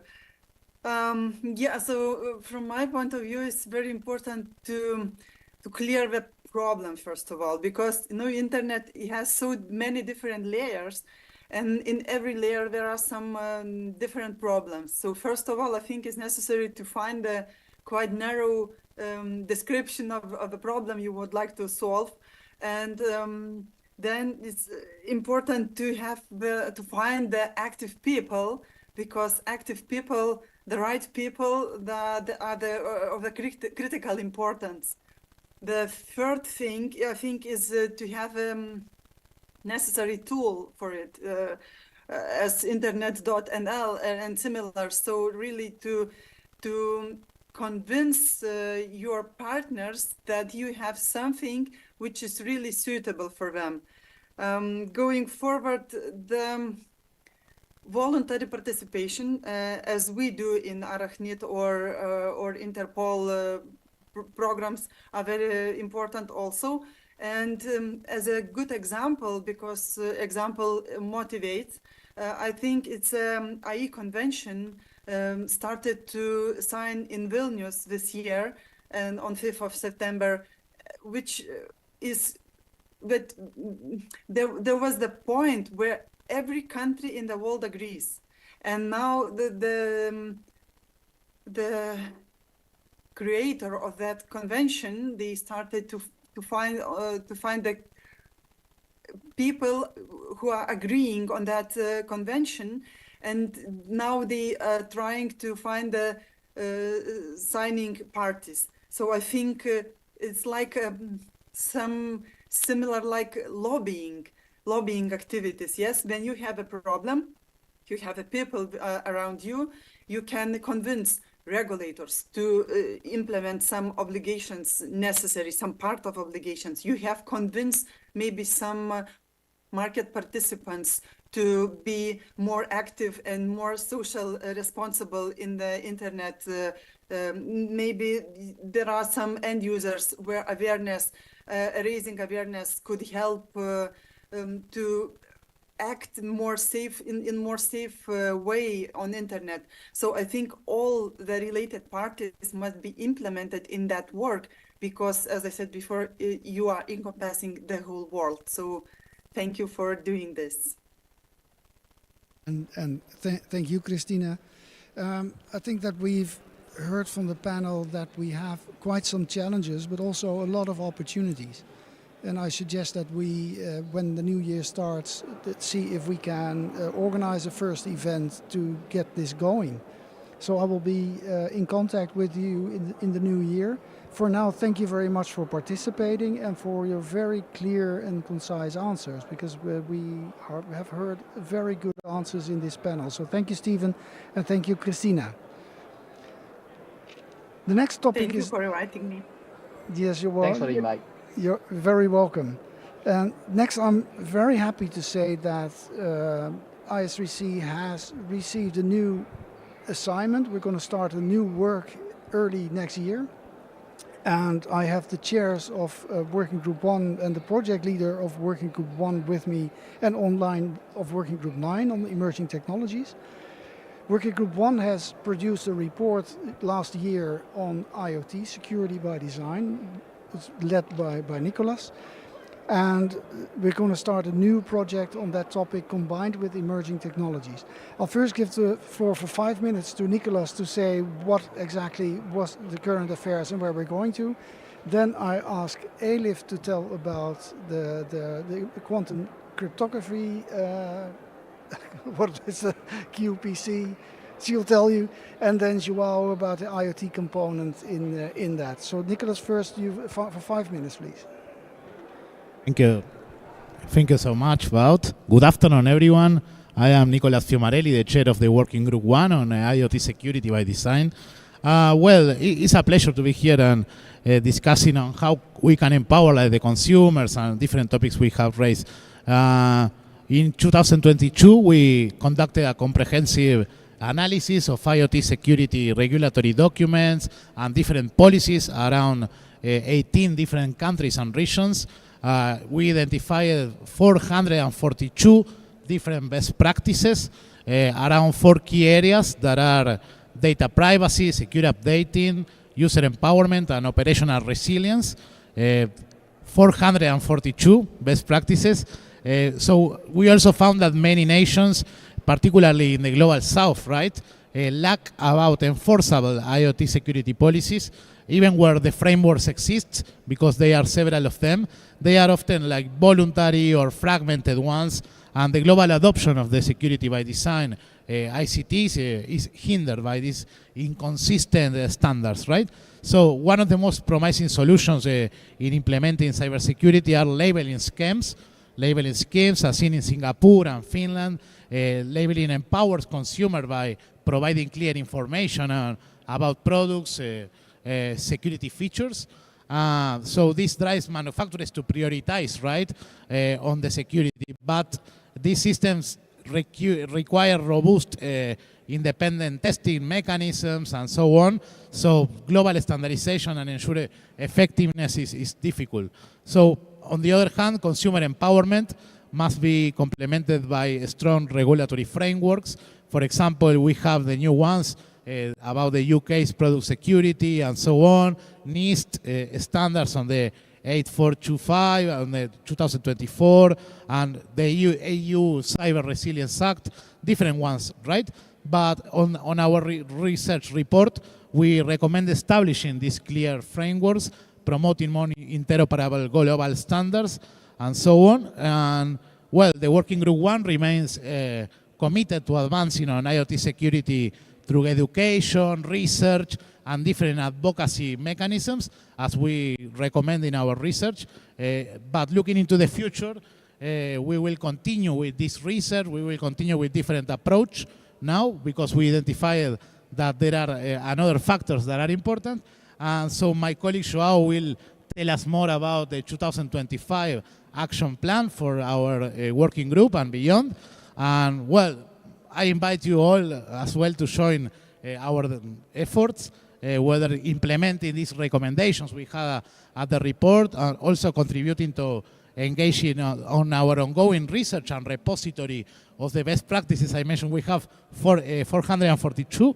So looking for more examples from the global world, and also to advocate for this stronger policy, right, in your own regions. So together we can ensure that the IoT devices and in the more extended way, ICT, not only connect us, but also protect us, right?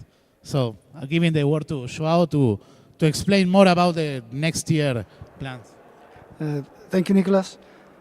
I think that the message here is that I think it was 22 constituencies in the world that were studied. In 22 constituencies, we had 442 different best practices or advices or whatever you want to call them, and that's unworkable for industry. I think I'm going to let Elif go first, and then Joao. As 2 years ago already, we sort of launched the idea to start a working group on emerging technologies. And we talked to a lot of organizations, and finally, once we met in Kyoto, decided to work with us. And that project is going to start pretty soon. The contract is signed. And Elif, please explain from your side, from what it is that we're going to study and report on, and how then Joao will explain how that interconnects with IoT. So Elif, the floor is yours. Thank you very much, Wout. We are, of course, very happy to announce this new project of IS3C with AFNIC from France. And this project will be delivered as a collaboration between Working Group 1 and Working Group 9. Our research will have two different areas to focus, one dedicated to the societal impacts of IoT, and the second one on the post-quantum cryptography. We will be also providing a brief combined analysis of these domains. And our project will have a multidimensional analysis looking at societal, legal, economic, and environmental impacts. And we will be also including policy recommendations, both at the state level and at the organization level. So we have a big task for us for this project. And in the next IGF in 2025, we will be also facilitating stakeholder engagement on these issues through a common workshop that will encourage dialogue on societal implications as well as the future directions.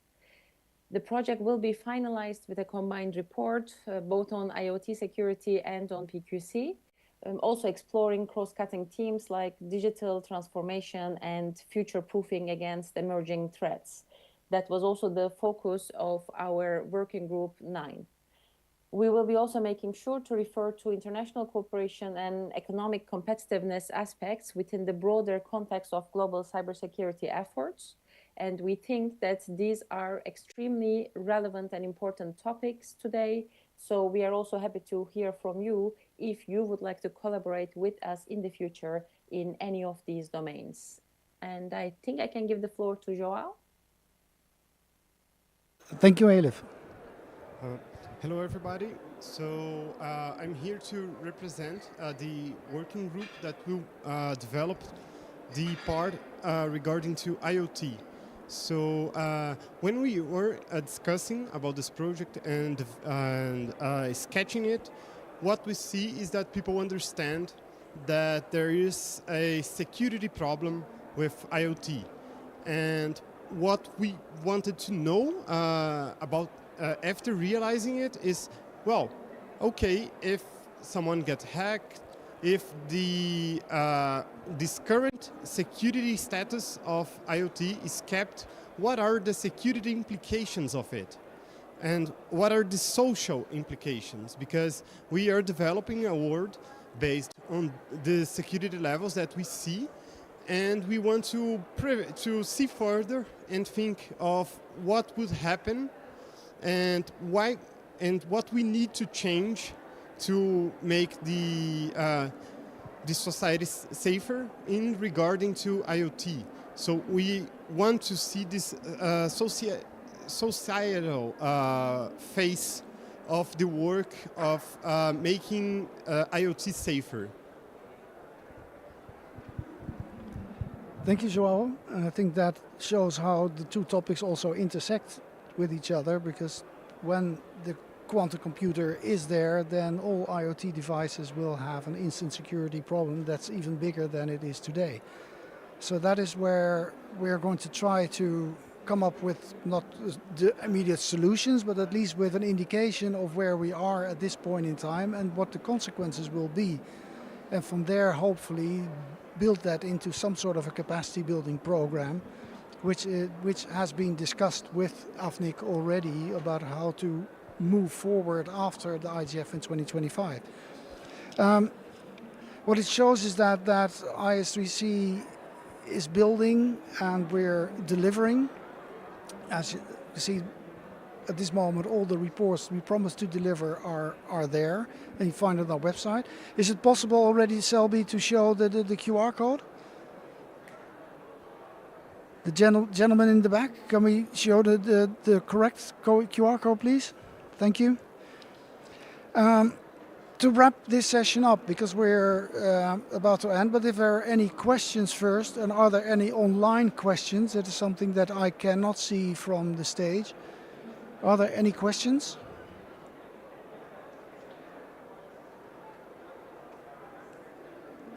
No, we don't have any. So I'll wrap the session up and let you go to the next sessions. To talk about IS3C, again, the Internet Standards and Safety Coalition, the Dynamic Coalition within the IGF structure. We're now in existence for 4 IGF cycles. We started at the virtual IGF in 2020 with our inaugural meeting. But we can look back at being a dynamic coalition that started by making promises. We painted a picture of where we wanted to be in about 2 years' time. And we decided on 3 topics to start with. The first was IoT security by design. The second was education and skills. And the third is procurement. And that's the only one you haven't heard about. But that was also a report we published that showed that most governments in the world do not procure their ICT secure by design. They have no policy for it. But in 2021, we were able to present solid plans on these 3 topics. And with them came the first funding in 2022 and the first research and then our first reports. And from there we grew and more topics came aboard. In fact, we have seen a new one presented just now. But it's also proven to be a struggle to find funding, to attract attention, to be recognized within the IGF system. And this all has still not been solved satisfactorily. But this has led to ideas on how to organize ourselves in a different way, and that is what we're seriously studying at this moment. We're looking at two options simultaneously. The leadership team, and that is Mark Carvel, he's sitting next to me, who's the rapporteur of this session, who is our senior policy advisor, and our working group chairs. We have decided to try and apply to become an Internet Society special interest group. Because this will allow IS3C to reach out beyond the IGF, but also to bring funding of projects closer. This does not mean that we will not remain a dynamic coalition, because we will, only that we are spreading our wings. And this is also logical. If we manage to set the next step, and that is what we strive to do, to move from theory to practice, to come up with the recommendation, to turn them into capacity building programs or workshops or whatever we call them, we move ourselves out of the IGF system, because that is not what the IGF is for. The IGF doesn't do capacity building programs or workshops, and we do strive to do that so that there will be some form of harmonization around the world on specific topics, so that organizations start thinking the same about, for example, procurement and the internet standards that you can procure on. So IS3C will and is striving to become more mature, but it also means that it has to organize itself differently. So what we're also studying, and that's the second topic, do we establish ourselves as a not-for-profit foundation? And that is something that people are investigating at this moment, and we get the first report on our closed DC session on Wednesday. The benefits would be, of course, that we were allowed to have members who can pay a membership fee or allowed to accept donations, and from there be funded in a more structural way, hopefully, so that our plans will go through. But these are our plans. I don't know if everybody has experience with these sort of topics, then please talk to us after this session. On Tuesday at 12:30 we'll be showing the video again at the Dynamic Coalition booth, so you're invited to join the session, and if you're interested to join the hub, let us know, and then we will send you the invite on the first meeting that I will be organizing with Janice Richardson in January. But for now, I want to thank you, the presenters, also the people online, Elif, Stephen, Janice and Christina, Mark for reporting, but the people in the back for the technique, thank you very much, and the scribes somewhere in the world probably, thank you very much. And for now, thank you for joining, and I hope you had a good session, which you learned some new topics, and if you're interested in IS3C, please join us and just talk to us during the week. And Nico has a final comment. Nico. Just to invite everyone also to our session on Thursday from 11:15 to 12:15 will be our main session, our joint session with the Dynamic Coalition on the IoT with our Dynamic Coalition. So you are all invited also to that session. Thank you for reminding me, Nico. Thank you very much. Thank you, and have a very good IGF, and we'll see you soon probably.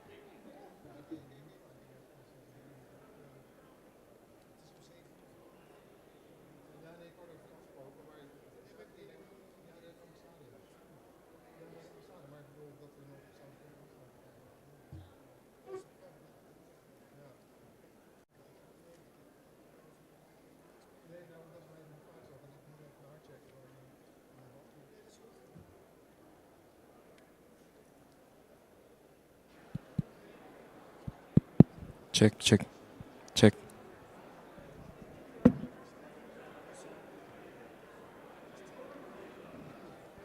Check, check, check. All good. Masuk, masuk.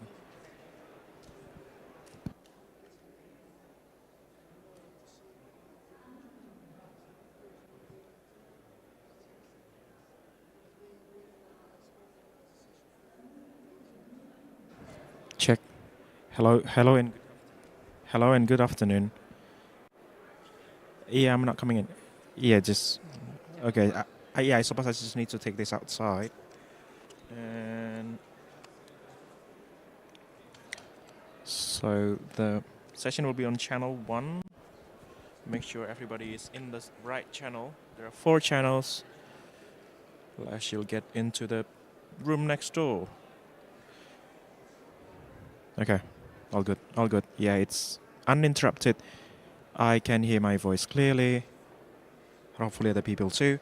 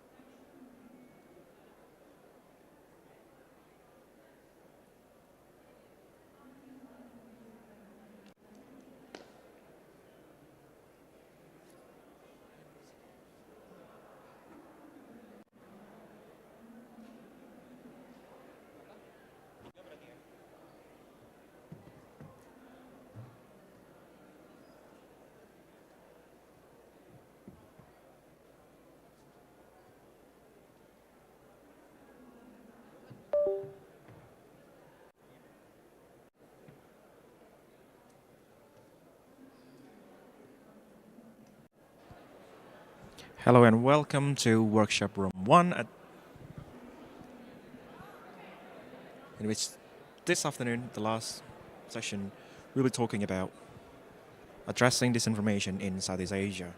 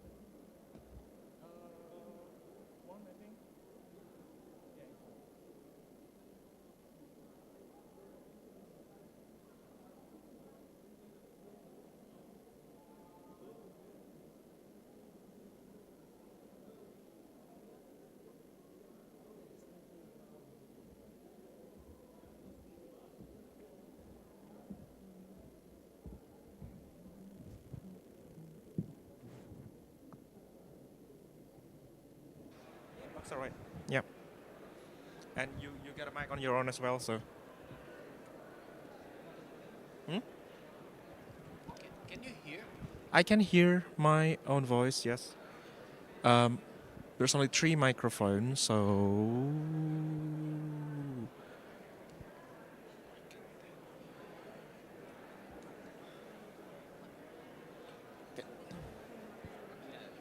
Sorry, cuman ada 3 mikrofon. Mau tambah? Berarti satu yang buat ngoper-ngoper ke ini ya berarti ya. Partisipan. Kalau mau tambah mau.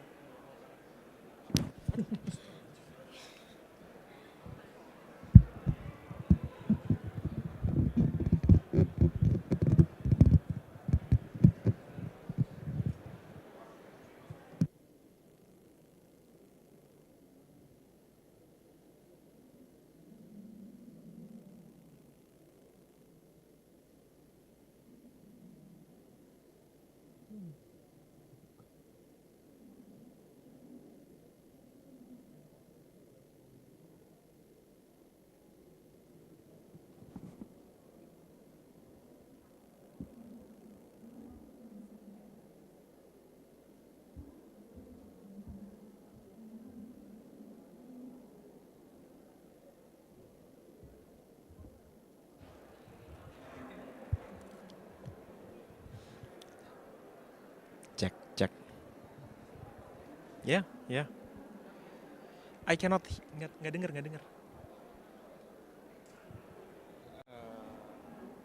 YouTube. Ada di YouTube. Ada live transcriptnya. Udah. Tak kirim nih. Mereka cuma punya 3. Oke. Oke. Ya udah, dua di stage, 1 di pengunjung ya. Nanti kamu yang ngoper-ngoper berarti ya.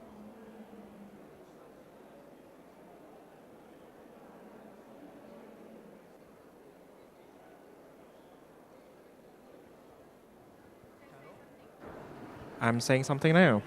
Okay, that's okay. Yep. Yeah. Don't set the volume too high. Hello. Okay. Oh, good. Who's saying hello? Who's saying hello? Right. Okay. Oh yeah. Okay. Oh, when okay, this is check. 1 2. 1 2.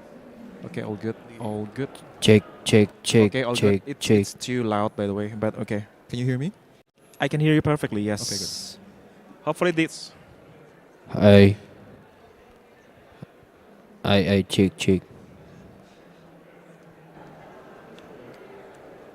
Do you hear me? Yeah. Okay. Okay, this is it's good. Okay, this is working. This is working? Yes, this is working. Sorry. So, you put Okay. this on your ear. Check. Yep. Check. Okay, all good. So let me show you. Check.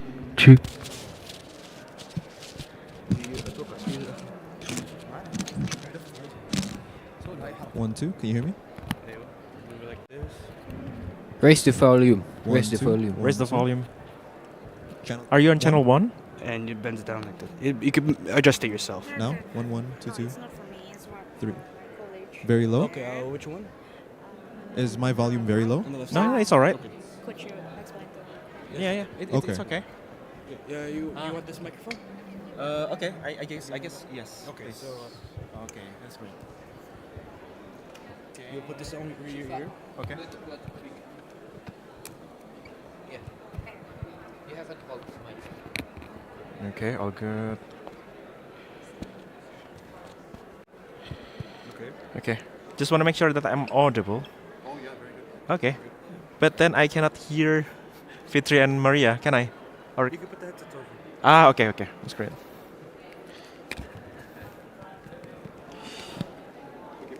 There we go. All great. Okay. This side. Oh, thank you.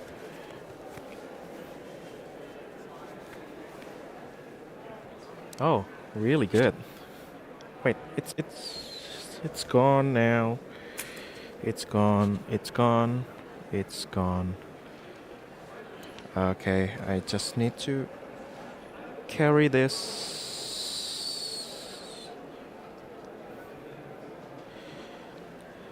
Am I still audible? Am I still audible? I'm still audible. Am I still audible now? Am I still audible now? Okay, I'm still audible now.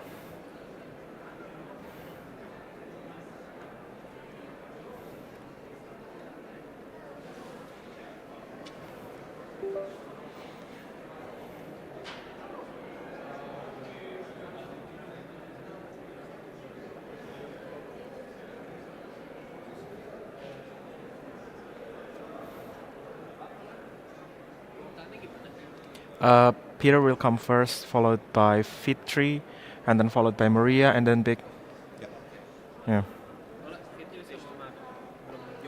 Okay.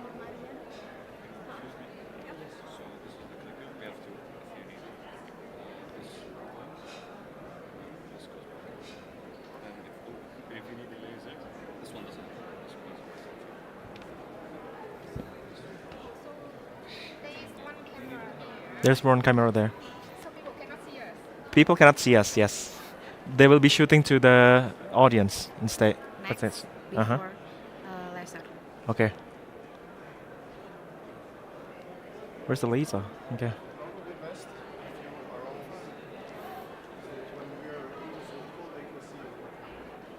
Okay. Okay, do you want that light out? Okay. Do you mind? Okay. Then we can just move to that chair instead. Yeah. Okay, sure. Okay. Let's go to the head table.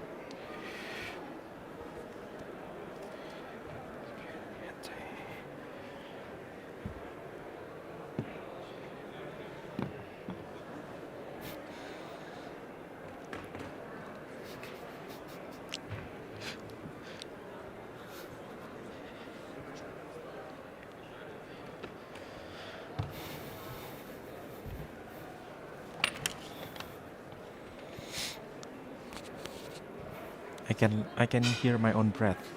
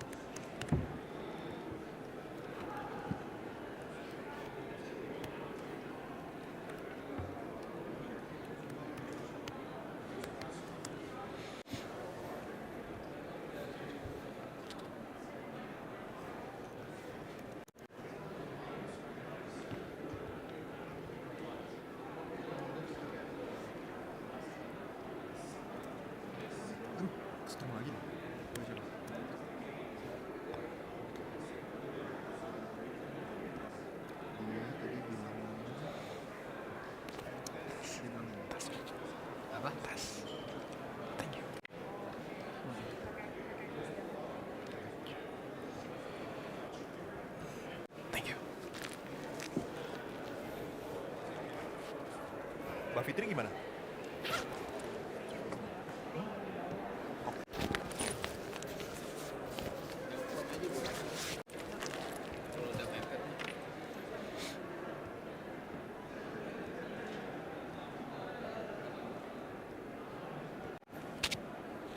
Fitri is already joining.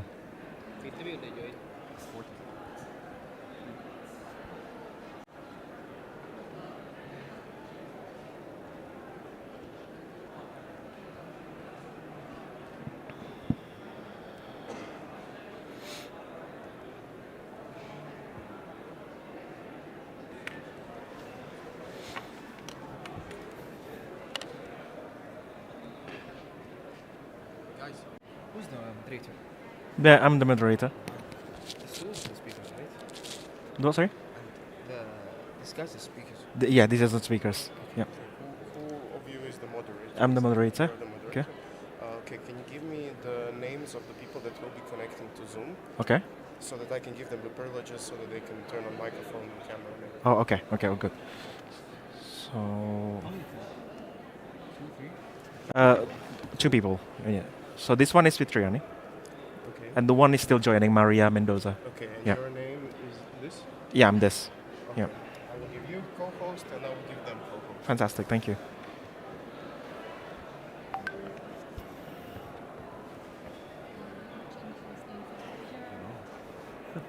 We should have put AI Hmm? in the title. If we put AI, I think more people would have.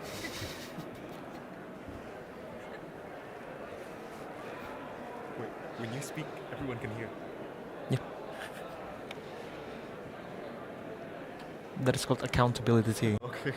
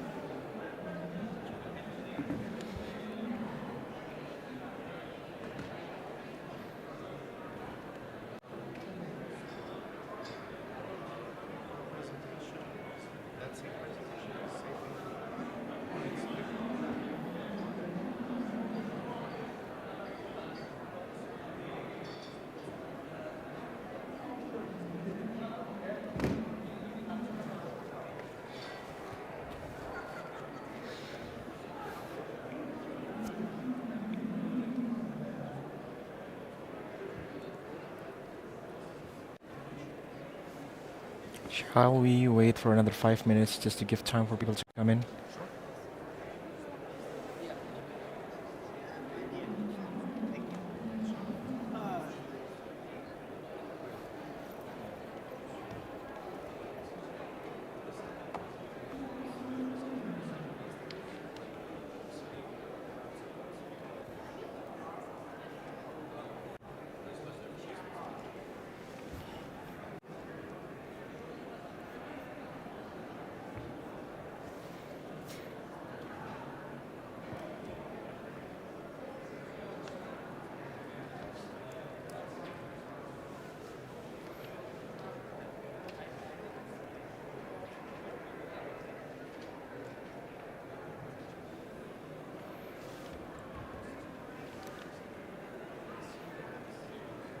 Mas Bel nanti dioperate di sini. Kalau Mbak Fitri operate sendiri. So when do we start now? 3 minutes. Probably in 3 minutes. Yes.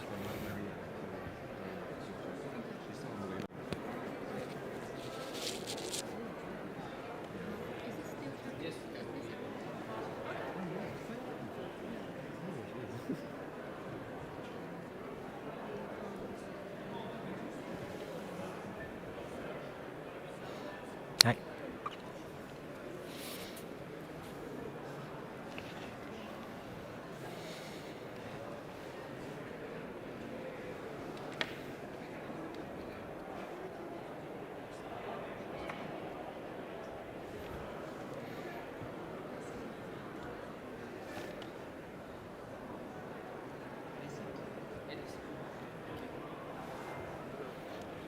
Speaker udah semua. Okay. Good. Okay.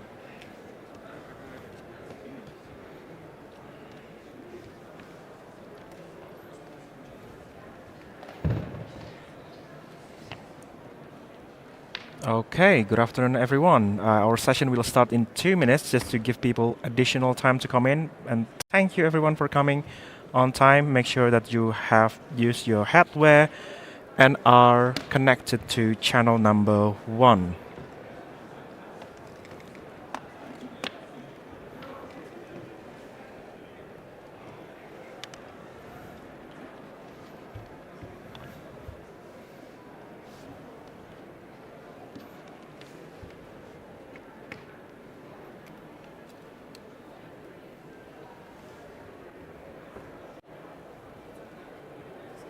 Thank you and welcome.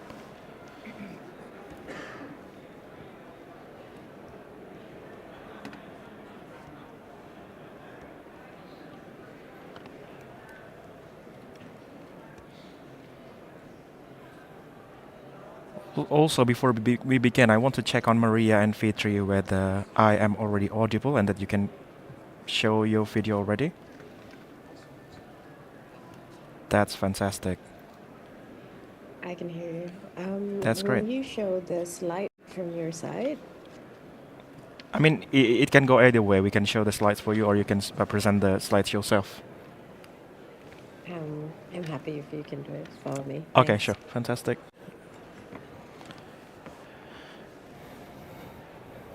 Hi, Maria. Hi. Mm-mm.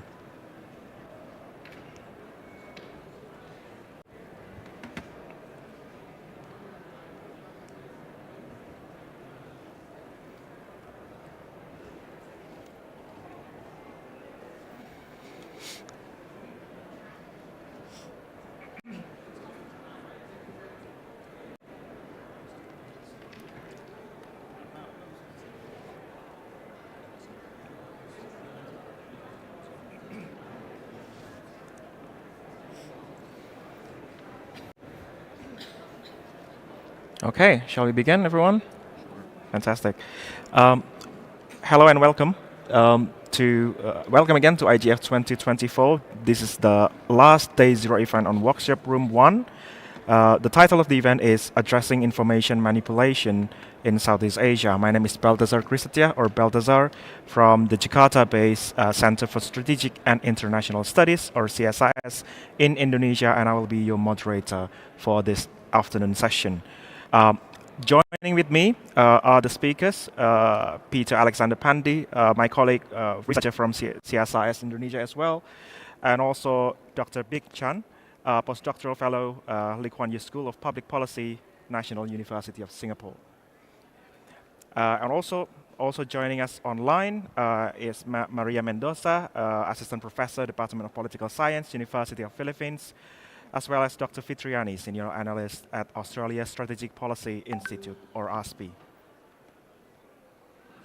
Okay, before we begin our session, kindly allow me to provide a little bit of context about who we are as the organizers, and also why do we pick this topic to be presented amongst other ongoing research projects that we are also presenting, that we are also conducting in Southeast Asia and Asia Pacific in general. So, Meet Saver Internet Lab.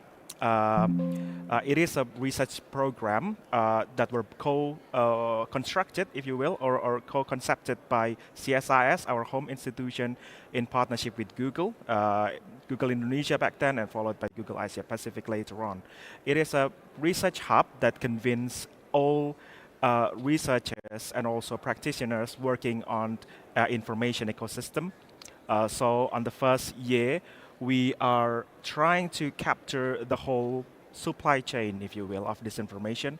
So we conducted some kind of anthropological research to disinformation actors. We tried to cover how buzzers or cyber troopers and bots conducted the influence operation campaign in Indonesia. We also conduct a user-centered research by conducting surveys on public susceptibility on disinformation to promote the balance between digital information and political literacy. And we also conducted a platform-facing research on, we want to explore further on what are the co-governance models that are acceptable and yet better responses and mitigations and can bring along the government actors, tech platform, as well as civil society in one forum and in one institution. And so we've been doing this for the second year in a row now. We've concurrent with the 2024 general elections that were conducted in Indonesia. And so we collaborate a lot with information actors as well as electoral actors in Indonesia. We also shape the dialogue with international communities in which we join as speakers and also participated in the UNESCO forum, UN forum, and also several diplomatic embassies. We've also hosted academic conference on disinformation in Indonesia, as well as publishing op-eds, reports in which you can find the report, the printed version of the report in our booth just outside of this room. We've established like a booth for the entire IGF 2024, so feel free to drop in anytime. And for this year, 2024, going forward, we will be focusing on three research. The first is on the impact of deepfakes on online fraud, how generative AI would worsen the topography of online scams in Southeast Asia. We also take a closer look into the impact of disinformation to democratic resilience. How is the net sum of democracy after a series of electoral tsunami, if you will, in 2024, and where does the information resilience plays a part in this? And lastly, the one that we are going to present on this occasion is on information manipulation and interference.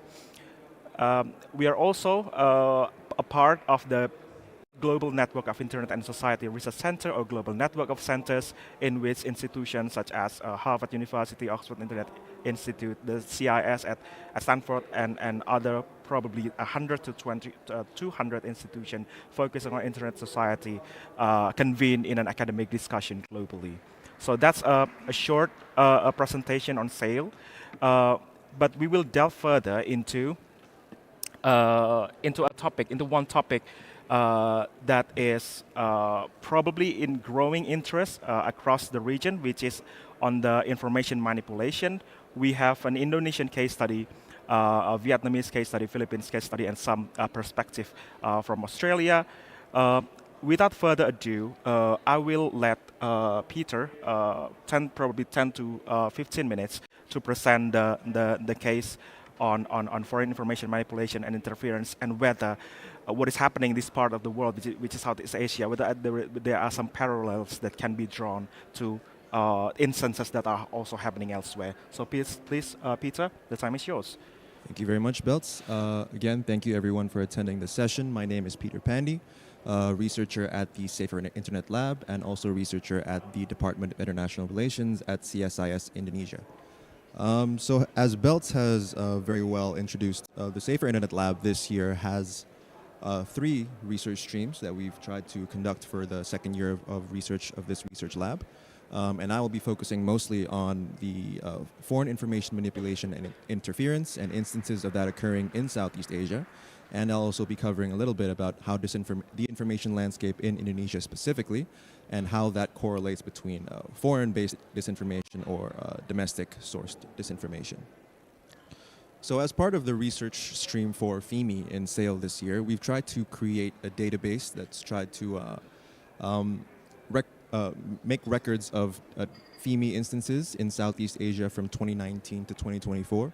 So what we've done is from open source sources, we've tried to make a database of cases of where information operations, whether traditional, digital, or offline, have been made in Southeast Asia from 2019 to 2024. And for the data set, we've tried to make those 3 categories. So for traditional media influence, examples include when influence actors plays advertisements, hires or pays or influences a journalist or an opinion leader to share their part of the story on the media, and so on and so forth. And for digital media influence, these would be cases such as coordinated inauthentic behaviors, creation of troll and bot networks to share narratives on digital media, and offline influence include diplomatic influence, economic investment, and so on and so forth. But for part of this research, we'll be focusing mostly on the digital aspect of it. So part of the ongoing research, what we found so far as part of our data set is that while disinformation has been discussed openly by countries in Southeast Asia, FIMI has not been discussed that much across Southeast Asian states. And we'll delve into the reasons why later, but For disinformation specifically, what we found is that countries in Southeast Asia tend to focus more on disinformation as the topic, but not FEMI. So what they've tried to address by policy is disinformation that's occurred domestically, but not much discussion of FEMI more broadly.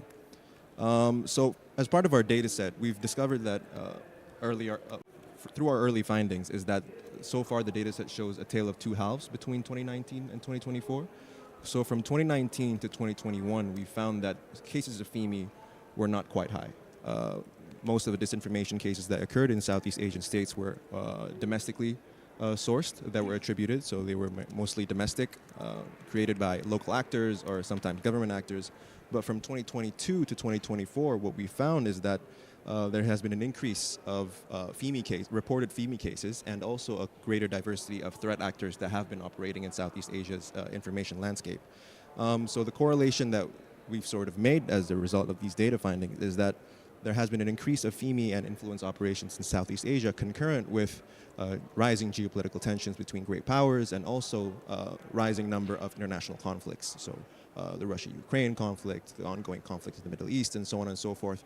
These have in fact increased the number of influence and FEMI operations in Southeast Asia, whereas from 2019 to 2021, it was still mostly domestic focused. So in addressing disinformation, as I've covered before, most countries still use national approaches to legislation, rarely through attribution. So very few countries, if any, attribute where the sources of disinformation are if they're foreign. If they're domestic, it's more likely the case that it would occur. And even more rarely through retaliation. I don't think we have a case of that we found so far. So as part of our data set, we've recorded from 10 different countries in Southeast Asia, and drawing on lessons from Taiwan and Australia as well. And what we found is that it was quite difficult to find cases of, because our team is quite small and we're mostly English speaking, so most of our sources were English speaking media and newspapers and so on and so forth, and we found that that was a great limitation in how we identified cases, particularly in countries where the information space is much smaller and much less exposed to English language media. So countries such as Cambodia and Laos, we found that it was quite difficult to identify cases of foreign-based disinformation. Number one is because attribution rarely occurred, where they attributed a foreign actor as part of the disinformation operation. And number two is that if it were to occur, it would most likely be in the local language. So the language would be localized.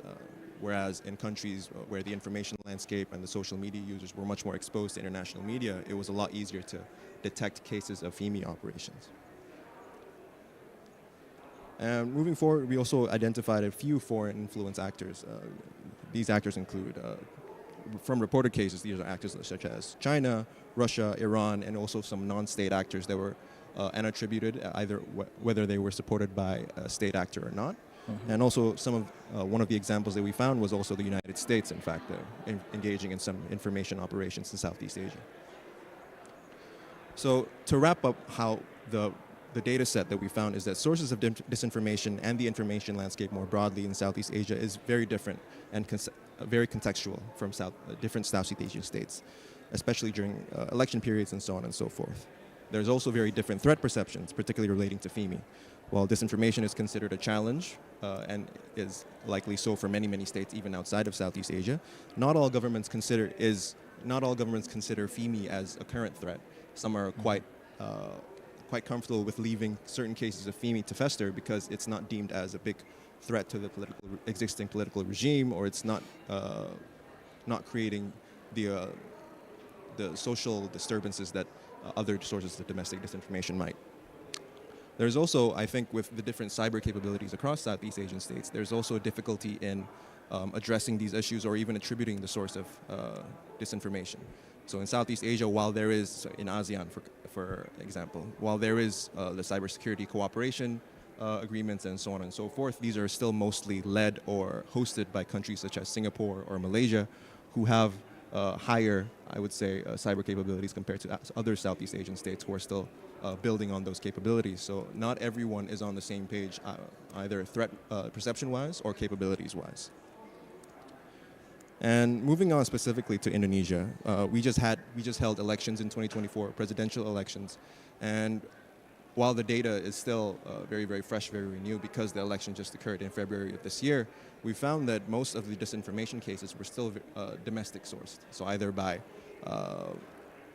non-state actors that were paid by government actors or certain political actors, but still very, very domestic based. And as part of that, we found that there were differences in how disinformation was created in previous elections. So in 2016 or 2019, presidential and regional elections, the game in 2024 was a lot different.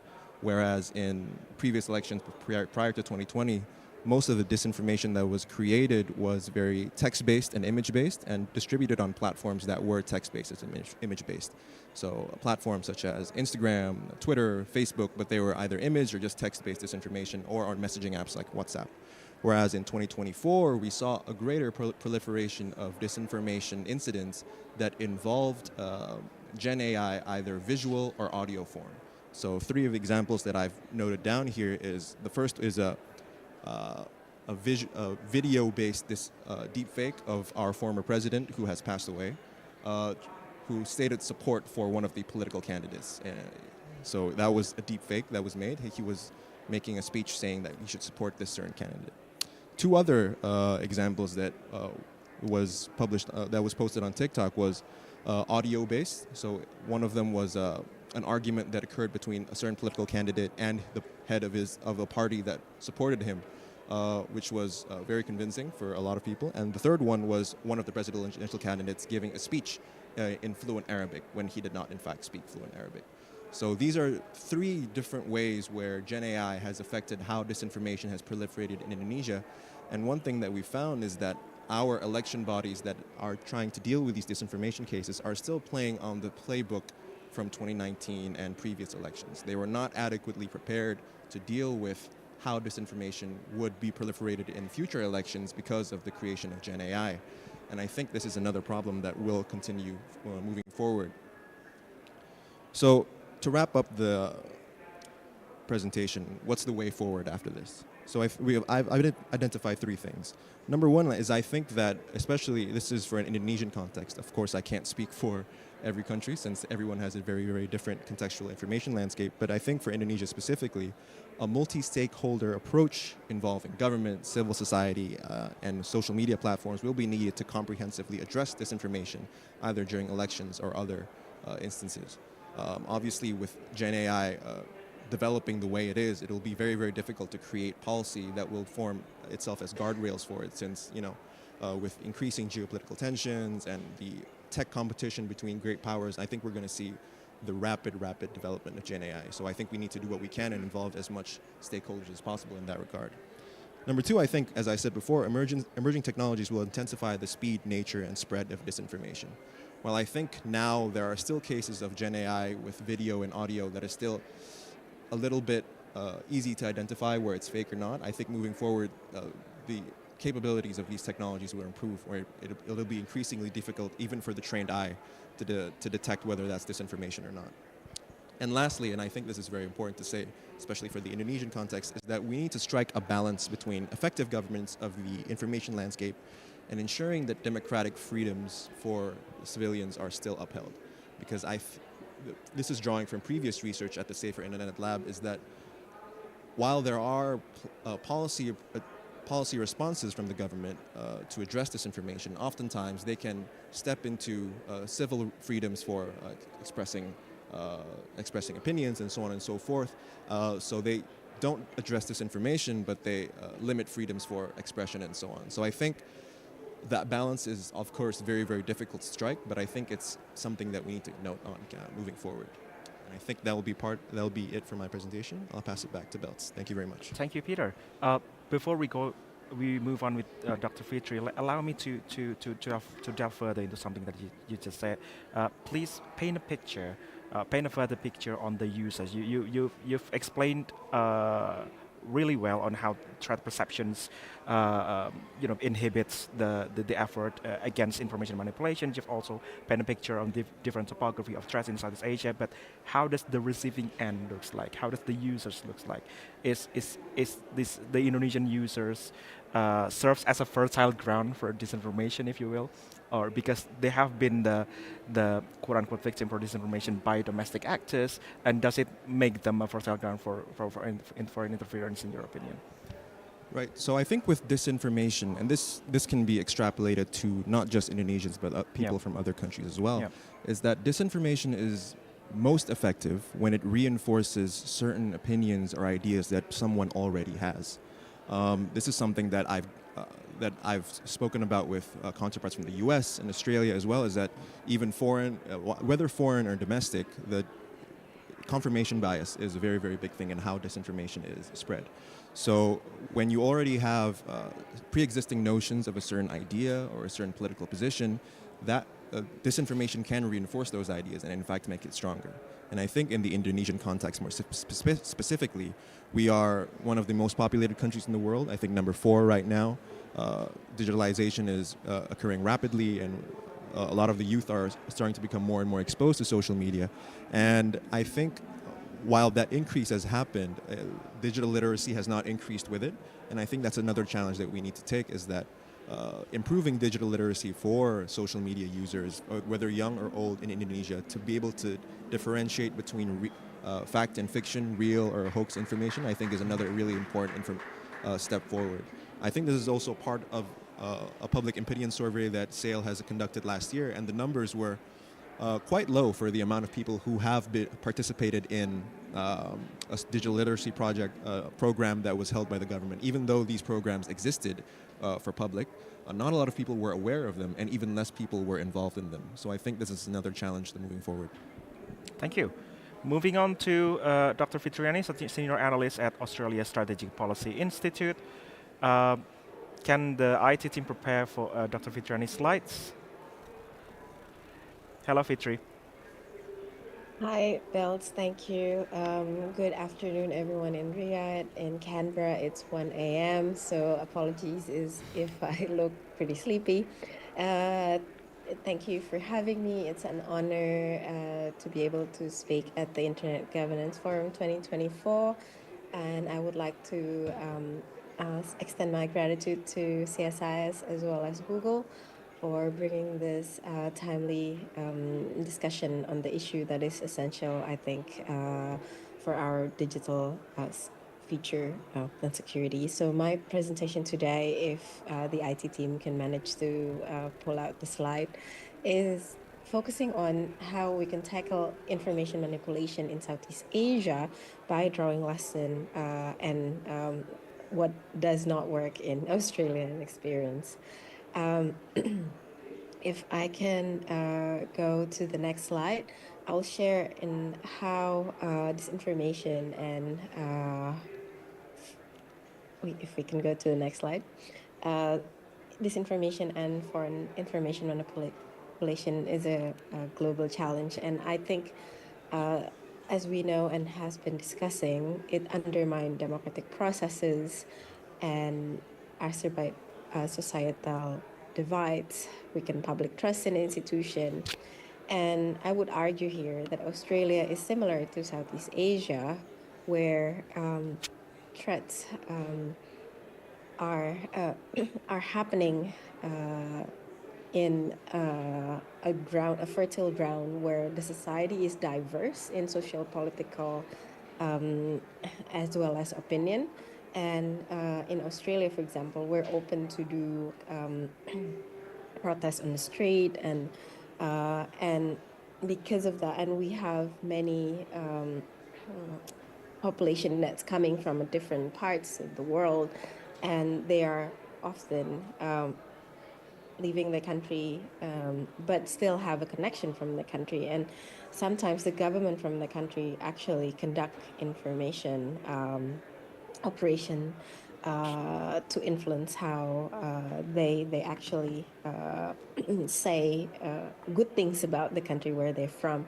If I can go to the presentation before the previous slide, I want to share about how this information is actually exploiting the sensitive issues of different political ideologies, and it is not common for state-sponsored actors to employ disinformation campaign aimed at fostering division, confusion, and mistrust among population. And for Australian experience is to wage distrust against allies. It happens, for example, the top example is where in the recent US election, the recent BBC News was saying that Mr. Simon Nabokov, he's an Australian-born individual, but he was being known as the Russian spokesperson in Australia, and he was paying X account of AlphaFox 78 $100 to post in AlphaFox Twitter account, X account, a fake AI video that falsely claimed Haitian immigrants engaging voting fraud in Georgia's swing state. And this actually posed a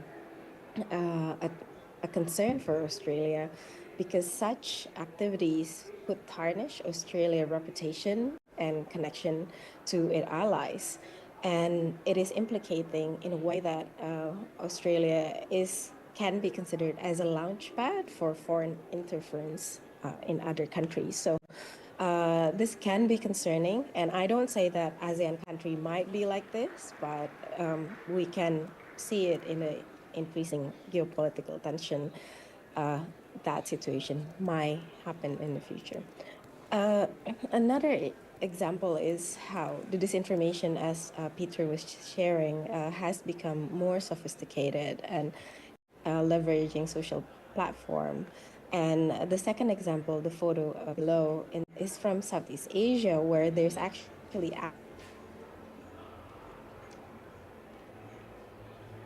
I think we're losing Fitri on Zoom.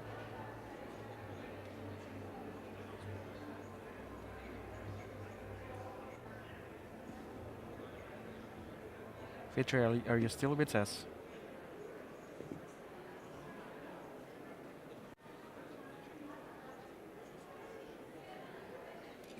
to go to bogus website channel and that have news that is produced by AI in a post that is unfounded, really fake, and they use a drone or flight that was being used for Ukraine in the example of South China Sea.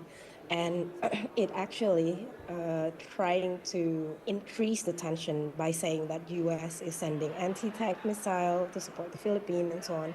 And actually, they're copy-pasting from ChatGPT, I think, because in the posting, it actually said, I am a language model AI, and I cannot perform tasks that require real-time information. So, concerningly, this news on South China Sea was shared over, one of them was shared over 25 times. And I think we need to be aware of how this campaign is not only exacerbate regional tension, but pose significant risks to the security and stability in Southeast Asia.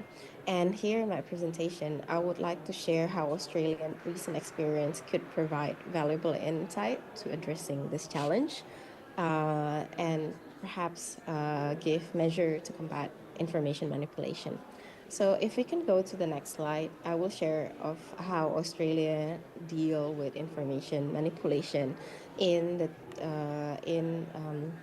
last year Voice of Parliament, which is a referendum that called whether the First Nation, the Indigenous Aborigine people of Australia can have a direct seat in the parliament, like allocated seat. But this election, unlike the previously Russian operation in Australia, this was identified. There's allegedly linked with the Chinese Communist Party. And there's a lot of TikTok and social media, other social media being used to distribute false narrative that include racial segregation, and actually having the narrative, as you can read there, and say that it's a way to actually change how Australia currently is working. So how learning from the voice of Parliament failed to actually provide a stronger position for the First Nation people of Australia, then the government and the people are trying to address this challenge using three main ways. If I can go to the next slide, the three main ways is one, legislative effort, two is public and joint attribution, and three is fact-checking and awareness campaign. So let me start with the law, making the law. I know creating a law is a process that takes long, and I don't know whether the ASEAN 10 and will be perhaps with Timor-Leste joining hopefully soon. The countries of Southeast Asia can issue the update of law. But even in Australia, the proposed Combating Misinformation and Disinformation Bill was actually shut down by countries that are disagree, by people that actually disagree and saying that perhaps this is just a way of trying to silence the people. So the disinformation and misinformation bill campaign is actually receiving disinformation campaign, and one of the senators that actually thanking Elon Musk is because Elon Musk actually shared this bill draft saying that Australia is creating this bill, and after Elon Musk tweeted it, it's the government receive, and behind that there's another local parliamentarian that say like, if you want to disagree with this bill, this is how you do it. And after that, there's 16,000 submission saying how this bill should not go. So that bill was failed, although the effort should be appreciated. The second is having public and joint attribution. And for example, in the attribution might be difficult and cannot be done.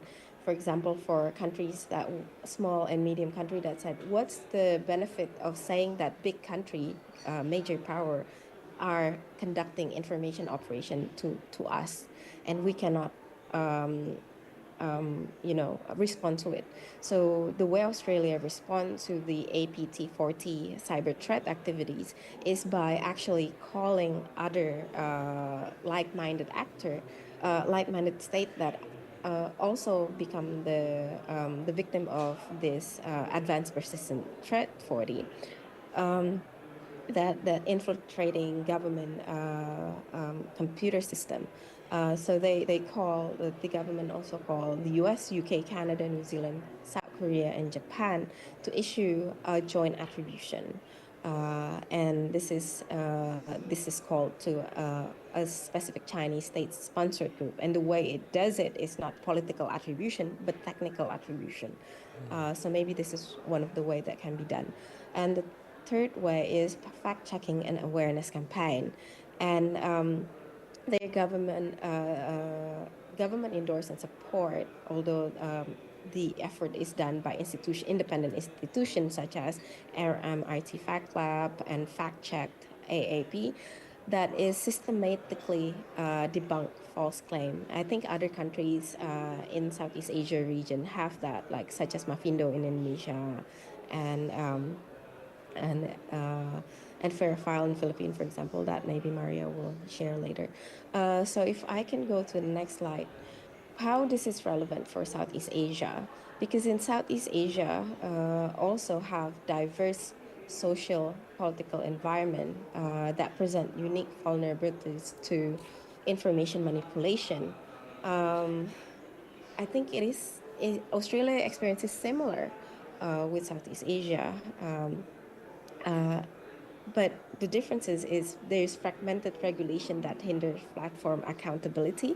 If I can give you example, the top right is one of the example how in several university journalism majors in Indonesia recently have signed an agreement, MOU, with Russia state media Sputnik to share how to do journalism. So it can be a bit concerning. And meanwhile, other countries in Southeast Asia, for example, Singapore actually implement sanctions toward Russia. So there's a discrepancy of regulation addressed on a certain, as Peter was saying, actors that conduct information operations to the region, and this can be a concern, especially when there's limited public awareness that actually exacerbate susceptibility. So what happened in the region, I think, as well as in Australia, is that the government then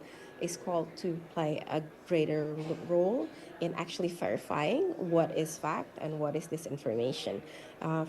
The bottom example of the photo is where a law minister, Singapore law minister Shanmugam, actually clarifying and saying how Israel diplomat are being insensitive of posting a comment on how many times Israel actually, the word Israel is actually mentioned in Quran.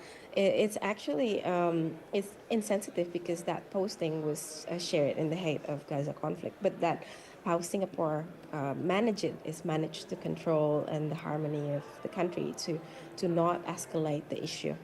So I call for the need of regional cooperation to counter shared threats, to actually communicate together, to share information of what happened in one country, and perhaps the content sharing agreement, for example, need to be something that the region need to talk to each other, because having content sharing agreement, for example, with Sputnik or with other countries, state media that might not be democratic or might not be correct in reporting the certain issue, might increase tension in the region unnecessarily.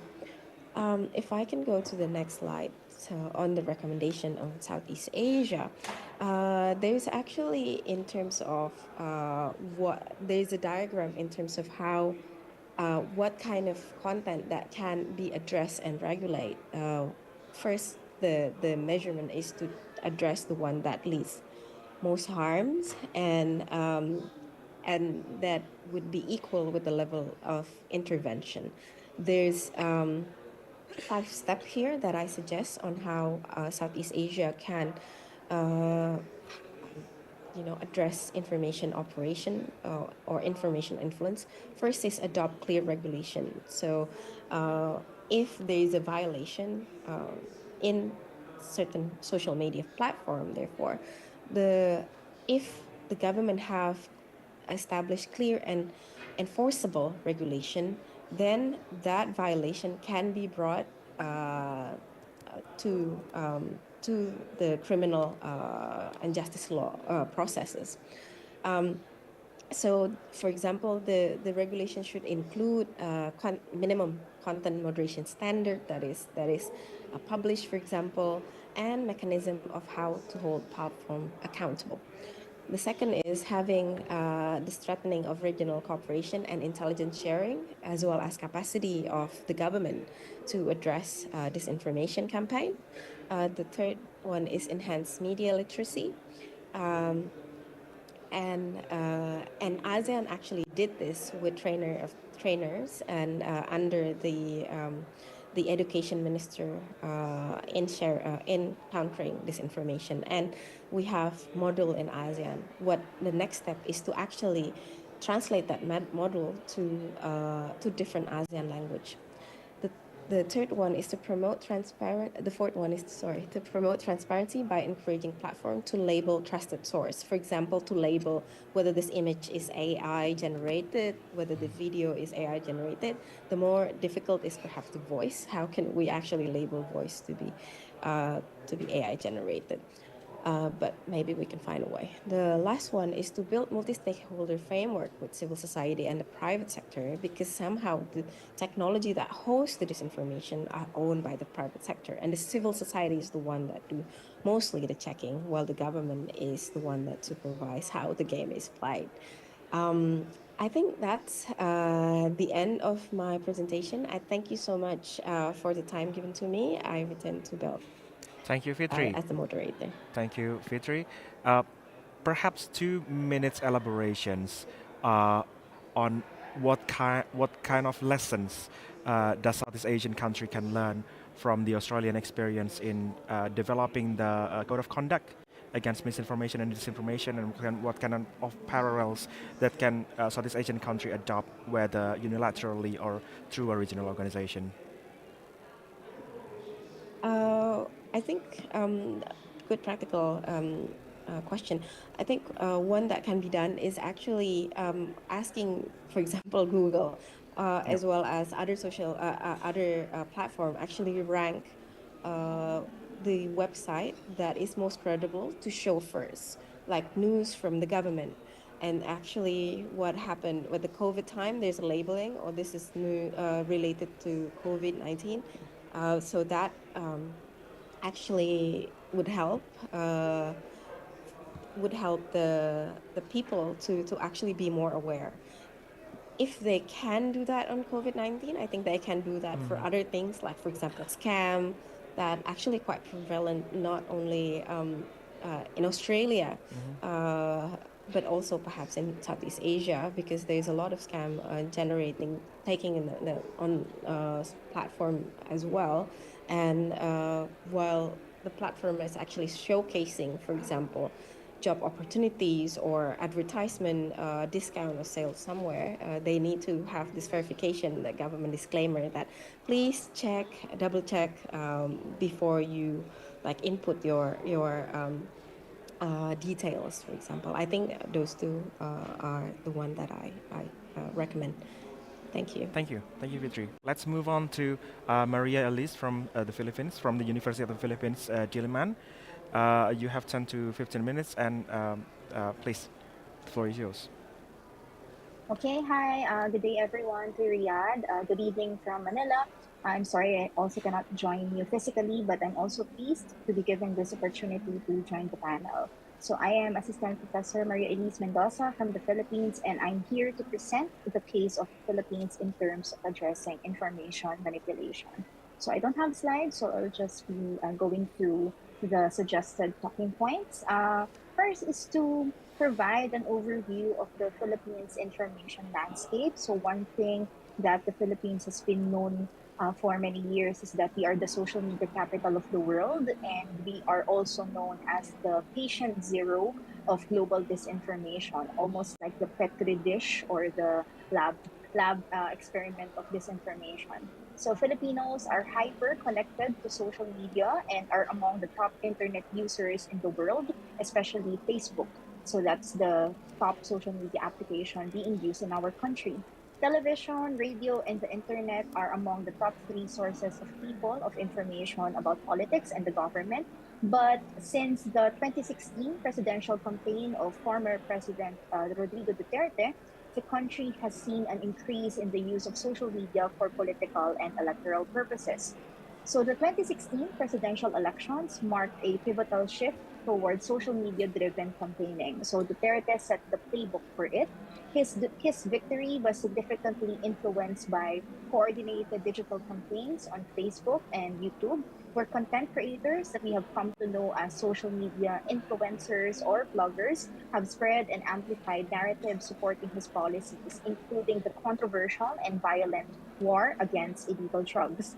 So in the 2019 midterm elections, which wherein we vote for several national positions and local positions, the same playbook was adopted, and the opposition suffered an extreme blow in the Senate race. No opposition candidate won in the senatorial election. So all candidates allied with the Duterte administration won in the 2019 midterm elections. And in our next presidential elections, our most recent one, last 2022, the victory of Ferdinand Marcos Jr., who is the son of the late dictator Ferdinand Marcos Sr., was also largely attributed to the spread of online disinformation across different social media platforms. And these contents spread on social media did not necessarily promote Marcos Jr. as a candidate, but rather they twisted historical narratives, attempted to to cleanse the family name of the Marcoses because they still have a lot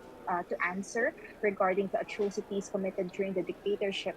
And it also contributed to the demonizing of the political opposition.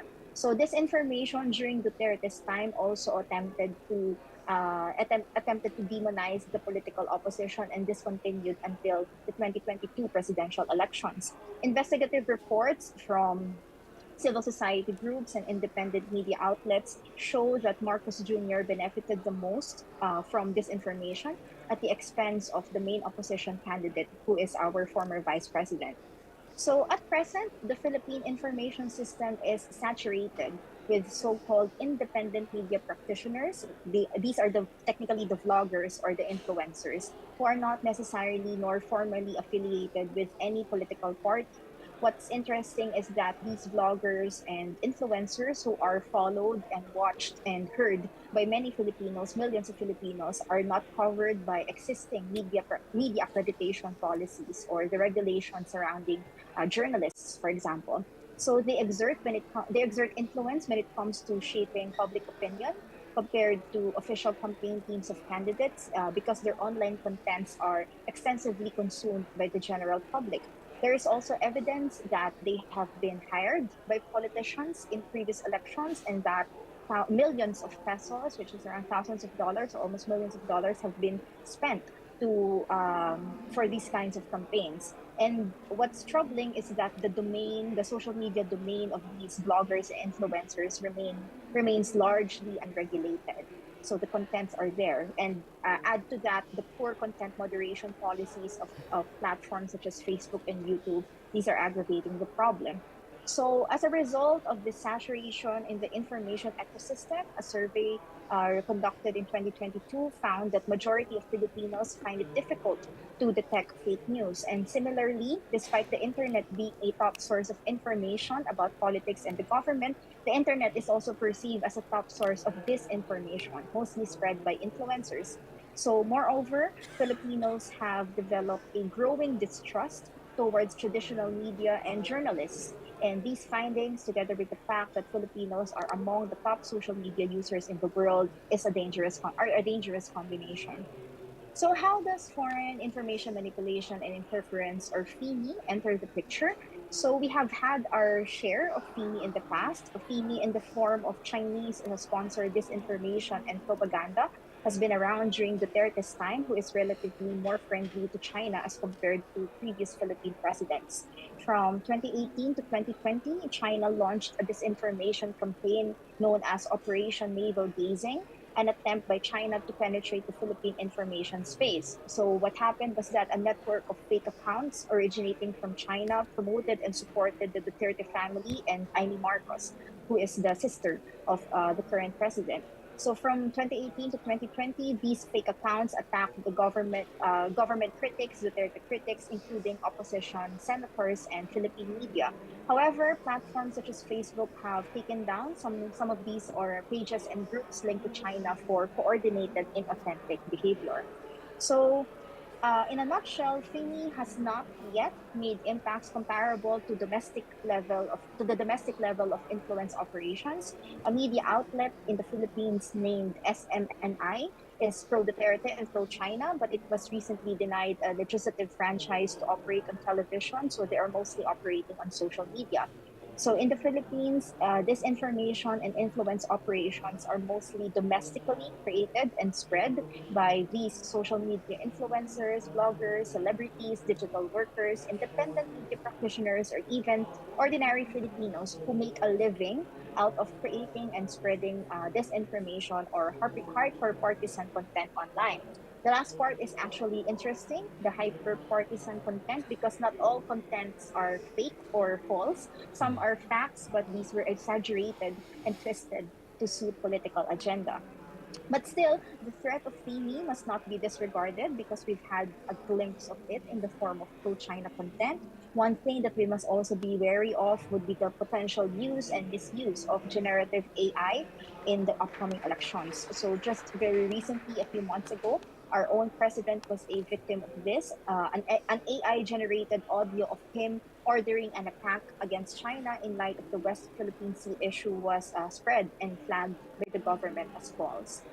So, given this, how has the Philippine government worked to address these challenges? Over the years, the Philippine government has failed to effectively address electoral disinformation. Three electoral cycles have passed since 2016, yet we are still facing a worsening problem, and we have an upcoming elections in 2025 this coming May. Legislative proposals to combat false information and regulate social media campaigns have not seen any progress. As a result, civil society actors, particularly media groups and academic institutions, have shouldered the responsibility of ensuring the integrity of facts by launching fact checking initiatives, digital literacy campaigns, voter education programs. However, without robust government support, a comprehensive legal framework, and systemic changes, the impact of these initiatives is limited. It was just last September 2024 when the country's election commission released a resolution that provided guidelines on the use of artificial intelligence and the punishment for the misuse of for the use of disinformation in elections, just in time for the upcoming elections in 2025. This September 2024 resolution also establishes the COMELEC, or the Commission on Elections, formal collaboration networks with civil society actors. However, this is very late, and it remains to be seen whether it will be really implemented effectively given the extent of the problem that we have now. On the other hand, social media platforms such as Meta and TikTok have expressed their commitment to cooperate in the upcoming elections. This is badly needed because proactive content moderation measures and accountability must be demanded from and exercised by social media platforms. At present, contents that are obviously false and hyper-partisan, even if they were posted in the last electoral cycle, are still present in these platforms. They have not yet been taken down despite multiple reports. So this content moderation policies really have to be looked at. COMELEC must also, moving forward, COMELEC must also sustain and strengthen its engagements with civil society. Civil society actors alone cannot solve this problem, and they've been shouldering the burden of fighting against disinformation for the longest time. So this strong cooperation between the government and civil society is needed. Moreover, cybersecurity infrastructure in the country must also be strengthened. Outside of elections, Filipinos are highly susceptible to online scams, fraud, banking scams, and phishing attempts. So, multiple government websites have also been hacked recently. So, there were also instances of data breaches by government in government agencies where millions of data have been allegedly sold in the dark web. And lastly, to end my short presentation, in the long run, digital and media literacy must be fully incorporated in basic and higher education because at present, under the Philippine education system, only students in their last 2 years of high school have media literacy in their curriculum. The rest not really institutionalized. So this needs to be expanded across all levels of education to fully empower citizens in the fight against disinformation and information manipulation. So that's my short presentation on the case of the Philippines. I'm very much looking forward to the questions and the discussion later. Thank you very much Thank you for so having me. much. Thank you so much, Maria. Again, another quick questions. I remember during COVID times there is an influence corporation allegedly done by Pentagon for the Philippines public to sow disbelief against Chinese issued vaccine, and then the Filipino public bought that idea and they chose to wait for a more non-Chinese vaccine instead, and it creates little consequences to the Filipino public health during that time. So would you say that in the realm of influence corporations, what is happening, is it what happened in digital realm serves as an extension to geopolitical realities, particularly in Philippines' relations to the great powers? Probably yes, because some of in another forum that I attended, who wherein there were some analysts who looked at posts in China that are related to the Philippines. Some posts are actually discrediting the U.S.-Philippines alliance, and at the same time, still supporting the Dutertes, because Duterte is known as a president who is friendly to China, and Marcos Jr. is not exactly that. It is greatly perceived that Marcos Jr. is more leaning towards the United States. So there are posts being spread on Chinese social media wherein they are discrediting Marcos because he's pro-US, discrediting the Philippines-US alliance. So yeah, I think these kinds of disinformation can also be related to the geopolitical realities. Thank you. So we've got the case study from Indonesia, from Australia, from Philippines. None of them seems to bear good news. So we rely on you, Dr. Big Chan, from Vietnam. How does the situation looks like in Vietnam? Thank you, and I'm grateful for the opportunities to be here. First I would like to give a brief description of Vietnam's information landscape. So there are three main components here. So the first one is domestic media and foreign media with Vietnamese language service and social media. So in terms of domestic media, most of them are state-owned or related to the government. So they are heavily regulated by the Communist Party of Vietnam. And they, of course, they adhere to official narrative. And in terms of foreign media with Vietnam language service, there are actually several of them, but I will give some examples from China and some Western medias. So for China, there are the China Global Television Network, or CGTN, and then the Pepugov Radio and TV. So both of them have Vietnamese language. And then for the Western media, from the UK, there is BBC, and then there's like US funded as well, like Voice of America or Radio Free Asia. The third one is social media. Unlike China, actually you can access a lot of Western platforms in Vietnam. Like according to several sources, Facebook, YouTube, and Instagram actually among the tops of social media in Vietnam. And besides that, also there is a Vietnamese platform called Zalo. It's a messaging app like WhatsApp. And then also TikTok also very popular. So there is a kind of very many social media platforms that the Vietnamese can access and use. So in terms of foreign information manipulation and interference, so I will focus on the foreign interference part of this. So in Vietnam, because of its political system, so FIMI in election is actually not a big issue. The Vietnamese government is mostly concerned about China's disinformation about the South China Sea disputes, and also what they called peaceful evolution from the West. So peaceful evolution is kind of defined as efforts by external forces seeking regime change without the use of militaries. Let me show this. Okay. With this, sometimes, in terms of South China Sea issues, China has a lot of disinformation out there.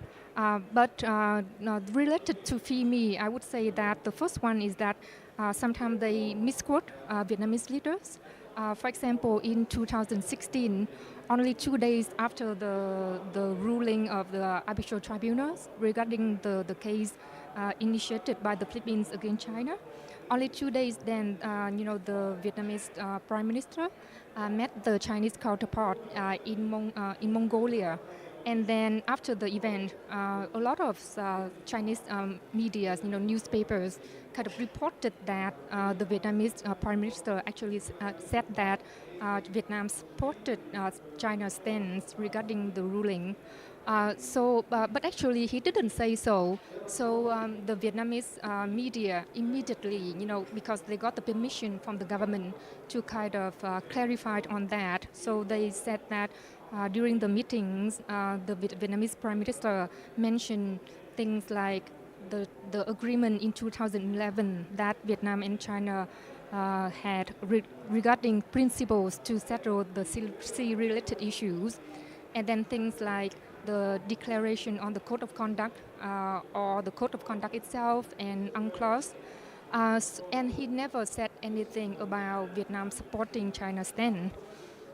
So, with this kind of false information, it can, undermines the legitimacy of the Vietnamese Communist Party. So that's the concern here. And also, China's narrative is to try to drive a wedge between Vietnam and Western partners by saying that close relationship with external powers will not help Vietnam in the South China Sea disputes. And then in terms of peaceful evolutions, so for Vietnam, for the Vietnamese government, they perceived any kind of criticism on the Communist Party is peaceful evolution. So sometimes it can be like narrative. For example, the government is too weak in terms of response to China's behavior in the South China Sea, for example, try to undermine their legitimacy. Or sometimes, even the promotion of human rights or democracy can be seen as a peaceful evolution. And then other kind of narrative to try to advise Vietnam to, the Vietnamese people try to be, they should be anti-China or pro-US. So this kind of discourse can cause disunity in the society. And then sometimes, with the South China Sea disputes, there are some certain group kind of urge the people to stand up and to join the protest.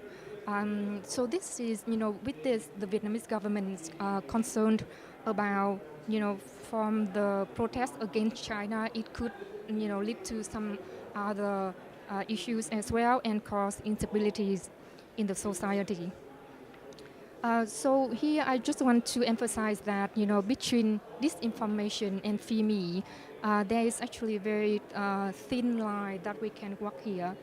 So they are related, but they are two different concepts. And in the case of Vietnam, sometimes, the perceived FIMI can be also quite significant because for the government and for the Communist Party of Vietnam, they have their concerns as well. So for that, I think it's very difficult for them to strike the balance between political stability and freedom of speech sometimes. So in terms of action on how the Vietnamese government has done to deal with FIMI, so I focus on on the government part because there are not much from the civil society itself. So for the government, they repeatedly rebuffed China's false narrative on the South China Sea, either through the spokespersons of the Ministry of Foreign Affairs or through state-owned media. So they try to do that every time they discovered any disinformation from China. And to deal with peaceful evolution, in 2016, the Vietnamese Ministry of Defense created what they call Task Force 47 to counter wrong view on the internet. And after that, in 2017, only 1 year later, they created a cyber command. It's interesting because, compared to some other cyber commands, then the Vietnamese one actually also in charge of countering peaceful evolution. Yeah. So I will end here and hope to open to the discussion. Thank you. Thank you, Dr. Big. Before we get on to the discussion part of the session, one little question for you. You mentioned something about the balance between regulation and also freedom of expression, but I believe that's not the only balance that the government is also facing, because there is also this balance of countering information manipulation while also the dependence or interdependence economically to a certain actor. So how does the Vietnamese government balance between this dependence and also combating the foreign interference?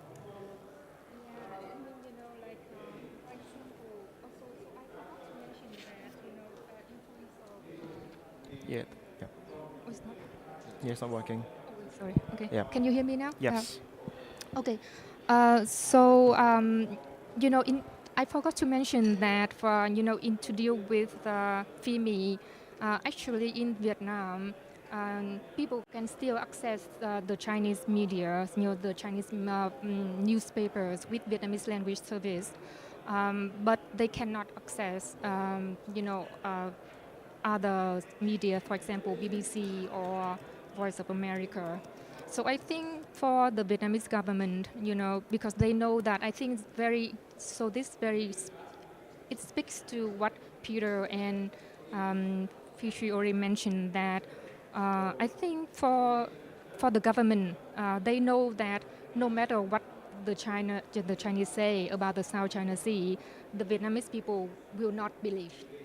Yeah, so they're not too concerned about Chinese media. But for the Western one, it's a different issue because in Vietnam it's a one-state party. So I think they are a little more sensitive in that area. And back to your question about some kind of dependence on like economic issues with some partners. I think that could be one of the reasons as well, but I believe that what I mentioned earlier is the main reason why, because for Chinese media, there's not much worry. Okay, thank you. So I believe we have at least time for 3 questions. So for anyone that wants to raise question, please make yourself identifiable, and then our staff will come to you. Yeah. Sorry. So hello, thank you for your presentations. It was very insightful. My name is Luisa. I'm an advisor for the German-Brazilian Digital Dialogue, an initiative to promote digital transformation, and we also address disinformation as a topic. Okay. So I haven't had many contact with the Southeast context so far, so I wanted to ask you if you have any cases of disinformation having effects on the physical world, so to say, because like in Brazil we had the attack to the Supreme Court, and also in South Africa I know there has been some complications with the Electoral Commission and etc. So are there any records of this in Southeast countries as well from Asia? Thank you. Thank you, Lisa. So that's one question on the impact of disinformation to real life incidents. Shall we gather 2 more questions, please, sir? And then the lady in the back. Yeah.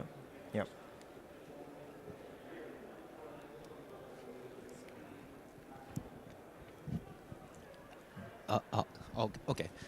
Thank you. My name is Koichiro from Japan. I'm a cybersecurity expert, and I have few questions. First of all, was the Fitriani's presentation, I feel it is contradictory because on one hand, we need to expect platformers to do more in this regard. And at the same time, countries like Australia, United States, and others, we already decide to ban certain online platformers from a market. So I like to ask, any panelists for their view on which is better. Expect more for platformers or, ban them from your own economy. Of course, some of this initiative is funded by one of giant platformer. Yep. So how you can trust one platformer to, how you can say one platformer is trustworthy than others? My last question is, there's a movement to revitalize the discussion at the ASEAN Regional Forum. I was wondering while listening to you all the presentation. I was wondering which is the best platform to discuss, our step forward in FIMI and disinformation, since as a regional forum we have China, Russia, and others. Of course, IGF might be the decent platform as well, but I also like to ask panelists where we should go for our next round of discussion. Thank you very much. Fantastic. Thank you, Koichiro-san. And the last question for this term, please. Yeah, hi, my name is Nidhi. And I have a question. When it comes to dealing with misinformation, I think that we've all discussed how you can have digital literacy campaigns and maybe something along those lines, some technical solutions. But as you talked about, a large part of, I think, misinformation comes from confirmation bias. And also, I think there is something to be considered that the people who are in most power actually tend to have a greater role in spreading it. So even if you did manage to achieve digital literacy, which I think there are a lot of technical solutions for, this is a larger sociological problem at this point, where if you're getting views for it or if you're getting power out of it, there's no reason for anybody to stop sort of putting out disinformation, and even if you know it's wrong, from believing it. So unless you have some way of sort of tackling that larger sociological problem on what has become alternative truth, it won't really matter so much what technical solutions you come up with. But I'm not so sure how you would go around doing that, because nobody has incentive to do that right now. Thank you for the intervention. Let's go on with the 3 questions first before we go open another sessions. So the first question from Lisa, whether disinformation ever transform into real-life incidents in Southeast Asia, from Koichiro-san. So specifically to P3, which one is better? Should platform do more, or should we ban them entirely? And also a question to the general speakers, what will be the best platform regionally to discuss this issue further, whether it is a multilateral platform such as Asian Regional Forum or multi-stakeholder forum such as such as APR IGF, for example. And some remarks from Radi on no matter how technical solution is available to address this session, there's this key opinion leaders that can breathe through and confirms to the confirmation bias of the audience. So whether there is a means for us to curb to curb the influence of these people in power, whether it is through whether in government or in tech platform. Please, Peter, you want to go first? Sure. I think for the first one, cases of disinformation affecting the physical world, I think the case that we discussed earlier on the U.S.'s influence operations in the Philippines, that was actually declassified by the Pentagon and posted again by Reuters, a Reuters investigation. So the influence operation was more or less them trying to sow disconfidence against the Chinese-made vaccines in the Philippines, which resulted in people not taking the vaccine and waiting for Western options. So I think that's a really big example of a foreign entity outside of Southeast Asia creating an influence operation that had real-life physical effects, and I'm sure there are others as well. But I think that's off the top of my head, that's a big one that we could reference. And then to the question from Koichiro-san about best platform to discuss FIMI in the Asia Pacific, I think the conversation shouldn't start at where the best platform is. I think we should take the discussion a little back towards whether or not countries in Southeast Asia or the Asia Pacific have the same threat perceptions towards FIMI, and whether or not that's the case. Because I think I can speak from a Southeast Asian perspective where I don't think everyone is on the same page as far as FIMI. I've said before that ASEAN has a cybersecurity cooperation strategy and a lot of different cyber initiatives, but they mostly focus on cybercrime, so financial scams, deepfakes and financial fraud, and so on and so forth. ASEAN is already working with Interpol. We have a cybercrime operations desk. I think those initiatives are probably the low-hanging fruit as far as Southeast Asia-wise. But I think FIMI, especially in the Asia Pacific, where you have some victims and you have some threat actors, government and non-state, I think the conversation shouldn't start at which platform is best, and getting everyone on the same page first, I think is the real challenge, because everyone has different threat perceptions and addressing how they want with FIMI. And for the intervention from a colleague about confirmation bias and a broader socio-psychological problem with disinformation, I fully agree with your statement, and I think it's why Fitri and I and other Bic and Maria is sort of proposing for this research to take on a more multi-stakeholder, multidisciplinary approach, because I think most of us in this panel are sort of IR or cybersecurity specialists, and I think involving people from different lines of academia or others as well, I think would be a good step forward in understanding the problem a bit broadly. So, yeah. Fantastic. Big, you want to do next? I would like to add on what Peter said, regarding to Nidhi's question. Yes, so even though, like certain buyers make, the readers have more appetite for disinformation, for example, but I still believe that digital literacy campaigns will help, because especially for those who hasn't formed their opinion yet, then, the skills to identify trusted sources will serve them in a lot of issues. Thank you. Fitri, specific question on platforms. Thank you. In Australia, we have Australian Communication and Media Authority, ACMA, voluntary code that actually call for platform digital media to develop and report on safeguard to prevent harm that may arise from the propagation of mis and disinformation on their services. So it's a voluntary code, but there's a concern of how about if the code does not work, as especially we know there's a certain platform that after some rich people buy that platform, that platform is being used for disinformation. And that's why in Australia there's a call for the bill, disinformation and misinformation bill that failed to be tabled. It's shut down. So whether we call to regulate the platform or just do away with it, I think it's good to have a voluntary code. It's very mature, and if we kind of expect the platform have goodwill in doing their business, they need to be able to show that they can prevent harm. But we know there are platforms like Telegrams that actually very rarely responds to the government call when there's like information of like terrorism and whatnot. That is quite concerning. So perhaps we can do both sides. We can allow the voluntary code to let platform to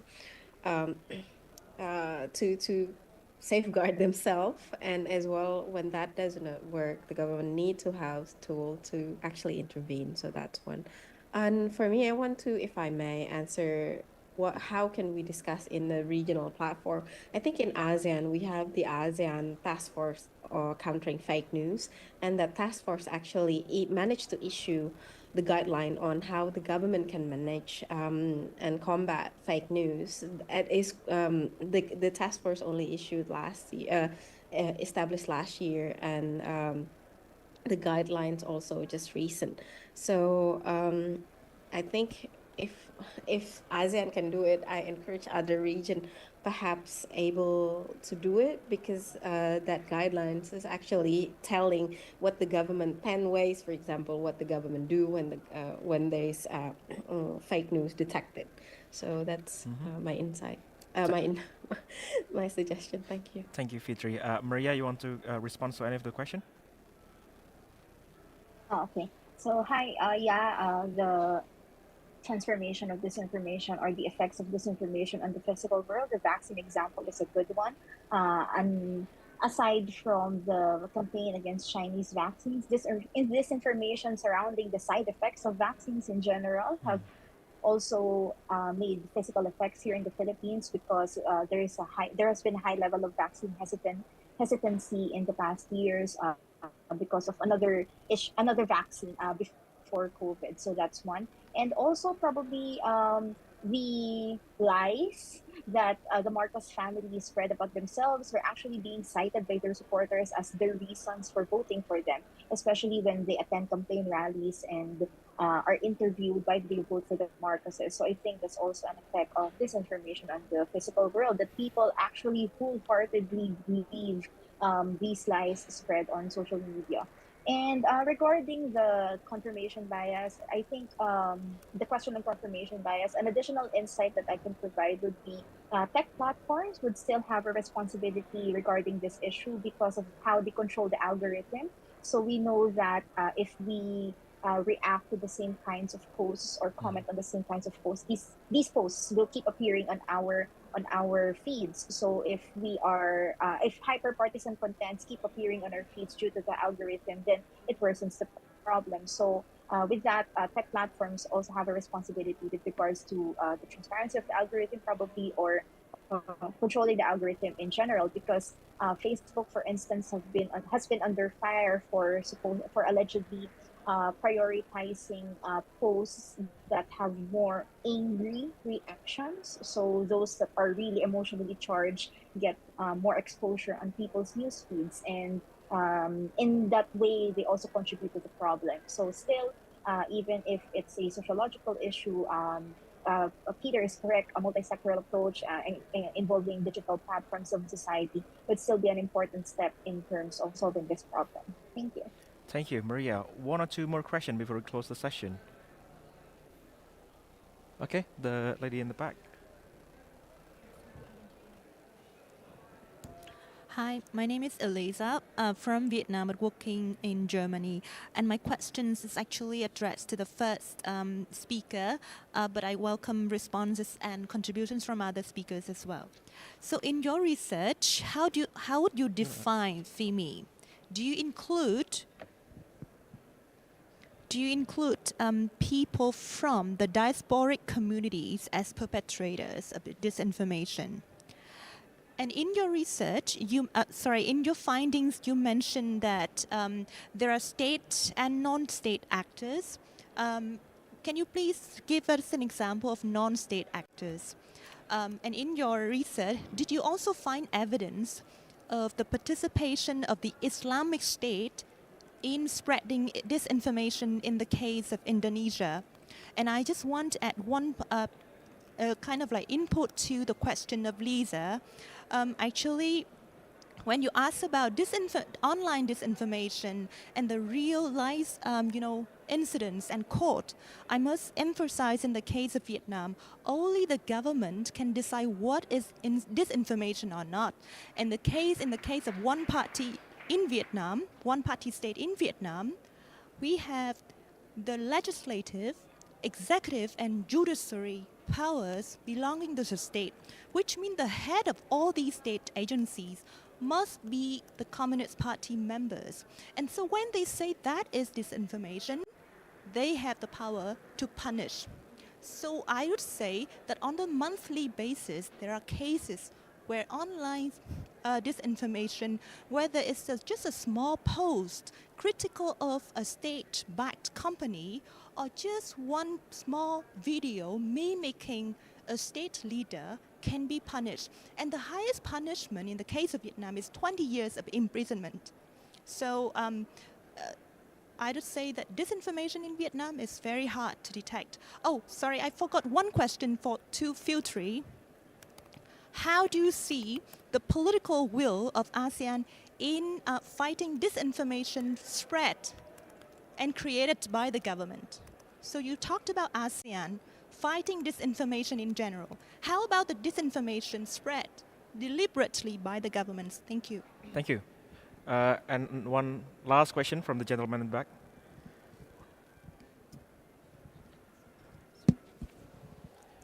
Preferably a quick question. Thank you so much. I'm Fawaz from Center for Communication Governance, New Delhi. We've been having very similar conversations. It was very interesting, very useful to join this. We also had a general election this year. And one problem that I think across the board we are facing that the last question also spoke to is the discourse around disinformation, misinformation has also now become weaponized, where fact-checking or countering disinformation, often these narratives are appropriated by the people, who sometimes might be causing real-world harm. So this is just a short intervention to say we are seeing very real-world harm linked to online disinformation. At the same time, the lack of the kind of multi-stakeholder research that we've been talking about, is leading, it's making possible this kind of appropriation. So yeah, just a short intervention to say we really do need not just multi-stakeholder, but also maybe inter-regional cooperation to bring out how disinformation is happening, how it's related to online events, and also how the discourse is being misappropriated. Thank you. Thank you, Fawaz. I think the parallel between Fawaz and Elite's intervention is who is the arbiter of truth? Like, in which power should be endow the government or the civil society or tech platform to be the arbiter of truth, and what kind of multi-stakeholder, multilateral cooperation can be done to that. Last response from each of the speakers regarding these two interventions. You can go first. Yeah. Okay.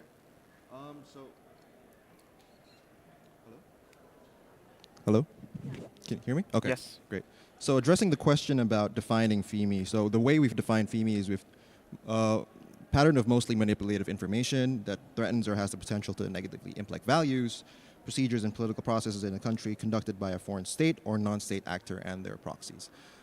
Still, I think while we've conducted this research, we've also conducted a focus group discussion with various experts from both Southeast Asia and external countries. And what we found through those discussions is that FEMI is still a very, very hard thing to define. Even, FEMI was first coined by the European Union External Action Service, and that's where we drew the first definition. But I think another step forward that we can take is sort of taking a more maybe Southeast Asian or Asia-Pacific specific definition for FEMI, and I think that's one of the research direction that we could take, is finding a definition for FEMI that is context-specific and more palatable, I would say, or more applicable to different information landscapes. So I understand that it is a very difficult thing to define. And another question I think was about the role of the Islamic State in information operations in Indonesia. Mm-hmm. Our time period for research was 2019 to 2024. And I think from the top of my head, while we're still early in the data set and we're still adding cases to it, I don't think we've found cases of Islamic State perpetuating influence operations in Indonesia, although I would say with a disclaimer that this is still very early on in the data set and we could find cases later on that were reported. But so far, I don't think we found any. And I think an explanation for that, it could be because I think terrorism cases in Indonesia, I'm not a terrorism studies expert, but I think broadly speaking, terrorism and terrorist groups in Indonesia have taken a downturn in activity in recent years. I could be very, very wrong in that regard, but that is, I think, a broad assumption that I could make as to why that has not occurred. Thank you. Big, you want to add to that? So just want to, say something about your question actually about like who should we, give the power to be arbiter of truth. So, because in the discussion we mentioned about, the digital literacy campaigns. So, I think, if we make it like mandatory to be taught in school, it will reach more people, of course. But then who textbook would we use, right? So what kind of curriculums and the definition, so that's actually the very big issue that we... There you go, okay. Okay, Fitri and Maria, quick response. Thank you. Difficult question. The textbook that the guidance, the ASEAN guideline on management of government information in combating fake news and information in media is actually strategically saying that this is the perspective and stand of the ASEAN government. But interestingly, there's a chapter there, if you want to take a look at it. There's type of how government address disinformation. So there's whole of government approach, and there's strategic government approach or combination. The whole government approach is having a different agency, civil society as well. But the strategic government approach, as you know, how we know this government side of things, as as Baltazar mentioned, is the one that decide what's the truth and what the people can listen to. And I think ASEAN embraced that, and it's aware of that. But having this, you know, being aware of it and having multiple ways of approaching the issue would actually not alienate countries that actually non-democratic in a way, but also struggling with disinformation on or for information coming from abroad. So that trying to separate or wedge ASEAN countries against each other. So that's why the ASEAN is actually trying to address this information. Thank you. I hope it Maria, answers. one last remark. Yeah, I would just like to agree with the last intervention regarding cooperation within the region, whether it's in Southeast Asia or the Indo-Pacific, because as in the case of the Philippines, we really have a lot to catch up on in terms of addressing this information. And as I keep mentioning in my presentation, there are no clear legislative frameworks at present to address this problem, but we also have to be very careful with passing legislation that might infringe on freedom of speech, because as far as I know, there are some countries with anti-fake news laws, but these are being weaponized by the current government, that anything that is dissent equals fake news. So we must be careful regarding that. So we really have a lot to learn from our neighbors in Southeast Asia, in the greater Indo-Pacific region, in terms of addressing this problem. So I do agree that regional cooperation is important, and I think a single country like us engaging with tech platforms, calling them to be more accountable,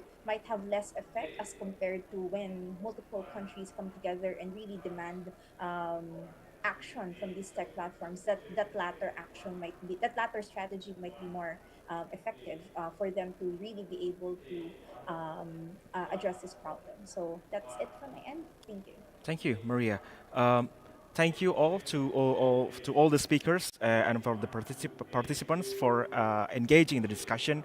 I will not conclude because simply one, there is not much time, and second, the only concluding remarks that I can deliver is we have no option to isolate this information issue solely as an information issue, because when it becomes an electoral issue, then we have to answer it through an electoral means. When it becomes an economic and trade issues, we also need to consider the participation of economic trade actors, so for as and so on and so forth. So the discussion needs to continue beyond this room and also beyond the region of Southeast Asia. So please feel free to drop by to our booth whenever you have the time to learn more about our works and potentially cooperate for the next research. Thank you very much for your participation. Please join me in giving the round of applause to the speakers, and best of luck for your IGF participation. Goodbye.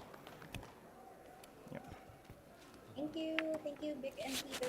Hi, Katri. Bye bye. It's 6 now. Yeah, bye. Thanks, Belts, Peter, Good Vic, night. Shifa, and Maria. Good Yeah. good There's a good afternoon. yes. Good afternoon.